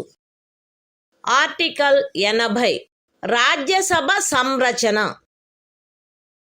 రాజ్యసభ ఈ క్రింది వారితో కూడి ఉండవలెను. ఖండము 3 యొక్క నిబంధనలను అనుసరించి రాష్ట్రపతిచే నామనిర్దేశము చేయబడు 12 మంది సభ్యులు మరియు రాజ్యముల యొక్కయు సంఘ రాజ్య క్షేత్రముల యొక్కయు 238 మందికి మించని ప్రతినిధులు. రాజ్యసభలో రాజ్యముల యొక్కయు సంఘ రాజ్య క్షేత్రముల యొక్కయు ప్రతినిధులచే పూరించబడవలసిన స్థానముల కేటాయింపు 4వ అనుసూచియందు గల తద్విషయక నిబంధనలను అనుసరించి ఉండవలెను. ఖండము 1 యొక్క ఉపఖండము ఏ క్రింద రాష్ట్రపతిచే నామనిర్దేశము చేయబడు సభ్యులు ఈ క్రింది వాటిని పోలిన విషయములందు విశేష జ్ఞానమును కాని ఆచరణానుభవమును కాని కలిగిన వ్యక్తులై ఉండవలెను. అనగా సాహిత్యము, విజ్ఞాన శాస్త్రము, కళ మరియు సాంఘిక సేవ. రాజ్యసభకు ప్రతి రాజ్యం యొక్క శాసనసభలోని ఎన్నుకొనబడిన సభ్యులచే ఏకల అంతరణీయ ఓటు ద్వారా అనుపాతిక ప్రాతినిధ్య పద్ధతిని అనుసరించి ఆ రాజ్యం యొక్క ప్రతినిధులు ఎన్నుకొనబడవలెను. రాజ్యసభకు సంఘ రాజ్య క్షేత్రముల యొక్క ప్రతినిధులు పార్లమెంటు శాసనము ద్వారా విహితపరచు రీతిలో ఎంపిక చేయబడవలెను. The Constitution of India, Part 5, The Union. Chapter 2, Parliament, General. Article 80. Composition of the Council of States. 1. The Council of States shall consist of 12 members to be nominated by the President, in accordance with the provisions of Clause 3. And b. Not more than 238 representatives of the states, and of the Union territories. 2. The allocation of seats, in the Council of States, to be filled by representatives of the states and of the Union territories, shall be in accordance with the provisions in that behalf contained in the 4th schedule. 3. The members to be nominated by the President under Sub-Clause A of Clause 1 shall consist of persons having special knowledge or practical experience in respect of such matters as the following, namely: literature, science, art and social service. 4. The representatives of each state, in the Council of States, shall be elected by the elected members of the Legislative Assembly of the state, in accordance with the system of proportional representation, by means of the single transferable vote. 5. The representatives of the Union territories in the Council of States shall be chosen in such manner, as Parliament may by law prescribe.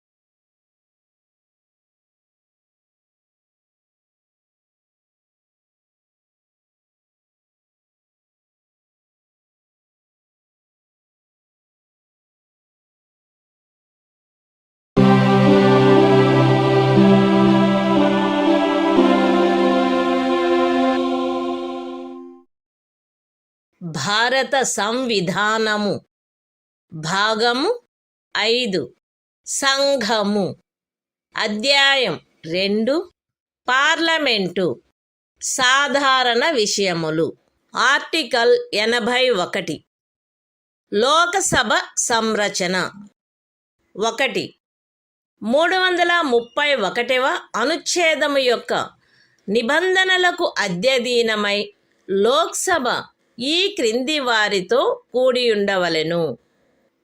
ఏ రాజ్యములలోని ప్రాదేశిక నియోజకవర్గముల ప్రత్యక్ష ఎన్నిక ద్వారా ఎంపిక చేయబడిన 530 మందికి మించని సభ్యులు. B. Parliament శాసనము ద్వారా నిబంధించిన రీతిగా ఎంపిక చేయబడి సంఘ రాజ్య క్షేత్రములకు ప్రాతినిధ్యం వహించు 20 మందికి మించని సభ్యులు. 2. ఖండము 1లోని ఉపఖండము ఏ నిమిత్తము ఏ. ఒక రాజ్యపు స్థానముల సంఖ్యకును దాని జనసంఖ్యకును గల నిష్పత్తి ఆచరణీయమైనంత మేరకు అన్ని రాజ్యములకు ఒకే రీతిగా ఉండునట్లు లోక్సభలోని స్థానములు ప్రతి ఒక్క రాజ్యమునకు కేటాయించబడవలెను. మరియు బి. ప్రతి ప్రాదేశిక నియోజకవర్గపు జనసంఖ్యకును ఆ నియోజకవర్గమునకు కేటాయించబడిన స్థానముల సంఖ్యకును గల నిష్పత్తి ఆచరణీయమైనంత మేరకు రాజ్యము అంతటును ఒకే రీతిగా ఉండునట్లు ప్రతి రాజ్యము ప్రాదేశిక నియోజకవర్గములుగా విభజించబడవలెను.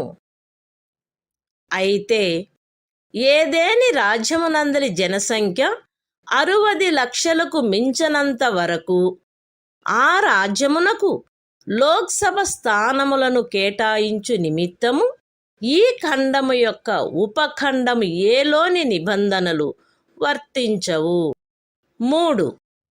ఈ అనుచ్ఛేదములో జనసంఖ్య అను పదమునకు కడపటిదియు అందుకు సంబంధించిన అంకెలు ప్రచురణ చేయబడినట్టిదియు అగు జనగణనలో అభినిశ్చితమైన జనసంఖ్య అని అర్థము.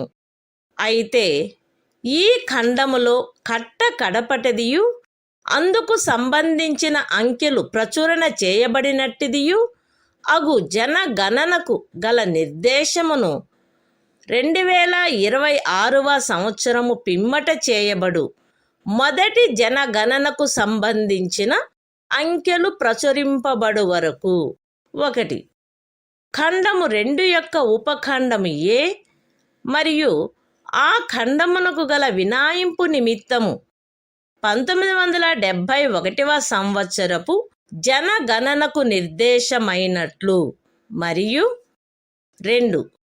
ఖండము 2 యొక్క ఉపఖండము బి నిమిత్తము 2001వ సంవత్సరపు జనగణనకు నిర్దేశమైనట్లు అన్వయించుకొనవలెను. The Constitution of India, Part 5, The Union. Chapter 2, Parliament, General. Article 81. Composition of the House of the People. 1. Subject to the provisions of Article 331, the House of the People shall consist of a. Not more than 530 members chosen by direct election, from territorial constituencies in the states. And b. Not more than 20 members to represent the Union territories, chosen in such manner, as Parliament may by law provide. 2. For the purposes of sub-clause A of Clause 1. There shall be allotted to each state, a number of seats in the House of the People, in such manner, that the ratio between that number, and the population of the state is, so far as practicable, the same for all states. And b. Each state shall be divided into territorial constituencies, in such manner, that the ratio between the population of each constituency, and the number of seats allotted to it is, so far as practicable, the same throughout the state. Provided that, the provisions of sub-clause A of this clause, shall not be applicable, for the purpose of allotment of seats, in the House of the People, to any state, so long as the population of that state does not exceed 6 millions. 3. In this article, the expression population means the population is ascertained at the last preceding census, of which the relevant figures have been published. Provided that the reference in this clause to the last preceding census of which the relevant figures have been published, shall, until the relevant figures for the first census taken after the year 2026 have been published, be construed, 1. For the purposes of sub-clause A of clause 2, and the proviso to that clause, as a reference to the 1971 census. And 2. For the purposes of sub-clause B of clause 2, as a reference to the 2001 census.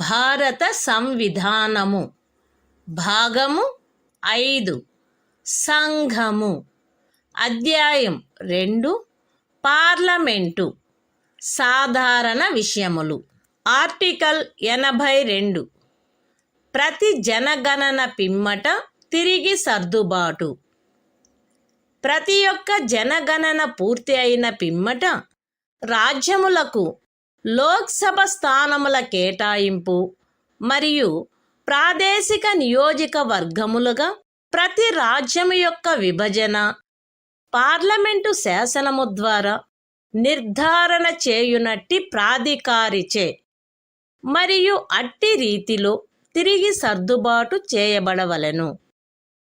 అయితే అట్లు తిరిగి చేయబడిన సర్దుబాటు అప్పుడు అస్తిత్వములోనున్న లోక్సభ విఘటితమగు వరకు ఆ సభలోని ప్రాతినిధ్యమునకు భంగము కలిగించరాదు.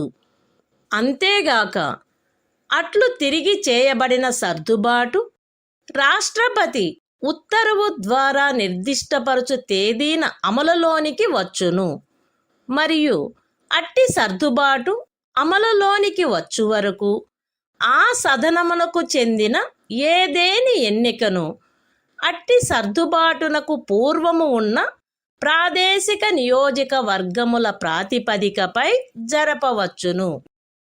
అంతేగాక ఇంకను 2026వ సంవత్సరము పిమ్మట చేయబడిన మొదటి జనగణనకు సంబంధించిన అంకెలు ప్రచురించబడు వరకు ఈ అనుచ్ఛేదము క్రింద 1. 1971వ సంవత్సర జనగణన ప్రాతిపదికపై తిరిగి సర్దుబాటు చేయబడినట్లు లోక్సభలో రాజ్యములకు స్థానముల కేటాయింపును చేయుటను. 2. ప్రతి ఒక్క రాజ్యమును 2001వ సంవత్సర జనగణన ప్రాతిపదికపై తిరిగి సర్దుబాటు చేయబడు ప్రాదేశిక నియోజకవర్గములుగా విభజించుటను తిరిగి సర్దుబాటు చేయుట ఆవశ్యకము కాదు. The Constitution of India, Part 5, The Union. Chapter 2, Parliament, General. Article 82. Readjustment after each census. Upon the completion of each census, the allocation of seats in the House of the People to the states, and the division of each state into territorial constituencies, shall be readjusted by such authority, and in such manner as Parliament may by law determine, provided that such readjustment shall not affect representation in the House of the People until the dissolution of the then existing House. Provided further that such readjustment shall take effect from such date as the President may, by order, specify. And until such readjustment takes effect, any election to the House may be held on the basis of the territorial constituencies existing before such readjustment. Provided also that, until the relevant figures, for the first census, taken after the year 2026, have been published, it shall not be necessary to readjust the allocation of seats in the House of the People to the states, as readjusted on the basis of the 1971 census. And 2. The division of each state into territorial constituencies, as may be readjusted, on the basis of the 2001 census, under this article.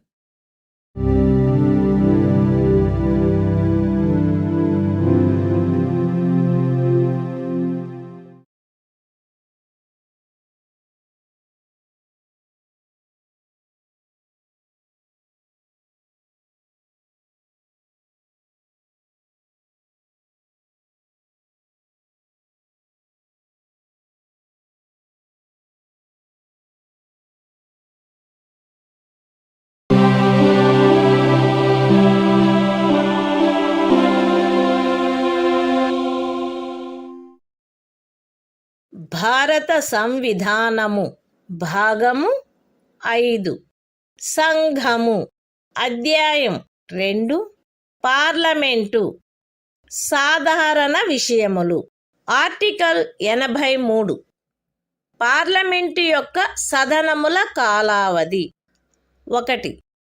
Rajya Sabha విఘటనకు లోను కాదు, కానీ parliament శాసనము ద్వారా తద్విషయమున చేయు నిబంధనలను అనుసరించి రాజ్యసభ సభ్యులలో వీలైనంత దగ్గర సంఖ్యలో గల 3వ వంతు మంది ప్రతి 2వ సంవత్సరము ముగిసిన మీదట వీలైనంత త్వరితముగా పదవి నుండి విరమించవలెను. 2. లోక్సభ దాని మొదటి సమావేశమునకై నియతమైన తేదీ నుండి 5 సంవత్సరముల పాటు ఆ లోపున విఘటన చేయబడిననే తప్ప కొనసాగవలెను, అంతకు మించి కొనసాగరాదు. సదరు 5 సంవత్సరముల కాలావధి యొక్క ముగింపు ఆ సదనము యొక్క విఘటనగా ప్రవర్తితము కావలెను. అయితే ఆ తైక్యతను గూర్చిన అధిప్రఖ్యానము అమలులోనున్నప్పుడు ఒక్కొక్కసారి ఒక్కొక్క సంవత్సరమునకు మించకుండునట్లును, ఏ సందర్భములోనైనను సదరు అధిప్రఖ్యానము యొక్క అమలు ఆగిపోయిన తరువాత 6 మాసములకు మించకుండునట్లును సదరు కాలావధిని పార్లమెంటు శాసనము ద్వారా పొడిగించవచ్చును. The Constitution of India, Part 5, The Union. Chapter 2, Parliament, General. Article 83. Duration of Houses of Parliament. 1. The Council of States shall not be subject to dissolution, but, as nearly as possible, 1/3 of the members thereof shall retire, as soon as may be on the expiration of every second year, in accordance with the provisions made in that behalf by Parliament, by law. 2. The House of the People, unless sooner dissolved, shall continue for 5 years from the date appointed for its first meeting, and no longer and the expiration of the said period of 5 years, shall operate as a dissolution of the House, provided that the said period may, while a proclamation of emergency is in operation, be extended by Parliament by law, for a period not exceeding 1 year at a time, and not extending in any case beyond a period of 6 months, after the proclamation has ceased to operate.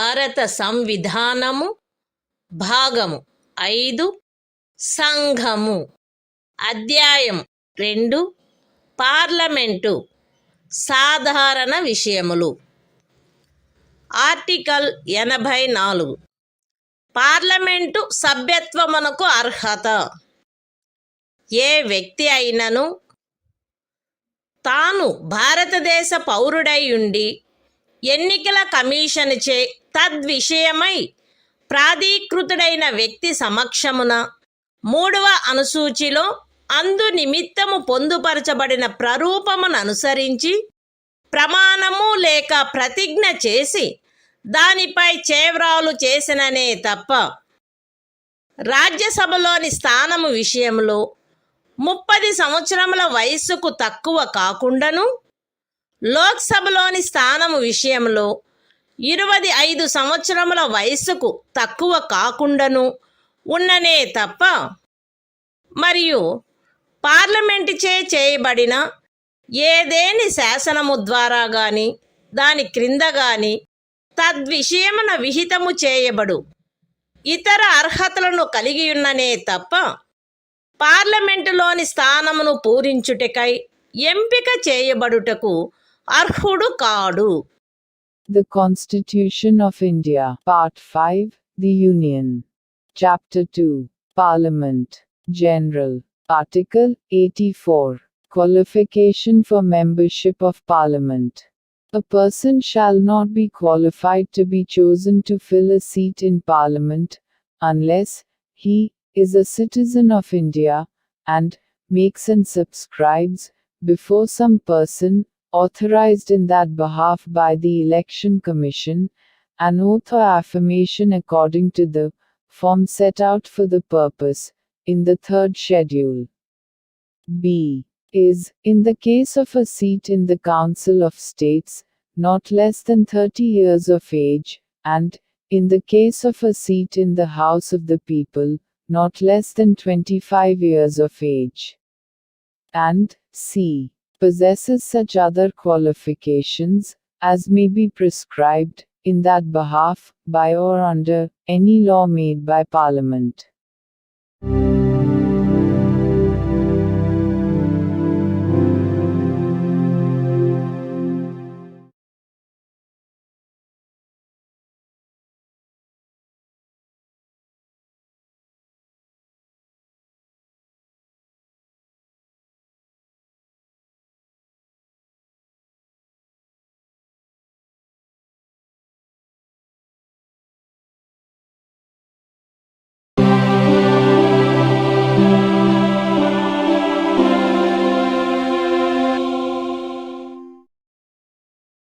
భారత సంవిధానము భాగము 5 సంఘము అధ్యాయం 2 parliament సాధారణ విషయములు article 85 parliament యొక్క అధివేశనములు అధివేశనావసానము మరియు విఘటన రాష్ట్రపతి ఆయా సమయములందు పార్లమెంటు యొక్క ప్రతి సదనమును ఆయన సబబని తలుచు సమయమునను స్థలమునను సమావేశమగుటకు ఆహ్వానించవలెను. కాని దాని ఒక అధివేశనములోని కడపటి ఉపవేశనమునకును దాని మరుసటి అధివేశనములోని మొదటి ఉపవేశనమునకును నియతమైన తేదీకి మధ్య 6 మాసముల అంతరము ఉండరాదు. రాష్ట్రపతి ఆయా సమయములందు ఆ సదనముల యొక్క లేక ఆ సదనములలో దేని యొక్క అయినను అధివేశనావసానము చేయవచ్చును. లోక్సభను విఘటన చేయవచ్చును. The Constitution of India, Part 5, The Union. Chapter 2, Parliament, General. Article 85. Sessions of Parliament, Prorogation, and Dissolution. 1. The President shall from time to time summon each House of Parliament to meet at such time and place as he thinks fit. But 6 months shall not intervene between its last sitting in one session and the date appointed for its first sitting in the next session. 2. The President may from time to time prorogue the Houses or either House. B. Dissolve the House of the People.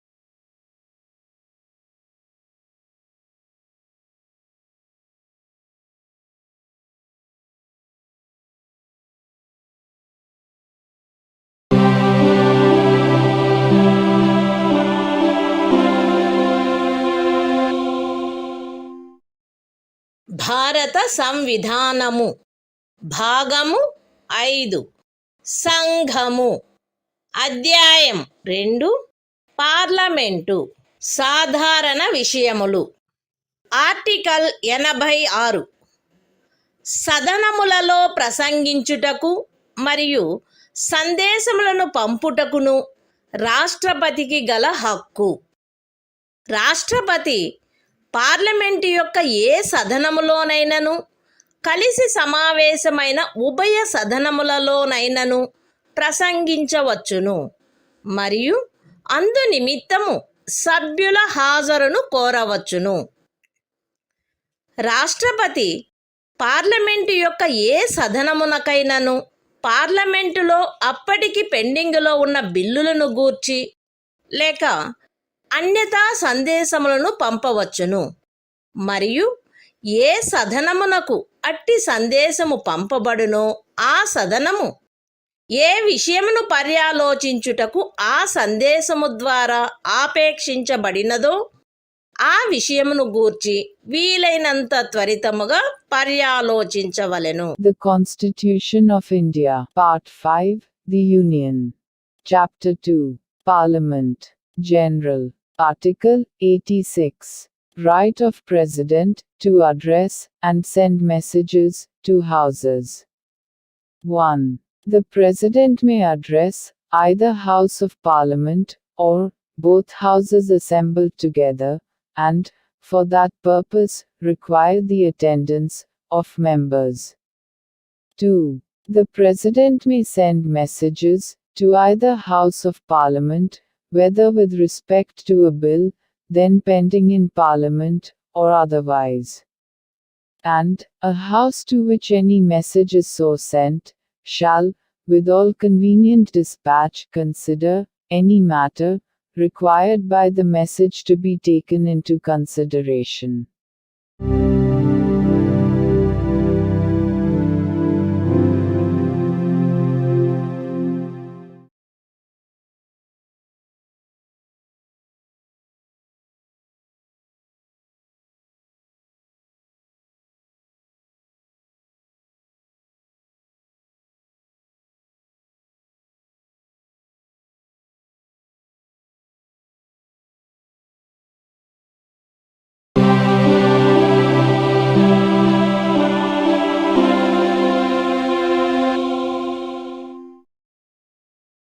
భారత సంవిధానము భాగము 5 సంఘము అధ్యాయము 2 parliament సాధారణ విషయములు article 87 రాష్ట్రపతి విశేష ప్రసంగము.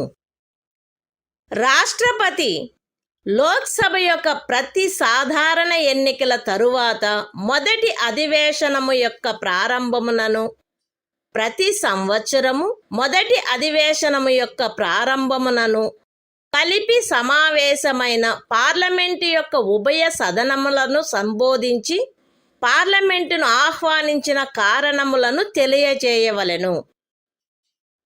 ఉభయ సదనముల ప్రక్రియలను క్రమబద్ధము చేయు నియమావళి ద్వారా రాష్ట్రపతి ప్రసంగంలో నిర్దేశించబడిన విషయములను చర్చించుటకై కాలమును కేటాయించుట చేయబడవలెను. The Constitution of India. Part 5. The Union. Chapter 2. Parliament. General. Article 87. Special Address by the President.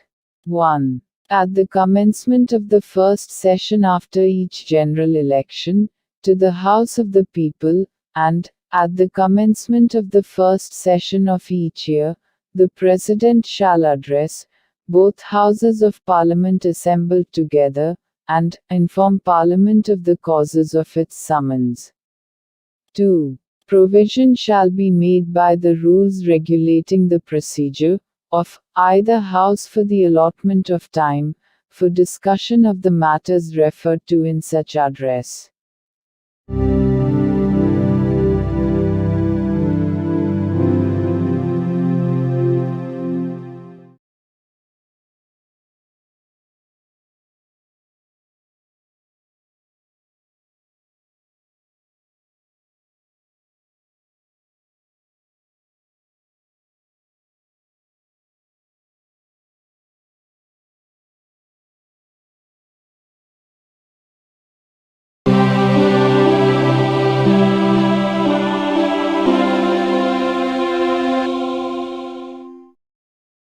భారత సంవిధానము భాగము 5 సంఘము అధ్యాయము 2 పార్లమెంటు సాధారణ విషయములు ఆర్టికల్ 88 సదనములను గురించి మంత్రులకు అటార్నీ జనరలకు గల హక్కులు ప్రతి మంత్రి మరియు భారతదేశ అటార్నీ జనరలును ఉభయ సదనములలో దేనియందైనను ఆ సదనముల సంయుక్త ఉపవేశనములోనైనను ఆయన సభ్యుడిగా పేర్కొనబడిన పార్లమెంటు యొక్క ఏ కమిటీలోనైనను మాట్లాడుటకును అన్యథా వాటి కార్యకలాపములలో పాల్గొనుటకును హక్కు కలిగియుండును.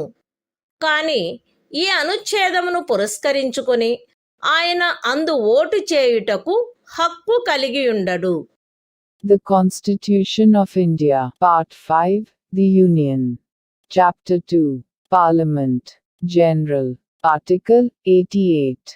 Rights of Ministers and Attorney General.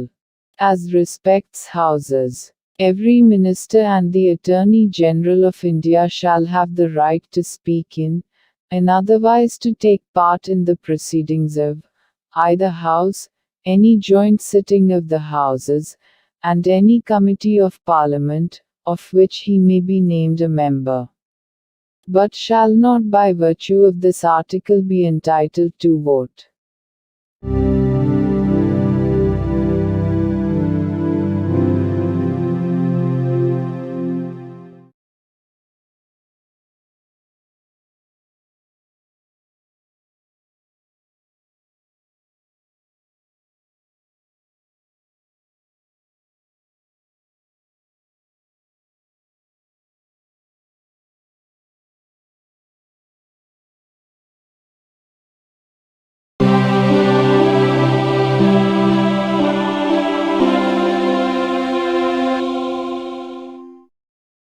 భారత సంవిధానము భాగము 5 సంఘము అధ్యాయము 2 పార్లమెంటు అధికారులు ఆర్టికల్ 89 రాజ్యసభ యొక్క సభాపతి మరియు ఉపసభాపతి భారతదేశ ఉపరాష్ట్రపతి పదవీ రీత్యా రాజ్యసభ యొక్క సభాపతి అయి ఉండును.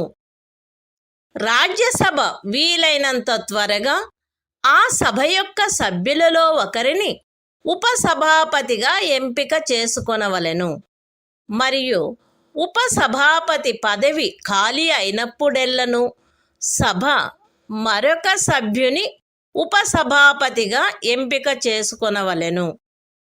The Constitution of India. Part 5. The Union. Chapter 2. Parliament. Officers of Parliament. Article 89. The Chairman and Deputy Chairman of the Council of States. 1. The Vice President of India shall be ex officio Chairman of the Council of States. 2. The Council of States shall, as soon as may be, choose a member of the Council to be Deputy Chairman thereof, and, so often as the office of Deputy Chairman becomes vacant, the Council shall choose another member to be Deputy Chairman thereof.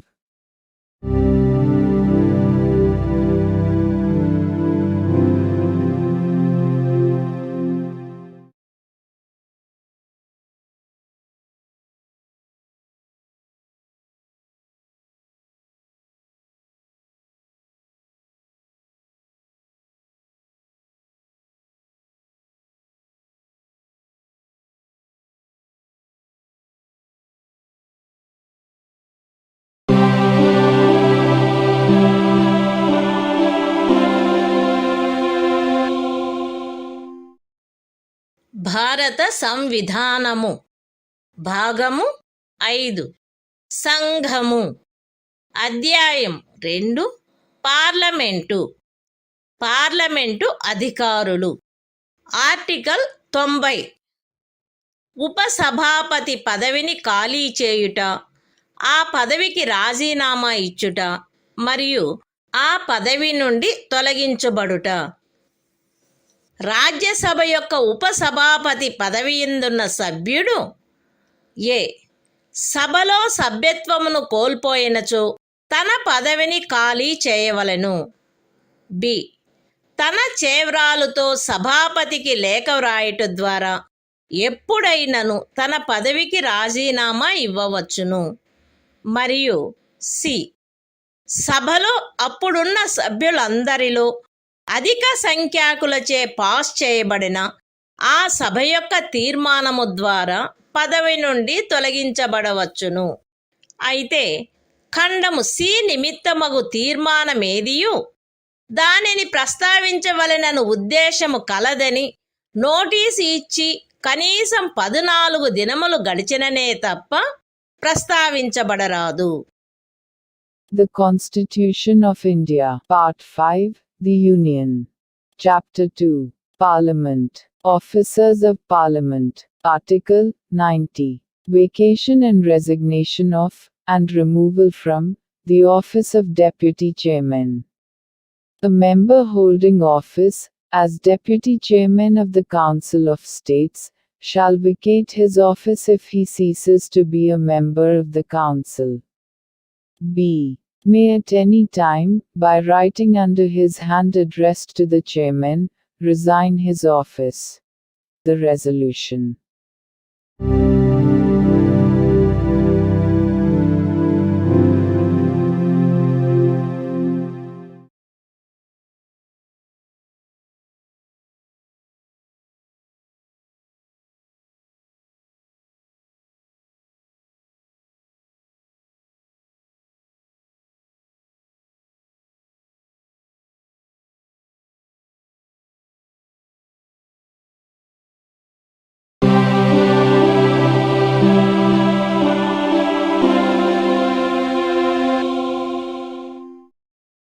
భారత సంవిధానము భాగము 5 సంఘము అధ్యాయము 2 parliament అధికారులు article 91 సభాపతి పదవికి చెందిన కర్తవ్యములను నిర్వహించుటకు గాని సభాపతిగా వ్యవహరించుటకు గాని ఉపసభాపతి లేక ఇతర వ్యక్తికి గల అధికారము.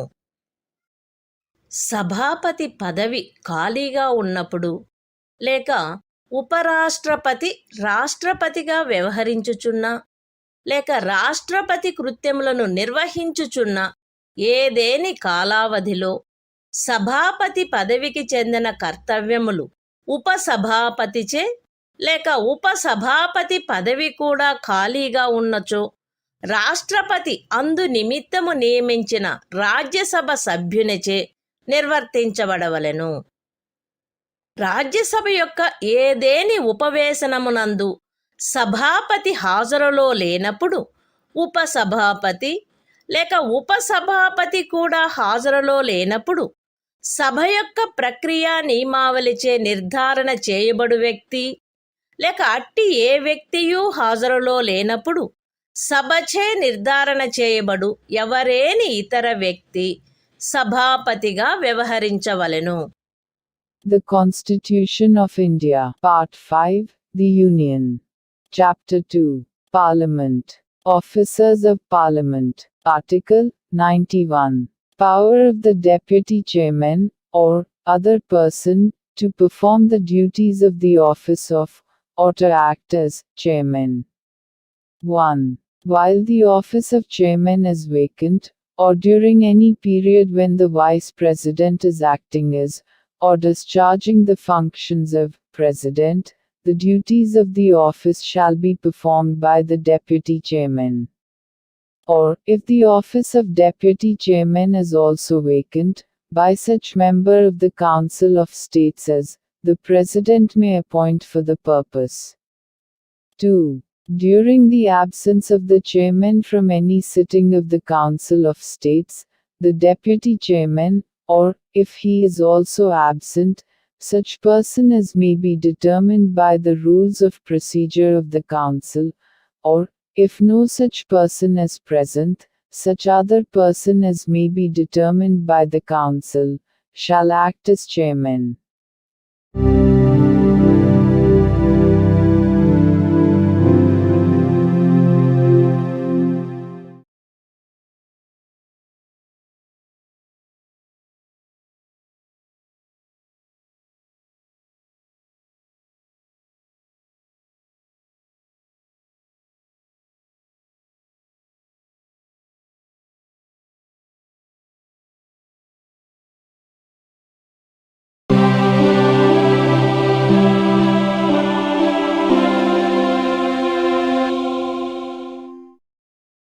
భారత సంవిధానము భాగము 5 సంఘము అధ్యాయము 2 పార్లమెంటు అధికారులు ఆర్టికల్ 92 సభాపతి లేక ఉపసభాపతిని పదవి నుండి తొలగించుటకు తీర్మానము పర్యాలోచించబడుచున్నప్పుడు ఆయన అధ్యక్షత వహించకుండుట.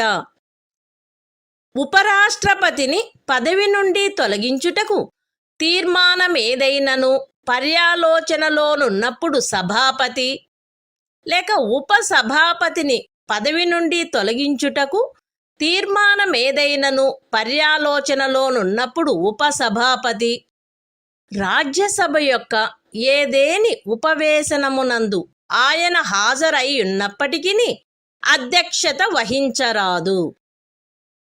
అట్టి ప్రతి ఉపవేశమునకు 91వ అనుచ్ఛేదములోని ఖండము 2 యొక్క నిబంధనలు సందర్భానుసారముగా సభాపతి లేక ఉపసభాపతి హాజరులో లేనట్టి ఉపవేశనమునకు వర్తించునటులనే వర్తించును.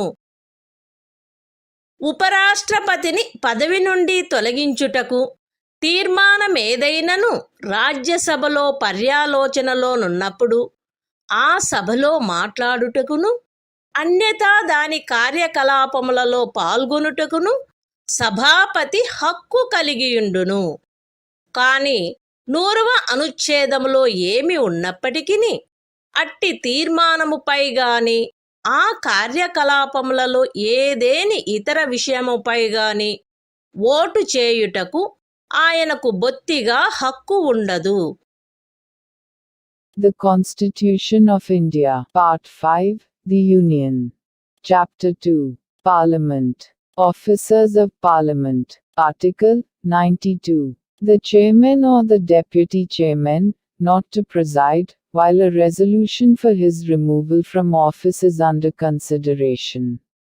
1. At any sitting of the Council of States, while any resolution for the removal of the Vice President from his office is under consideration, the Chairman, or while any resolution for the removal of the Deputy Chairman from his office is under consideration, the Deputy Chairman shall not, though he is present, preside. And, the provisions of Clause 2 of Article 91 shall apply. In relation to every such sitting.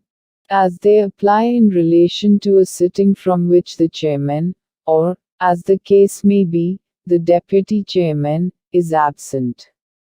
2. The chairman shall have the right to speak in, and, otherwise to take part in the proceedings of, the Council of States, while any resolution for the removal of the Vice President from his office is under consideration in the Council, but, notwithstanding anything in Article 100, shall not be entitled to vote at all on such resolution, or on any other matter during such proceedings.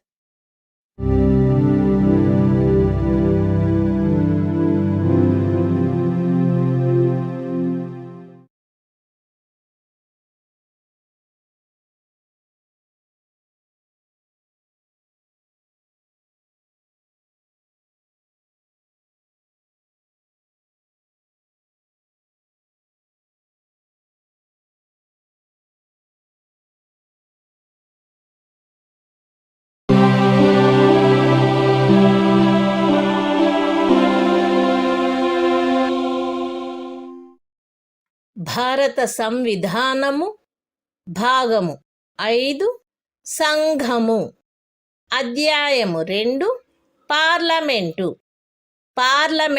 అధికారులు article 93 Lok Sabha అధ్యక్షుడు మరియు ఉపాధ్యక్షుడు లోక్సభ వీలైనంత త్వరితముగా ఆ సదనం యొక్క సభ్యులలో ఇద్దరిని క్రమముగా అధ్యక్ష ఉపాధ్యక్ష పదవులకు ఎంపిక చేసుకొనవలెను మరియు అధ్యక్ష పదవి గాని ఉపాధ్యక్ష పదవి గాని ఖాళీ అయినప్పుడెల్లను ఆ సభ మరొక సభ్యుని సందర్భానుసారముగా అధ్యక్షుడుగా లేక ఉపాధ్యక్షుడుగా ఎంపిక చేసుకొనవలెను. The Constitution of India, Part 5, The Union. Chapter 2, Parliament. Officers of Parliament. Article 93. The Speaker and Deputy Speaker of the House of the People. The House of the People shall, as soon as may be, choose 2 members of the House, to be respectively Speaker and Deputy Speaker thereof, and so often as the office of Speaker or Deputy Speaker becomes vacant, the House shall choose another member to be Speaker or Deputy Speaker, as the case may be.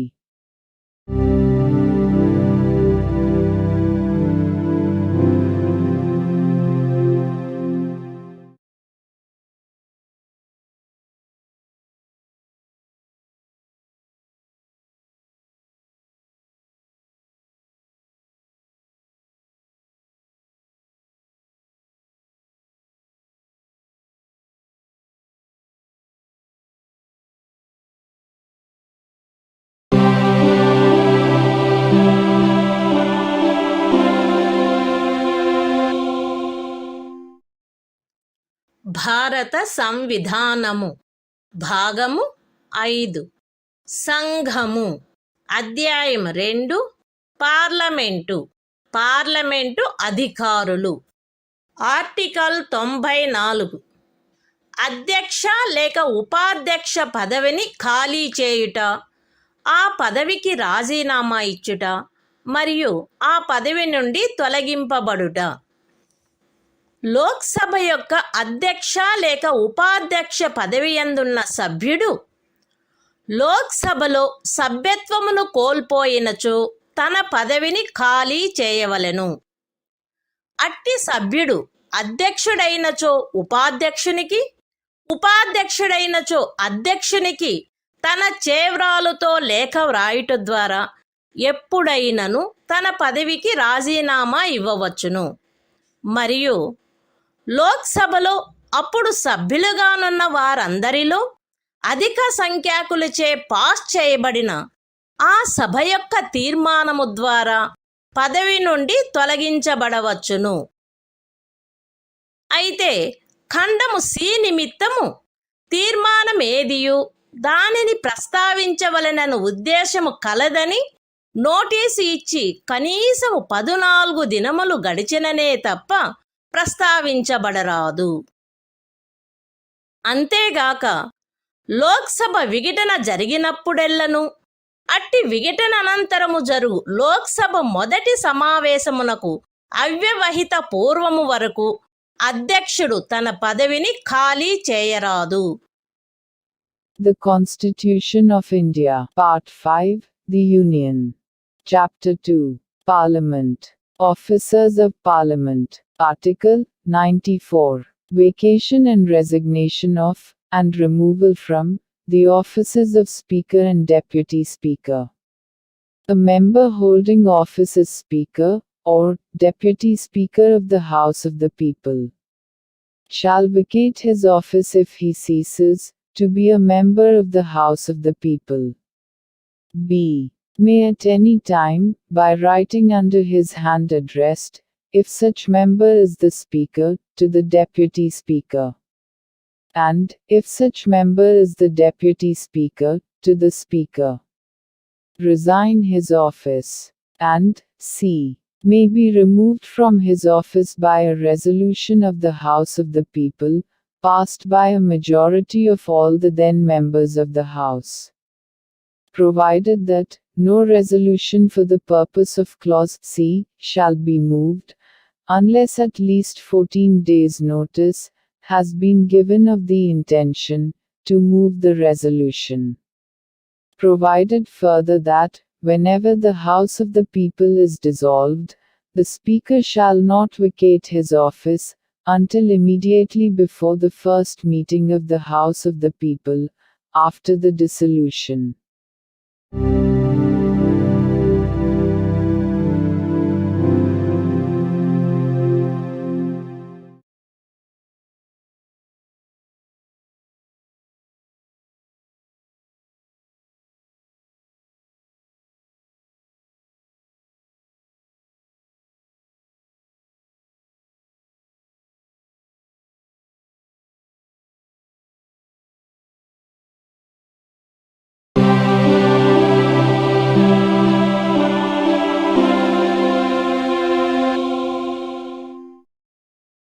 భారత సంవిధానము భాగము 5 సంఘము అధ్యాయము 2 parliament అధికారులు article 95 అధ్యక్ష పదవికి చెందిన కర్తవ్యములను నిర్వహించుటకు గాని అధ్యక్షుడుగా వ్యవహరించుటకు గాని ఉపాధ్యక్షునికి లేక ఇతర వ్యక్తికి గల అధికారము. అధ్యక్ష పదవి ఖాళీగానున్నప్పుడు ఆ పదవికి చెందిన కర్తవ్యములు ఉపాధ్యక్షునిచే లేక ఉపాధ్యక్ష పదవి కూడా ఖాళీగానున్నచో రాష్ట్రపతి అందు నిమిత్తము నియమించు లోక్సభ సభ్యునిచే నిర్వర్తించబడవలెను.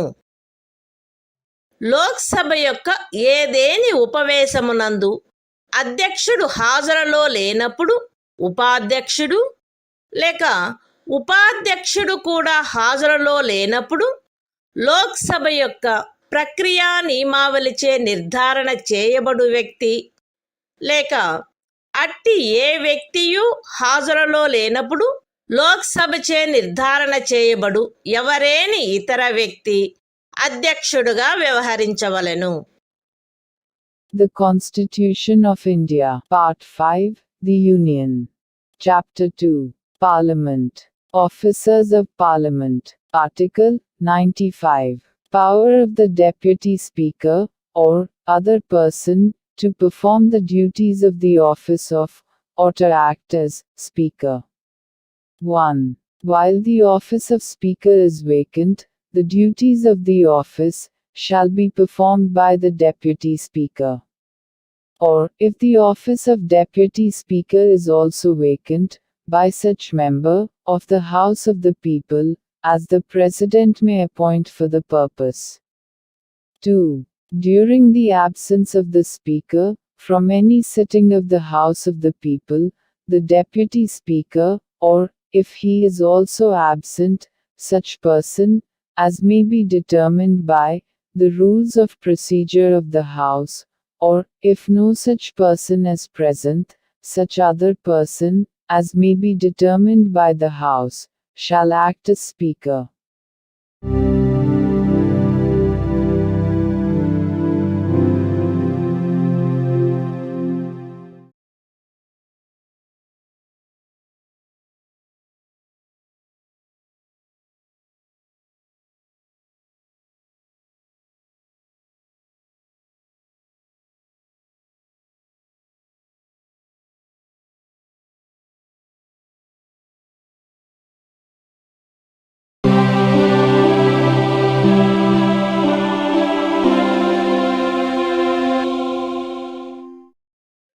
భారత సంవిధానము భాగము 5 సంఘము అధ్యాయము 2 పార్లమెంటు అధికారులు ఆర్టికల్ 96 అధ్యక్షుని లేక ఉపాధ్యక్షుని పదవి నుండి తొలగించుటకు తీర్మానము పర్యాలోచించబడుచున్నప్పుడు ఆయన అధ్యక్షత వహించకుండుట.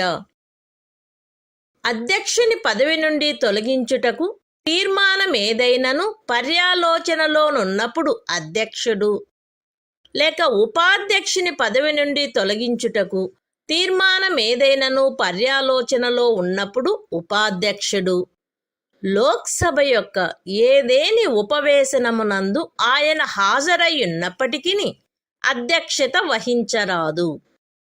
అట్టి ప్రతి ఉపవేశనమునకు 95వ అనుచ్ఛేదములోని ఖండము 2 యొక్క నిబంధనలు సందర్భానుసారముగా అధ్యక్షుడు లేక ఉపాధ్యక్షుడు హాజరులో లేనట్టి ఉపవేశనమునకు వర్తించునటులనే వర్తించును.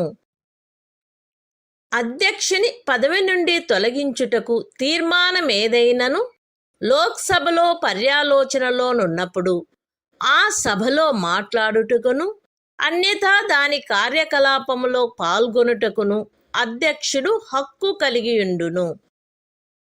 100వ అనుచ్ఛేదములో ఏమి ఉన్నప్పటికీ అట్టి తీర్మానముపై గాని అట్టి ఆ కార్యకలాపములో ఏదేని ఇతర విషయంపై గాని మొదటిసారి మాత్రమే ఓటు చేయుటకు ఆయన హక్కు కలిగియుండును. కాని ఓట్లు సమానమై ఉండినెడల ఓటు చేయుటకు ఆయనకు హక్కు ఉండదు. The Constitution of India, Part 5, The Union. Chapter 2, Parliament. Officers of Parliament. Article 96. The Speaker or the Deputy Speaker, not to preside, while a resolution for his removal from office is under consideration. 1. At any sitting of the House of the People, while any resolution for the removal of the Speaker from his office is under consideration, the Speaker, or while any resolution for the removal of the Deputy Speaker from his office is under consideration, the Deputy Speaker shall not, though he is present, preside. And the provisions of Clause 2 of Article 95 shall apply, in relation to every such sitting, as they apply in relation to a sitting, from which the Speaker, or, as the case may be, the Deputy Speaker, is absent. 2. The Speaker shall have the right to speak in, and otherwise to take part in, the proceedings of, the House of the People, while, any resolution, for his removal from office is under consideration, in the House. And shall, notwithstanding anything in Article 100, be entitled to vote, only in the first instance, on such resolution, or on any other matter during such proceedings. But not, in the case of an equality, of votes.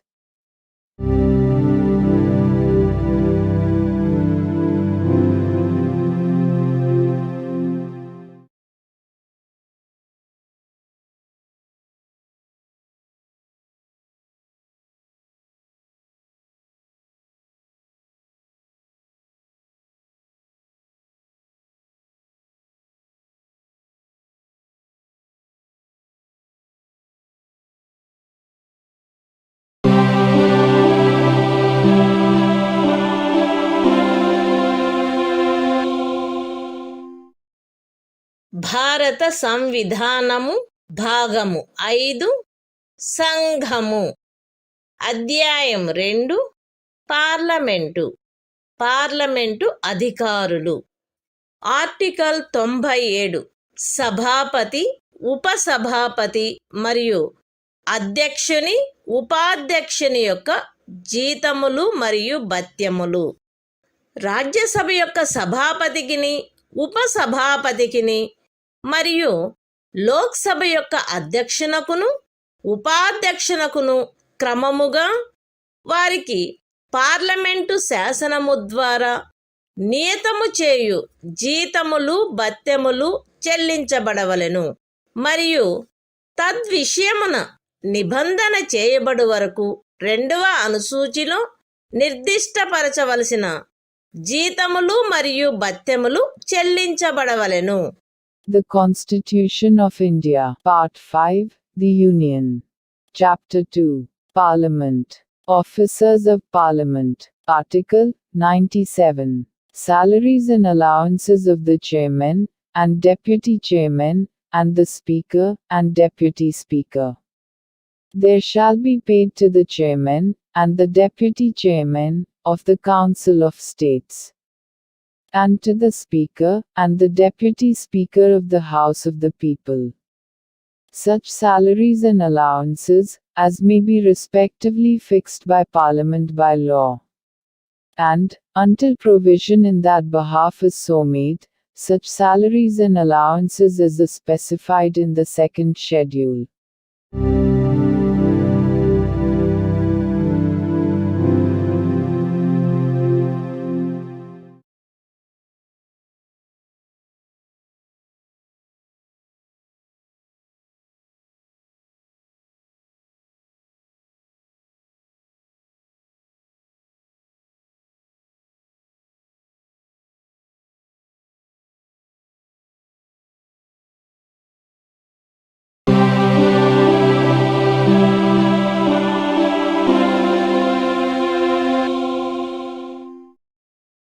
భారత సంవిధానము భాగము 5 సంఘము.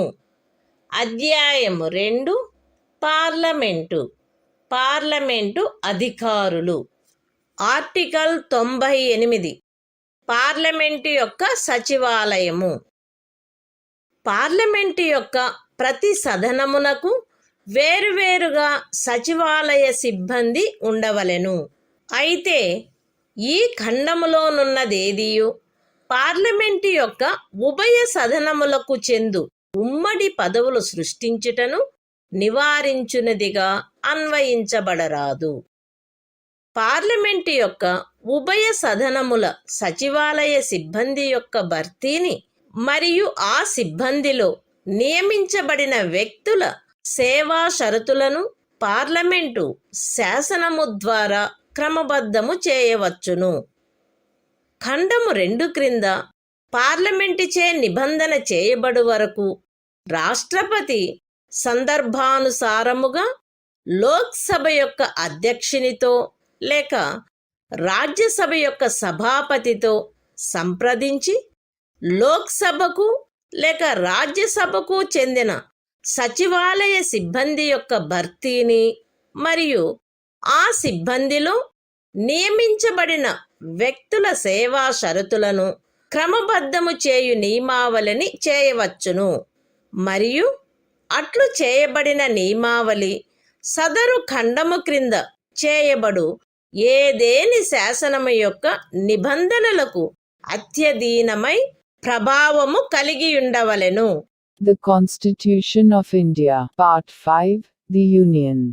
Chapter 2, Parliament. Officers of Parliament. Article 98. Secretariat of Parliament. 1. Each House of Parliament shall have a separate secretarial staff, provided that nothing in this clause shall be construed as preventing the creation of posts common to both Houses of Parliament. 2. Parliament may by law regulate the recruitment and the conditions of service of persons appointed to the secretarial staff of either House of Parliament. 3. Until provision is made by Parliament under Clause 2. The President may, after consultation with the Speaker of the House of the People, or the Chairman of the Council of States, as the case may be, make rules regulating the recruitment and the conditions of service of persons appointed to the secretarial staff of the House of the People or the Council of States. And any rules so made shall have effect, subject to the provisions of any law made under the said clause.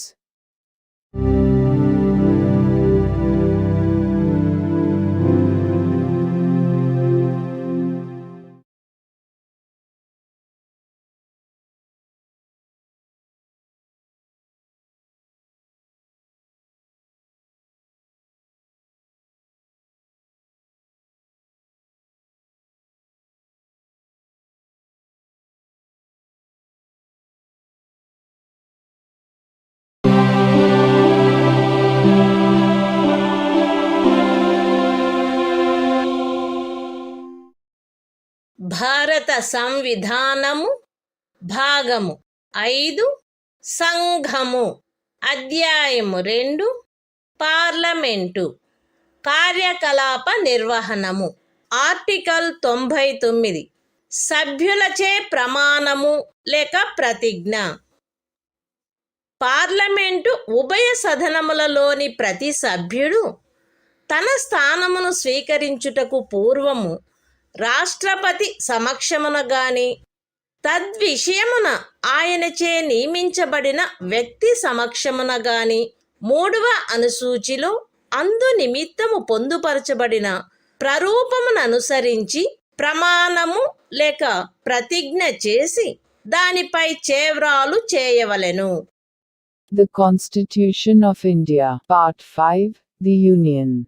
Chapter 2, Parliament. Conduct of Business. Article 99. Oath or affirmation by members. Every member of either House of Parliament shall, before taking his seat, make and subscribe before the President, or some person appointed in that behalf by him, an oath or affirmation according to the form set out for the purpose in the 3rd schedule.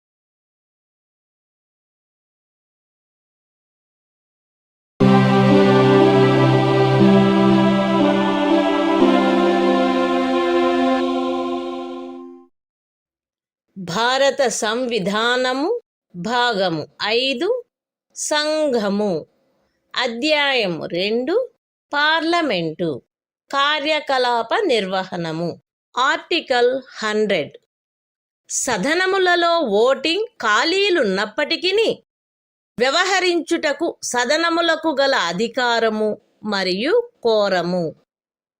ఈ సంవిధానములో అన్యదా నిబంధించబడినట్లు తప్ప ఉభయ సదనములలో దేని ఉపవేశనములో గాని సదనముల సంయుక్త ఉపవేశనములో గాని అన్ని ప్రశ్నలు అధ్యక్షుడు లేక సభాపతి మినహా లేక సభాపతిగా గాని అధ్యక్షుడుగా గాని వ్యవహరించుచున్న వ్యక్తి మినహా హాజరయ్యుండి ఓటు చేయు సభ్యులలో అధిక సంఖ్యాకుల ఓట్లచే నిర్ధారణ చేయబడవలెను. సభాపతి గాని అధ్యక్షుడు గాని లేక ఆ స్థానములో వ్యవహరించుచున్న వ్యక్తి గాని మొదటిసారి ఓటు చేయరాదు. కాని ఓట్లు సమానమై యుండినెడల ఆయన నిర్ణాయక ఓటును కలిగియుండవలెను మరియు అట్టి ఓటును వేయవలెను. పార్లమెంటు యొక్క ఏ సదనమునందైనను సభ్యత్వ స్థానములలో ఖాళీ ఏదైనా ఉన్నప్పటికీ ఆ సదనము వ్యవహరించు అధికారమును కలిగియుండును మరియు పార్లమెంటు యొక్క ఏవేని కార్యకలాపములలో ఉపవిష్ణుడగుటకు లేక ఓటు చేయుటకు లేక అన్యదా పాల్గొనుటకు హక్కు కలిగియుండని ఎవరేని వ్యక్తి ఆ కార్యకలాపములలో ఉపవిష్ణుడయ్యనని గాని ఓటు వేసెనని గాని అన్యదా పాల్గొనెనని గాని ఆ తరువాత కనుగొనబడినప్పటికీ ఆ కార్యక్రమములు మాన్యత కలిగినవై ఉండును. పార్లమెంటు శాసనము ద్వారా అన్యదా నిబంధించునంత వరకు పార్లమెంటు ఉభయ సదనములలో దేని సమావేశమునకైనను కావలసిన కోరము ఆ సదనము యొక్క మొత్తము సభ్యుల సంఖ్యలో 10వ భాగమై ఉండవలెను. ఒక సదనము యొక్క సమావేశమునందెప్పుడైనను కోరము లేనిచో కోరము సమకూరు వరకు ఆ సమావేశమును స్థగితమునర్చుట లేక సమావేశమును సస్పెండ్ చేయుట సభాపతి అధ్యక్షుని లేక అట్లు ఆ స్థానమున వ్యవహరించు వ్యక్తి యొక్క కర్తవ్యమై ఉండవలెను. The Constitution of India, Part 5, The Union. Chapter 2, Parliament. Conduct of Business. Article 100. Voting, in Houses, power of Houses to act, notwithstanding vacancies and quorum. 1. Save as otherwise provided in this Constitution, all questions at any sitting of either House, or joint sitting of the Houses, shall be determined by a majority of votes, of the members present and voting, other than the Speaker or person acting as Chairman or Speaker. The Chairman or Speaker, or person acting as such, shall not vote in the first instance, but shall have an exercise a casting vote, in the case of an equality of votes. 2. Either House of Parliament shall have power to act, notwithstanding any vacancy in the membership thereof, and any proceedings in Parliament shall be valid, notwithstanding that it is discovered subsequently, that some person who was not entitled so to do, sat or voted, or otherwise took part in the proceedings. 3. Until Parliament by law otherwise provides, the quorum to constitute a meeting, of either House of Parliament shall be 1/10 of the total number of members of the House. 4. If at any time during a meeting of a House there is no quorum, it shall be the duty of the Chairman or Speaker, or person acting as such, either to adjourn the House or to suspend the meeting until there is a quorum.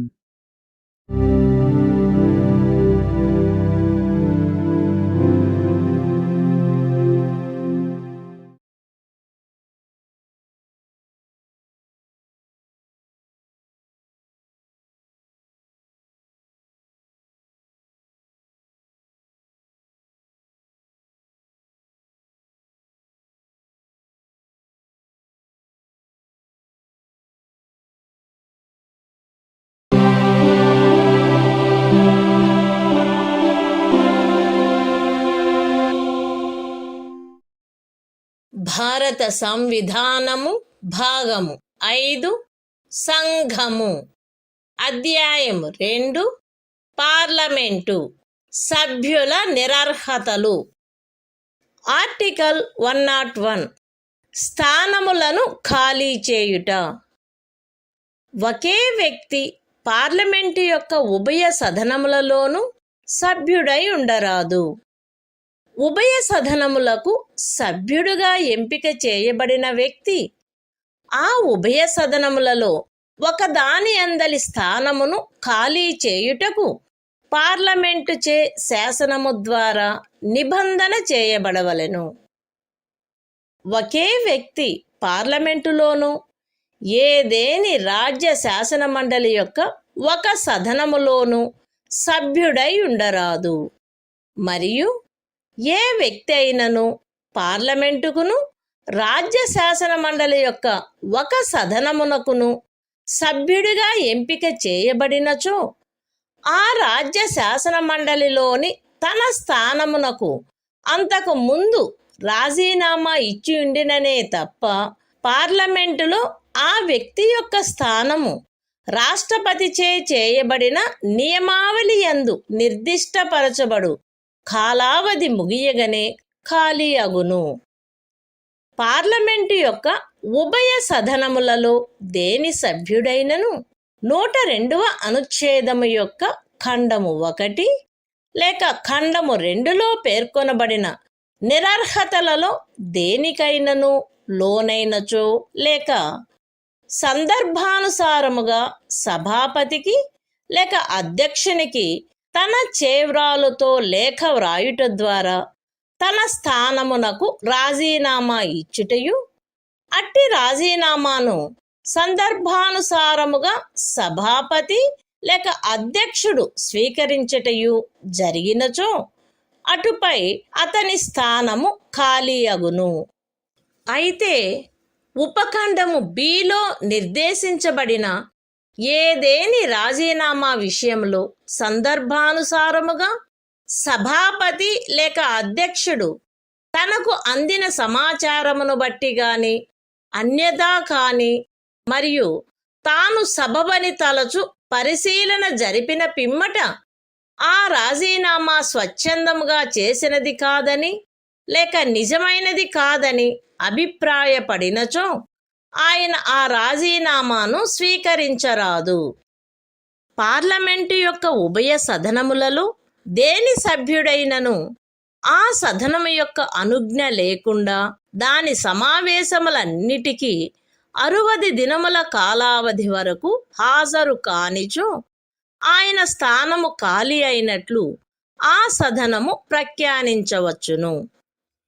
అయితే సదరు 60 దినముల కాలావధిని పరిగణ చేయుటలో ఆ సదనము అధివేశనావసానము చేయబడియున్నా లేక వరుసగా 4 దినములకు మించి స్థగితమునర్చబడియున్న ఏదేని కాలావధిని లెక్కింపరాదు. The Constitution of India, Part 5, The Union. Chapter 2, Parliament. Disqualifications of members. Article 101. Vacation of seats. 1. No person shall be a member of both houses of Parliament. And provision shall be made by Parliament, by law, for the vacation by a person who is chosen a member of both houses of his seat, in one house or the other. 2. No person shall be a member both of Parliament and of a house of the legislature of a state. And, if a person is chosen a member both of Parliament and of a house of the legislature of a state, then, at the expiration of such period as may be specified in rules made by the President, that person's seat in Parliament shall become vacant, unless he has previously resigned his seat in the legislature of the state. 3. If a member of either House of Parliament becomes subject to any of the disqualifications mentioned in Clause 1 or Clause 2 of Article 102, or resigns his seat, by writing under his hand addressed to the chairman or the speaker, as the case may be, and his resignation is accepted by the chairman or the speaker, as the case may be, his seat shall thereupon become vacant. Provided that, in the case of any resignation referred to in sub-clause B, if, from information received or otherwise, and, after making such inquiry, as he thinks fit, the chairman or the speaker, as the case may be, is satisfied that such resignation is not voluntary or genuine, he shall not accept such resignation. 4. If for a period of 60 days, a member, of either House of Parliament, is, without permission of the House, absent from all meetings thereof, the House may declare his seat vacant.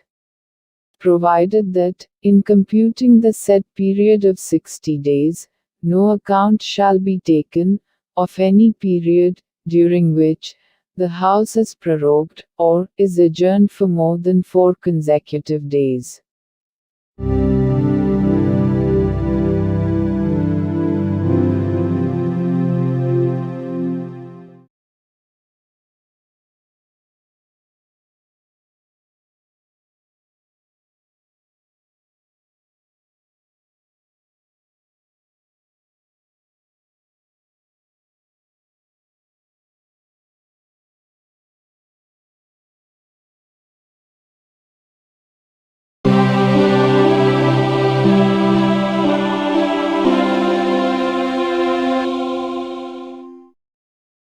భారత సంవిధానము భాగము 5 సంఘము అధ్యాయం 2 parliament సభ్యుల నిరర్హతలు article 102 సభ్యత్వమునకు నిరర్హతలు ఒక వ్యక్తి parliament యొక్క ఉభయ సదనములలో సభ్యత్వమునకు దేనికైనను సభ్యుడుగా ఎంపిక చేయబడుటకు మరియు అట్టి సభ్యుడుగా ఉండుటకు ఈ క్రింది పరిస్థితులలో నిరర్హుడగును.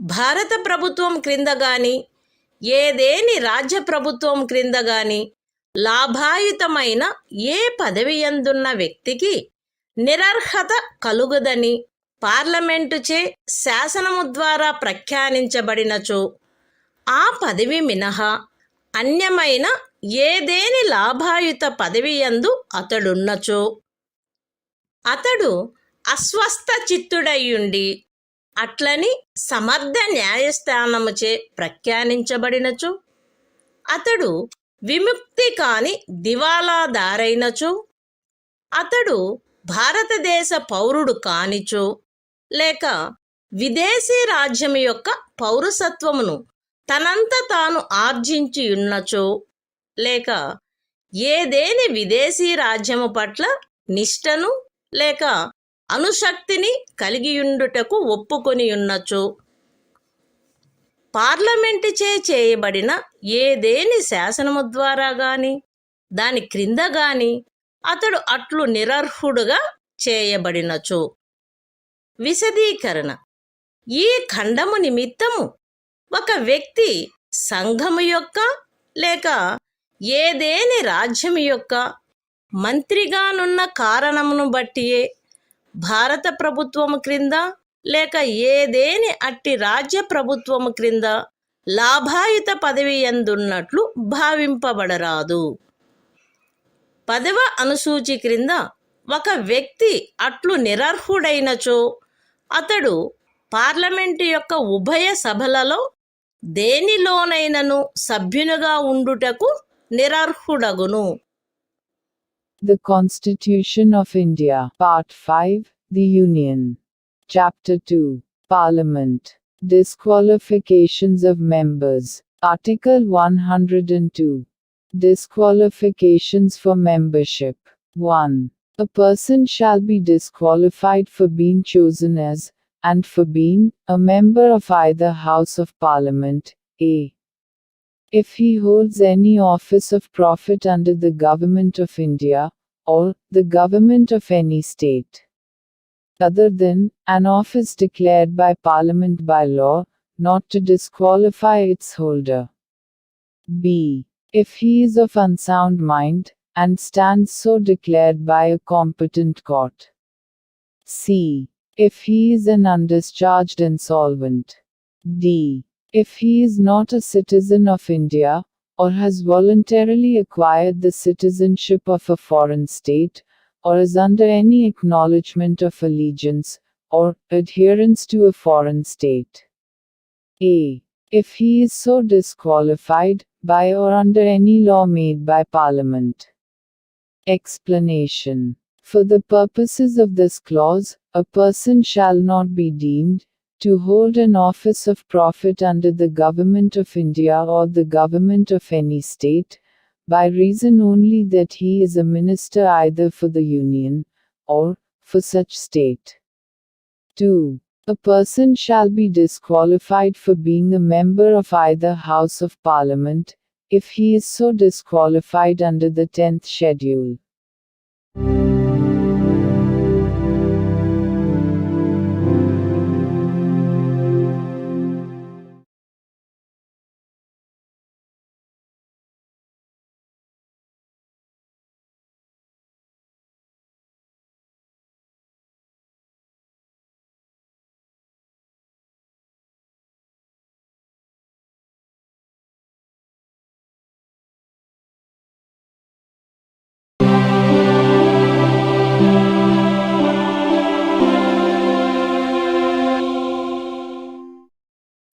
భారత సంవిధానము భాగము 5 సంఘము అధ్యాయము 2 పార్లమెంటు సభ్యుల నిరర్హతలు ఆర్టికల్ 103 సభ్యుల నిరర్హతలకు సంబంధించిన ప్రశ్నలపై నిర్ణయము.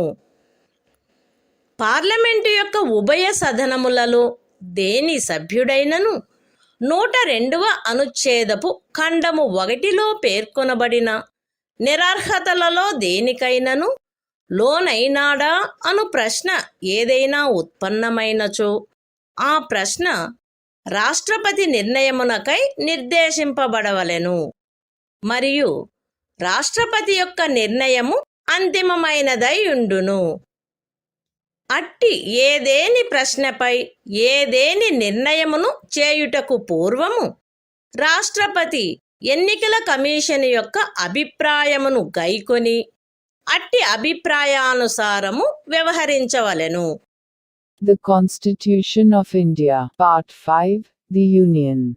Chapter 2, Parliament. Disqualifications of members. Article 103.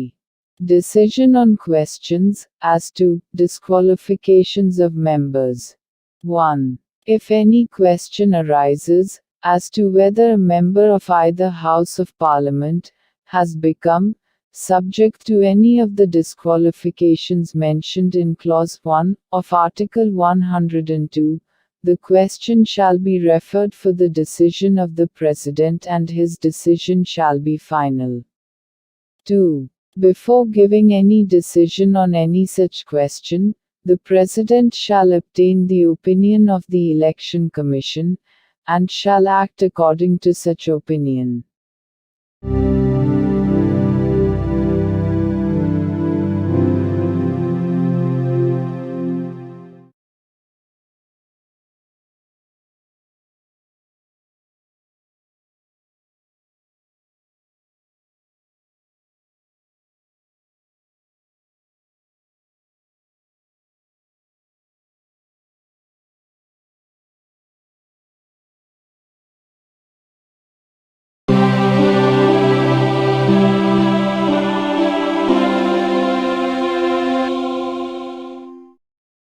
భారత సంవిధానము భాగము 5 సంఘము అధ్యాయము 2 పార్లమెంటు సభ్యుల నిరర్హతలు ఆర్టికల్ 104 99వ అనుచ్ఛేదము క్రింద ప్రమాణము లేక ప్రతిజ్ఞ చేయుటకు పూర్వము గాని అర్హత లేనప్పుడు కానీ నిరర్హుడైనప్పుడు కానీ ఉపవిష్ణుడైనందుకు మరియు ఓటు చేసినందుకు శాస్తి.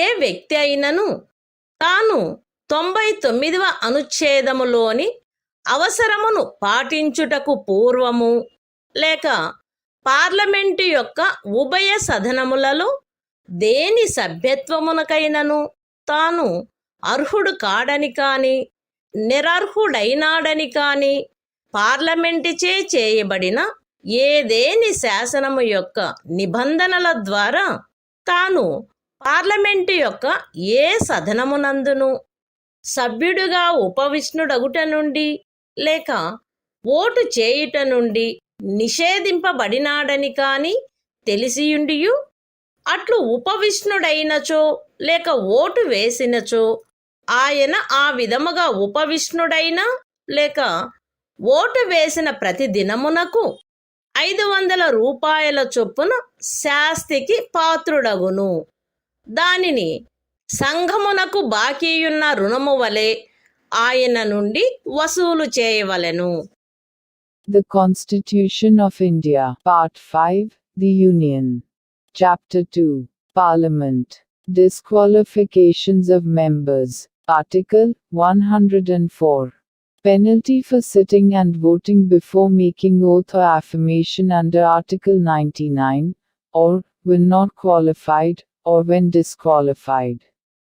If a person sits or votes as a member of either House of Parliament, before he has complied with the requirements of Article 99, or, when he knows that he is not qualified, or that he is disqualified for membership thereof, or, that he is prohibited from so doing by the provisions of any law made by Parliament, he shall be liable in respect of each day on which he so sits or votes, to a penalty of 500 rupees, to be recovered as a debt due to the Union.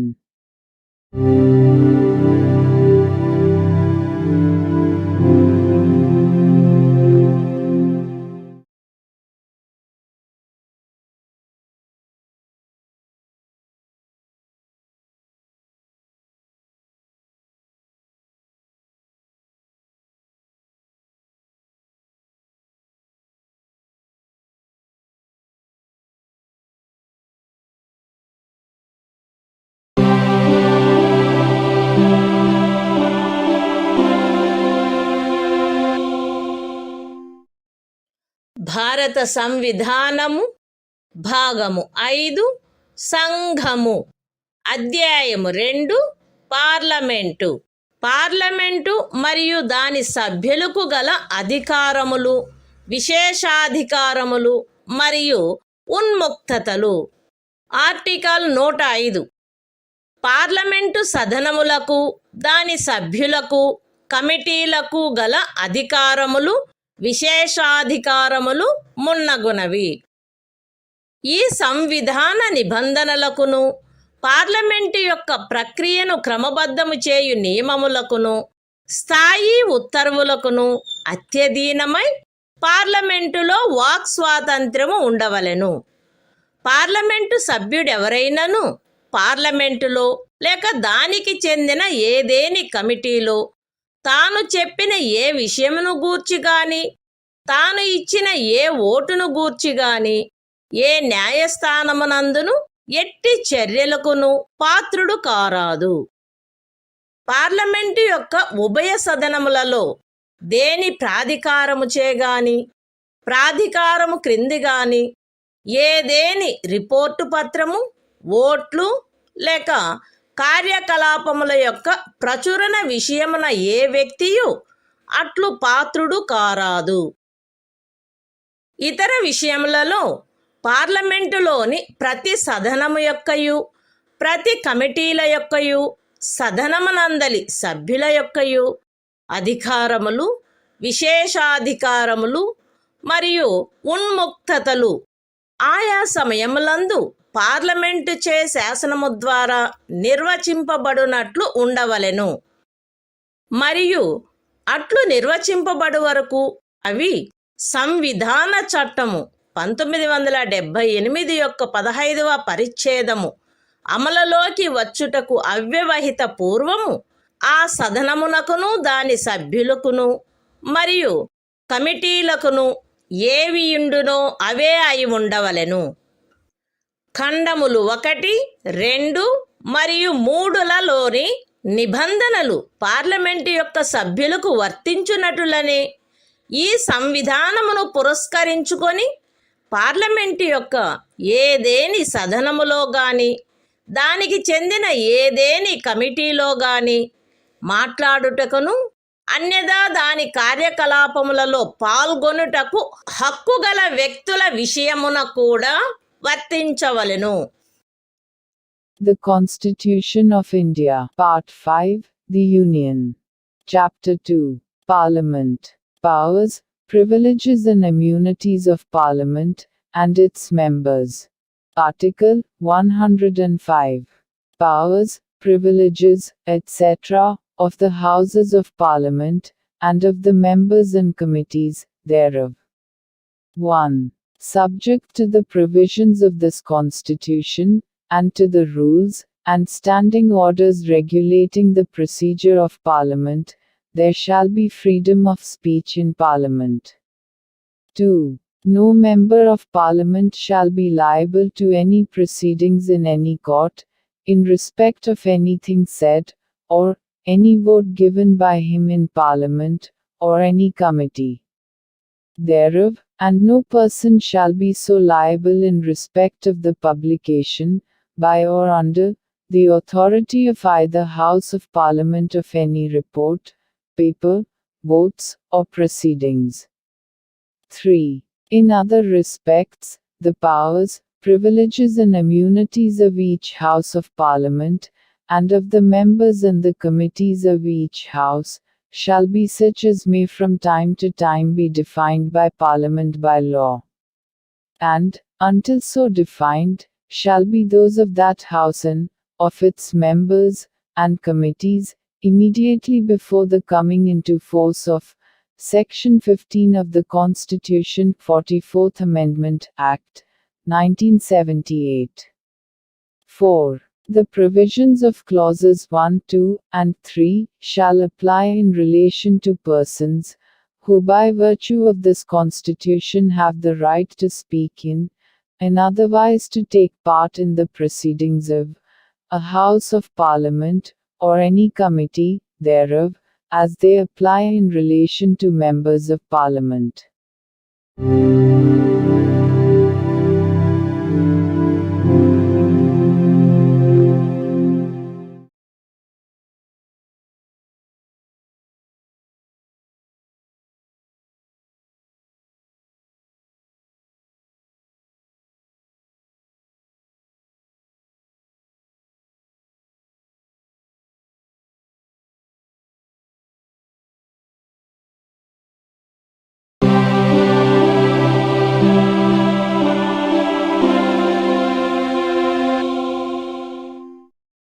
భారత సంవిధానము భాగము 5 సంఘము అధ్యాయము 2 parliament article 106 సభ్యుల జీతములు భత్యములు. Parliament యొక్క ఉభయ సదనముల సభ్యులు పార్లమెంటుచే ఆయా సమయములందు శాసనము ద్వారా నిర్ధారణ చేయబడు జీతములను మరియు భత్యములను పొందుటకు హక్కు కలిగియుందురు. తద్విషయమున అట్లు నిబంధన చేయబడు వరకు ఈ సంవిధాన ప్రారంభమునకు అవ్యవహిత పూర్వము భారత అధినివేశము యొక్క సంవిధాన సభకు చెందిన సభ్యులకు వర్తించునట్టి రేట్లు చొప్పున మరియు అట్టి షరతులపైన భత్యములను పొందుటకు వారు హక్కు కలిగియుందురు. The Constitution of India, Part 5, The Union. Chapter 2, Parliament. Powers, Privileges and Immunities of Parliament, and its Members. Article 106. Salaries and Allowances of Members. Members of either House of Parliament shall be entitled to receive such salaries and allowances as may from time to time be determined by Parliament by law.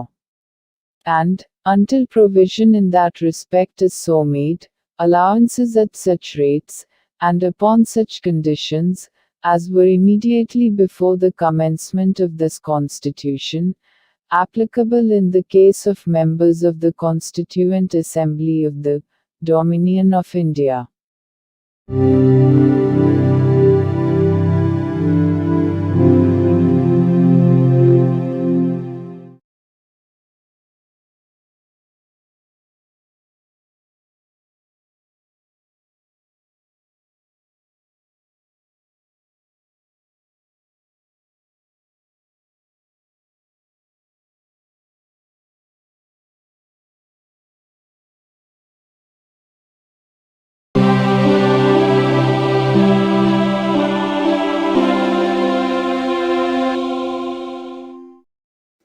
భారత సంవిధానము భాగము 5 సంఘము అధ్యాయం 2 parliament శాసన నిర్మాణ ప్రక్రియ article 107 బిల్లులను ప్రవేశపెట్టుటకును pass చేయుటకును నిబంధనలు 109 మరియు 117 అనుచ్ఛేదములలోని ధన సంబంధమైన బిల్లులను మరియు ఇతర విత్తీయ బిల్లులను గూర్చిన నిబంధనలకు అత్యధీనమై ఏ బిల్లైనను పార్లమెంటు యొక్క ఉభయ సదనములలో దేని యందైనను ఆరంభింపబడవచ్చును. 108 మరియు 109 అనుచ్ఛేదములలోని నిబంధనలకు అత్యధీనమై ఏ బిల్లైనను సవరణ లేకుండా గాని పార్లమెంటు యొక్క ఉభయ సదనములచే అంగీకరించబడిన సవరణలతో మాత్రమే గాని ఆ ఉభయ సదనములచే అంగీకరించబడిననే తప్ప పార్లమెంటు యొక్క ఉభయ సదనములచే పాస్ చేయబడినట్లు భావింపబడరాదు. పార్లమెంటులో పెండింగులోనున్న బిల్లు పార్లమెంటు సదనముల అధివేశనావసాన కారణమును బట్టి వ్యపగతము కారాదు. లోక్సభచే పాస్ చేయబడక రాజ్యసభలో పెండింగులోనున్న బిల్లు లోక్సభ విఘటన చేయబడినను వ్యపగతము కారాదు. లోక్సభలో పెండింగులోనున్న లేక లోక్సభచే పాస్ చేయబడి రాజ్యసభలో పెండింగులోనున్న బిల్లు 108వ అనుచ్ఛేదము యొక్క నిబంధనలకు అత్యధీనమై లోక్సభ విఘటన చేయబడినప్పుడు వ్యపగతము కావలెను. The Constitution of India, Part 5, The Union. Chapter 2, Parliament, Legislative Procedure. Article 107. Provisions as to introduction and passing of bills. 1. Subject to the provisions of Articles 109 and 117, with respect to money bills and other financial bills, a bill may originate in either House of Parliament. 2. Subject to the provisions of Articles 108 and 109, a bill shall not be deemed to have been passed by the Houses of Parliament, unless it has been agreed to by both Houses, either without amendment, or, with such amendments, only as agreed to by both Houses. 3. A bill pending in Parliament shall not lapse, by reason of the prorogation of the Houses. 4. A bill pending in the Council of States, which has not been passed by the House of the People, shall not lapse on a dissolution of the House of the People. 5. A bill which is pending in the House of the People, or which having been passed by the House of the People is pending in the Council of States, shall, subject to the provisions of Article 108, lapse on a dissolution of the House of the People.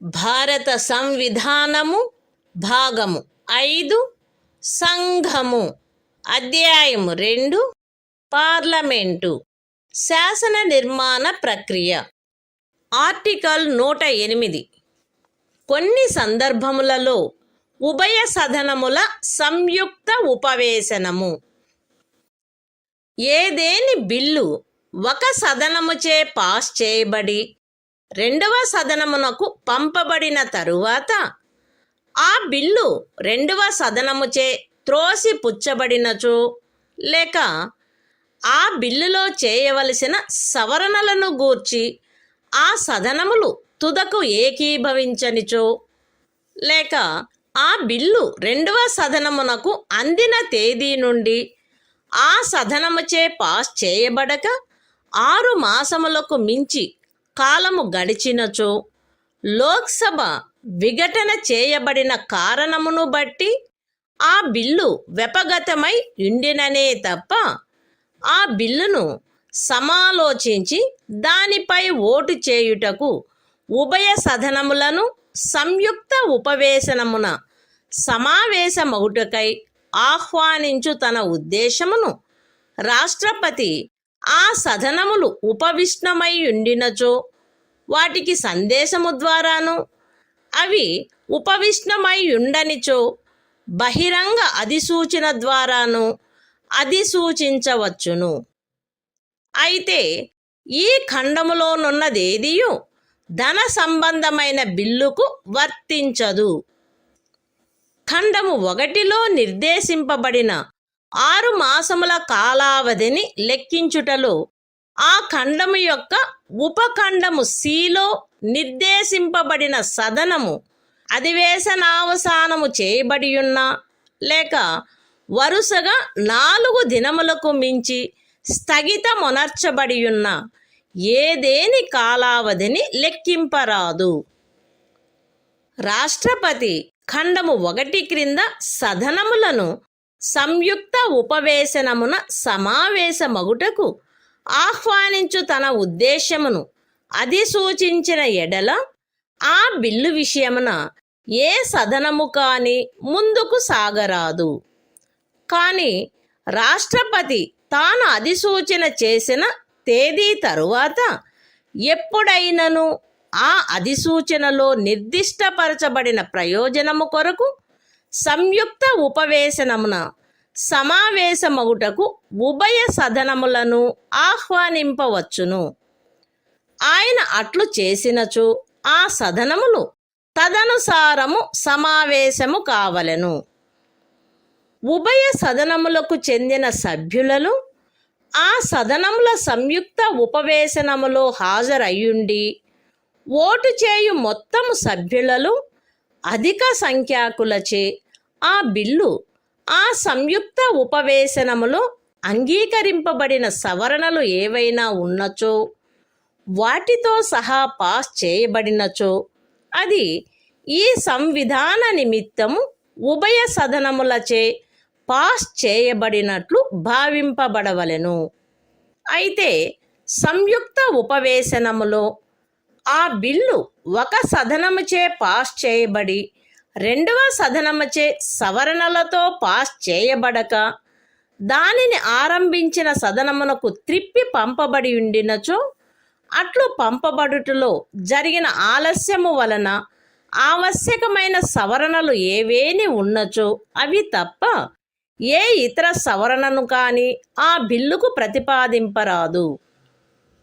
ఆ bill సవరణలతో అట్లు pass చేయబడి త్రిప్పి పంపబడి ఉండినచో పూర్వోక్తమైన సవరణలు మాత్రమే ఆ బిల్లుకు ప్రతిపాదించబడవలెను. మరియు ఏ విషయములను గూర్చి సదనములు ఏకీభవించలేదో వాటి సుసంగతమగు ఇతర సవరణలు ప్రతిపాదించబడవచ్చును. ఈ ఖండము క్రింద ఏ సవరణలు అనుమతించబడునను విషయమును గూర్చి అధ్యక్షత వహించు వ్యక్తి యొక్క నిర్ణయము అంతిమమైయుండును. సంయుక్త ఉపవేశనమున సమావేశమగుటకు సదనములను ఆహ్వానించు ఉద్దేశమును రాష్ట్రపతి అధిసూచించిన తరువాత లోక్సభ యొక్క విఘటన జరిగినప్పటికీ ఈ అనుచ్ఛేదము క్రింద సంయుక్త ఉపవేశనము జరపబడవచ్చును. అందులో ఆ బిల్ పాస్ చేయబడవచ్చును. The Constitution of India, Part 5, The Union. Chapter 2, Parliament. Legislative Procedure. Article 108. Joint sitting of both houses in certain cases. 1. If after a bill has been passed by one house, and transmitted to the other house, the bill is rejected by the other house. Or B. The houses have finally disagreed as to the amendments to be made in the bill. Or C. More than 6 months elapse from the date of the reception of the bill by the other house, without the bill being passed by it, the President may, unless the bill has elapsed by reason of a dissolution of the House of the People, notify to the Houses by message, if they are sitting, or by public notification, if they are not sitting, his intention to summon them to meet in a joint sitting, for the purpose of deliberating and voting on the bill, provided that nothing in this clause shall apply to a money bill. 2. In reckoning any such period of 6 months, as is referred to in clause 1, no account shall be taken of any period, during which the House referred to in subclause C of that clause is prorogued, or adjourned for more than 4 consecutive days. 3. Where the President has under clause 1 notified his intention of summoning the Houses to meet in a joint sitting, neither House shall proceed further with the bill, but the President may at any time after the date of his notification, summon the Houses to meet in a joint sitting, for the purpose specified in the notification, and, if he does so, the Houses shall meet accordingly. 4. If at the joint sitting of the two Houses the bill, with such amendments, if any, as are agreed to in joint sitting, is passed by a majority of the total number of members of both Houses, present and voting, it shall be deemed for the purposes of this Constitution to have been passed by both Houses, provided that, at a joint sitting, a. If the bill, having been passed by one House, has not been passed by the other House, with amendments and returned to the House in which it originated, no amendment shall be proposed to the bill, other than such amendments, if any, as are made necessary by the delay in the passage of the bill. B. If the bill has been so passed and returned, only such amendments as aforesaid shall be proposed to the bill, and such other amendments as are relevant to the matters with respect to which the Houses have not agreed, and the decision of the person presiding as to the amendments which are admissible under this clause shall be final. 5. A joint sitting may be held under this article and a bill passed thereat, notwithstanding that a dissolution of the House of the People has intervened, since the President notified his intention to summon the Houses to meet therein.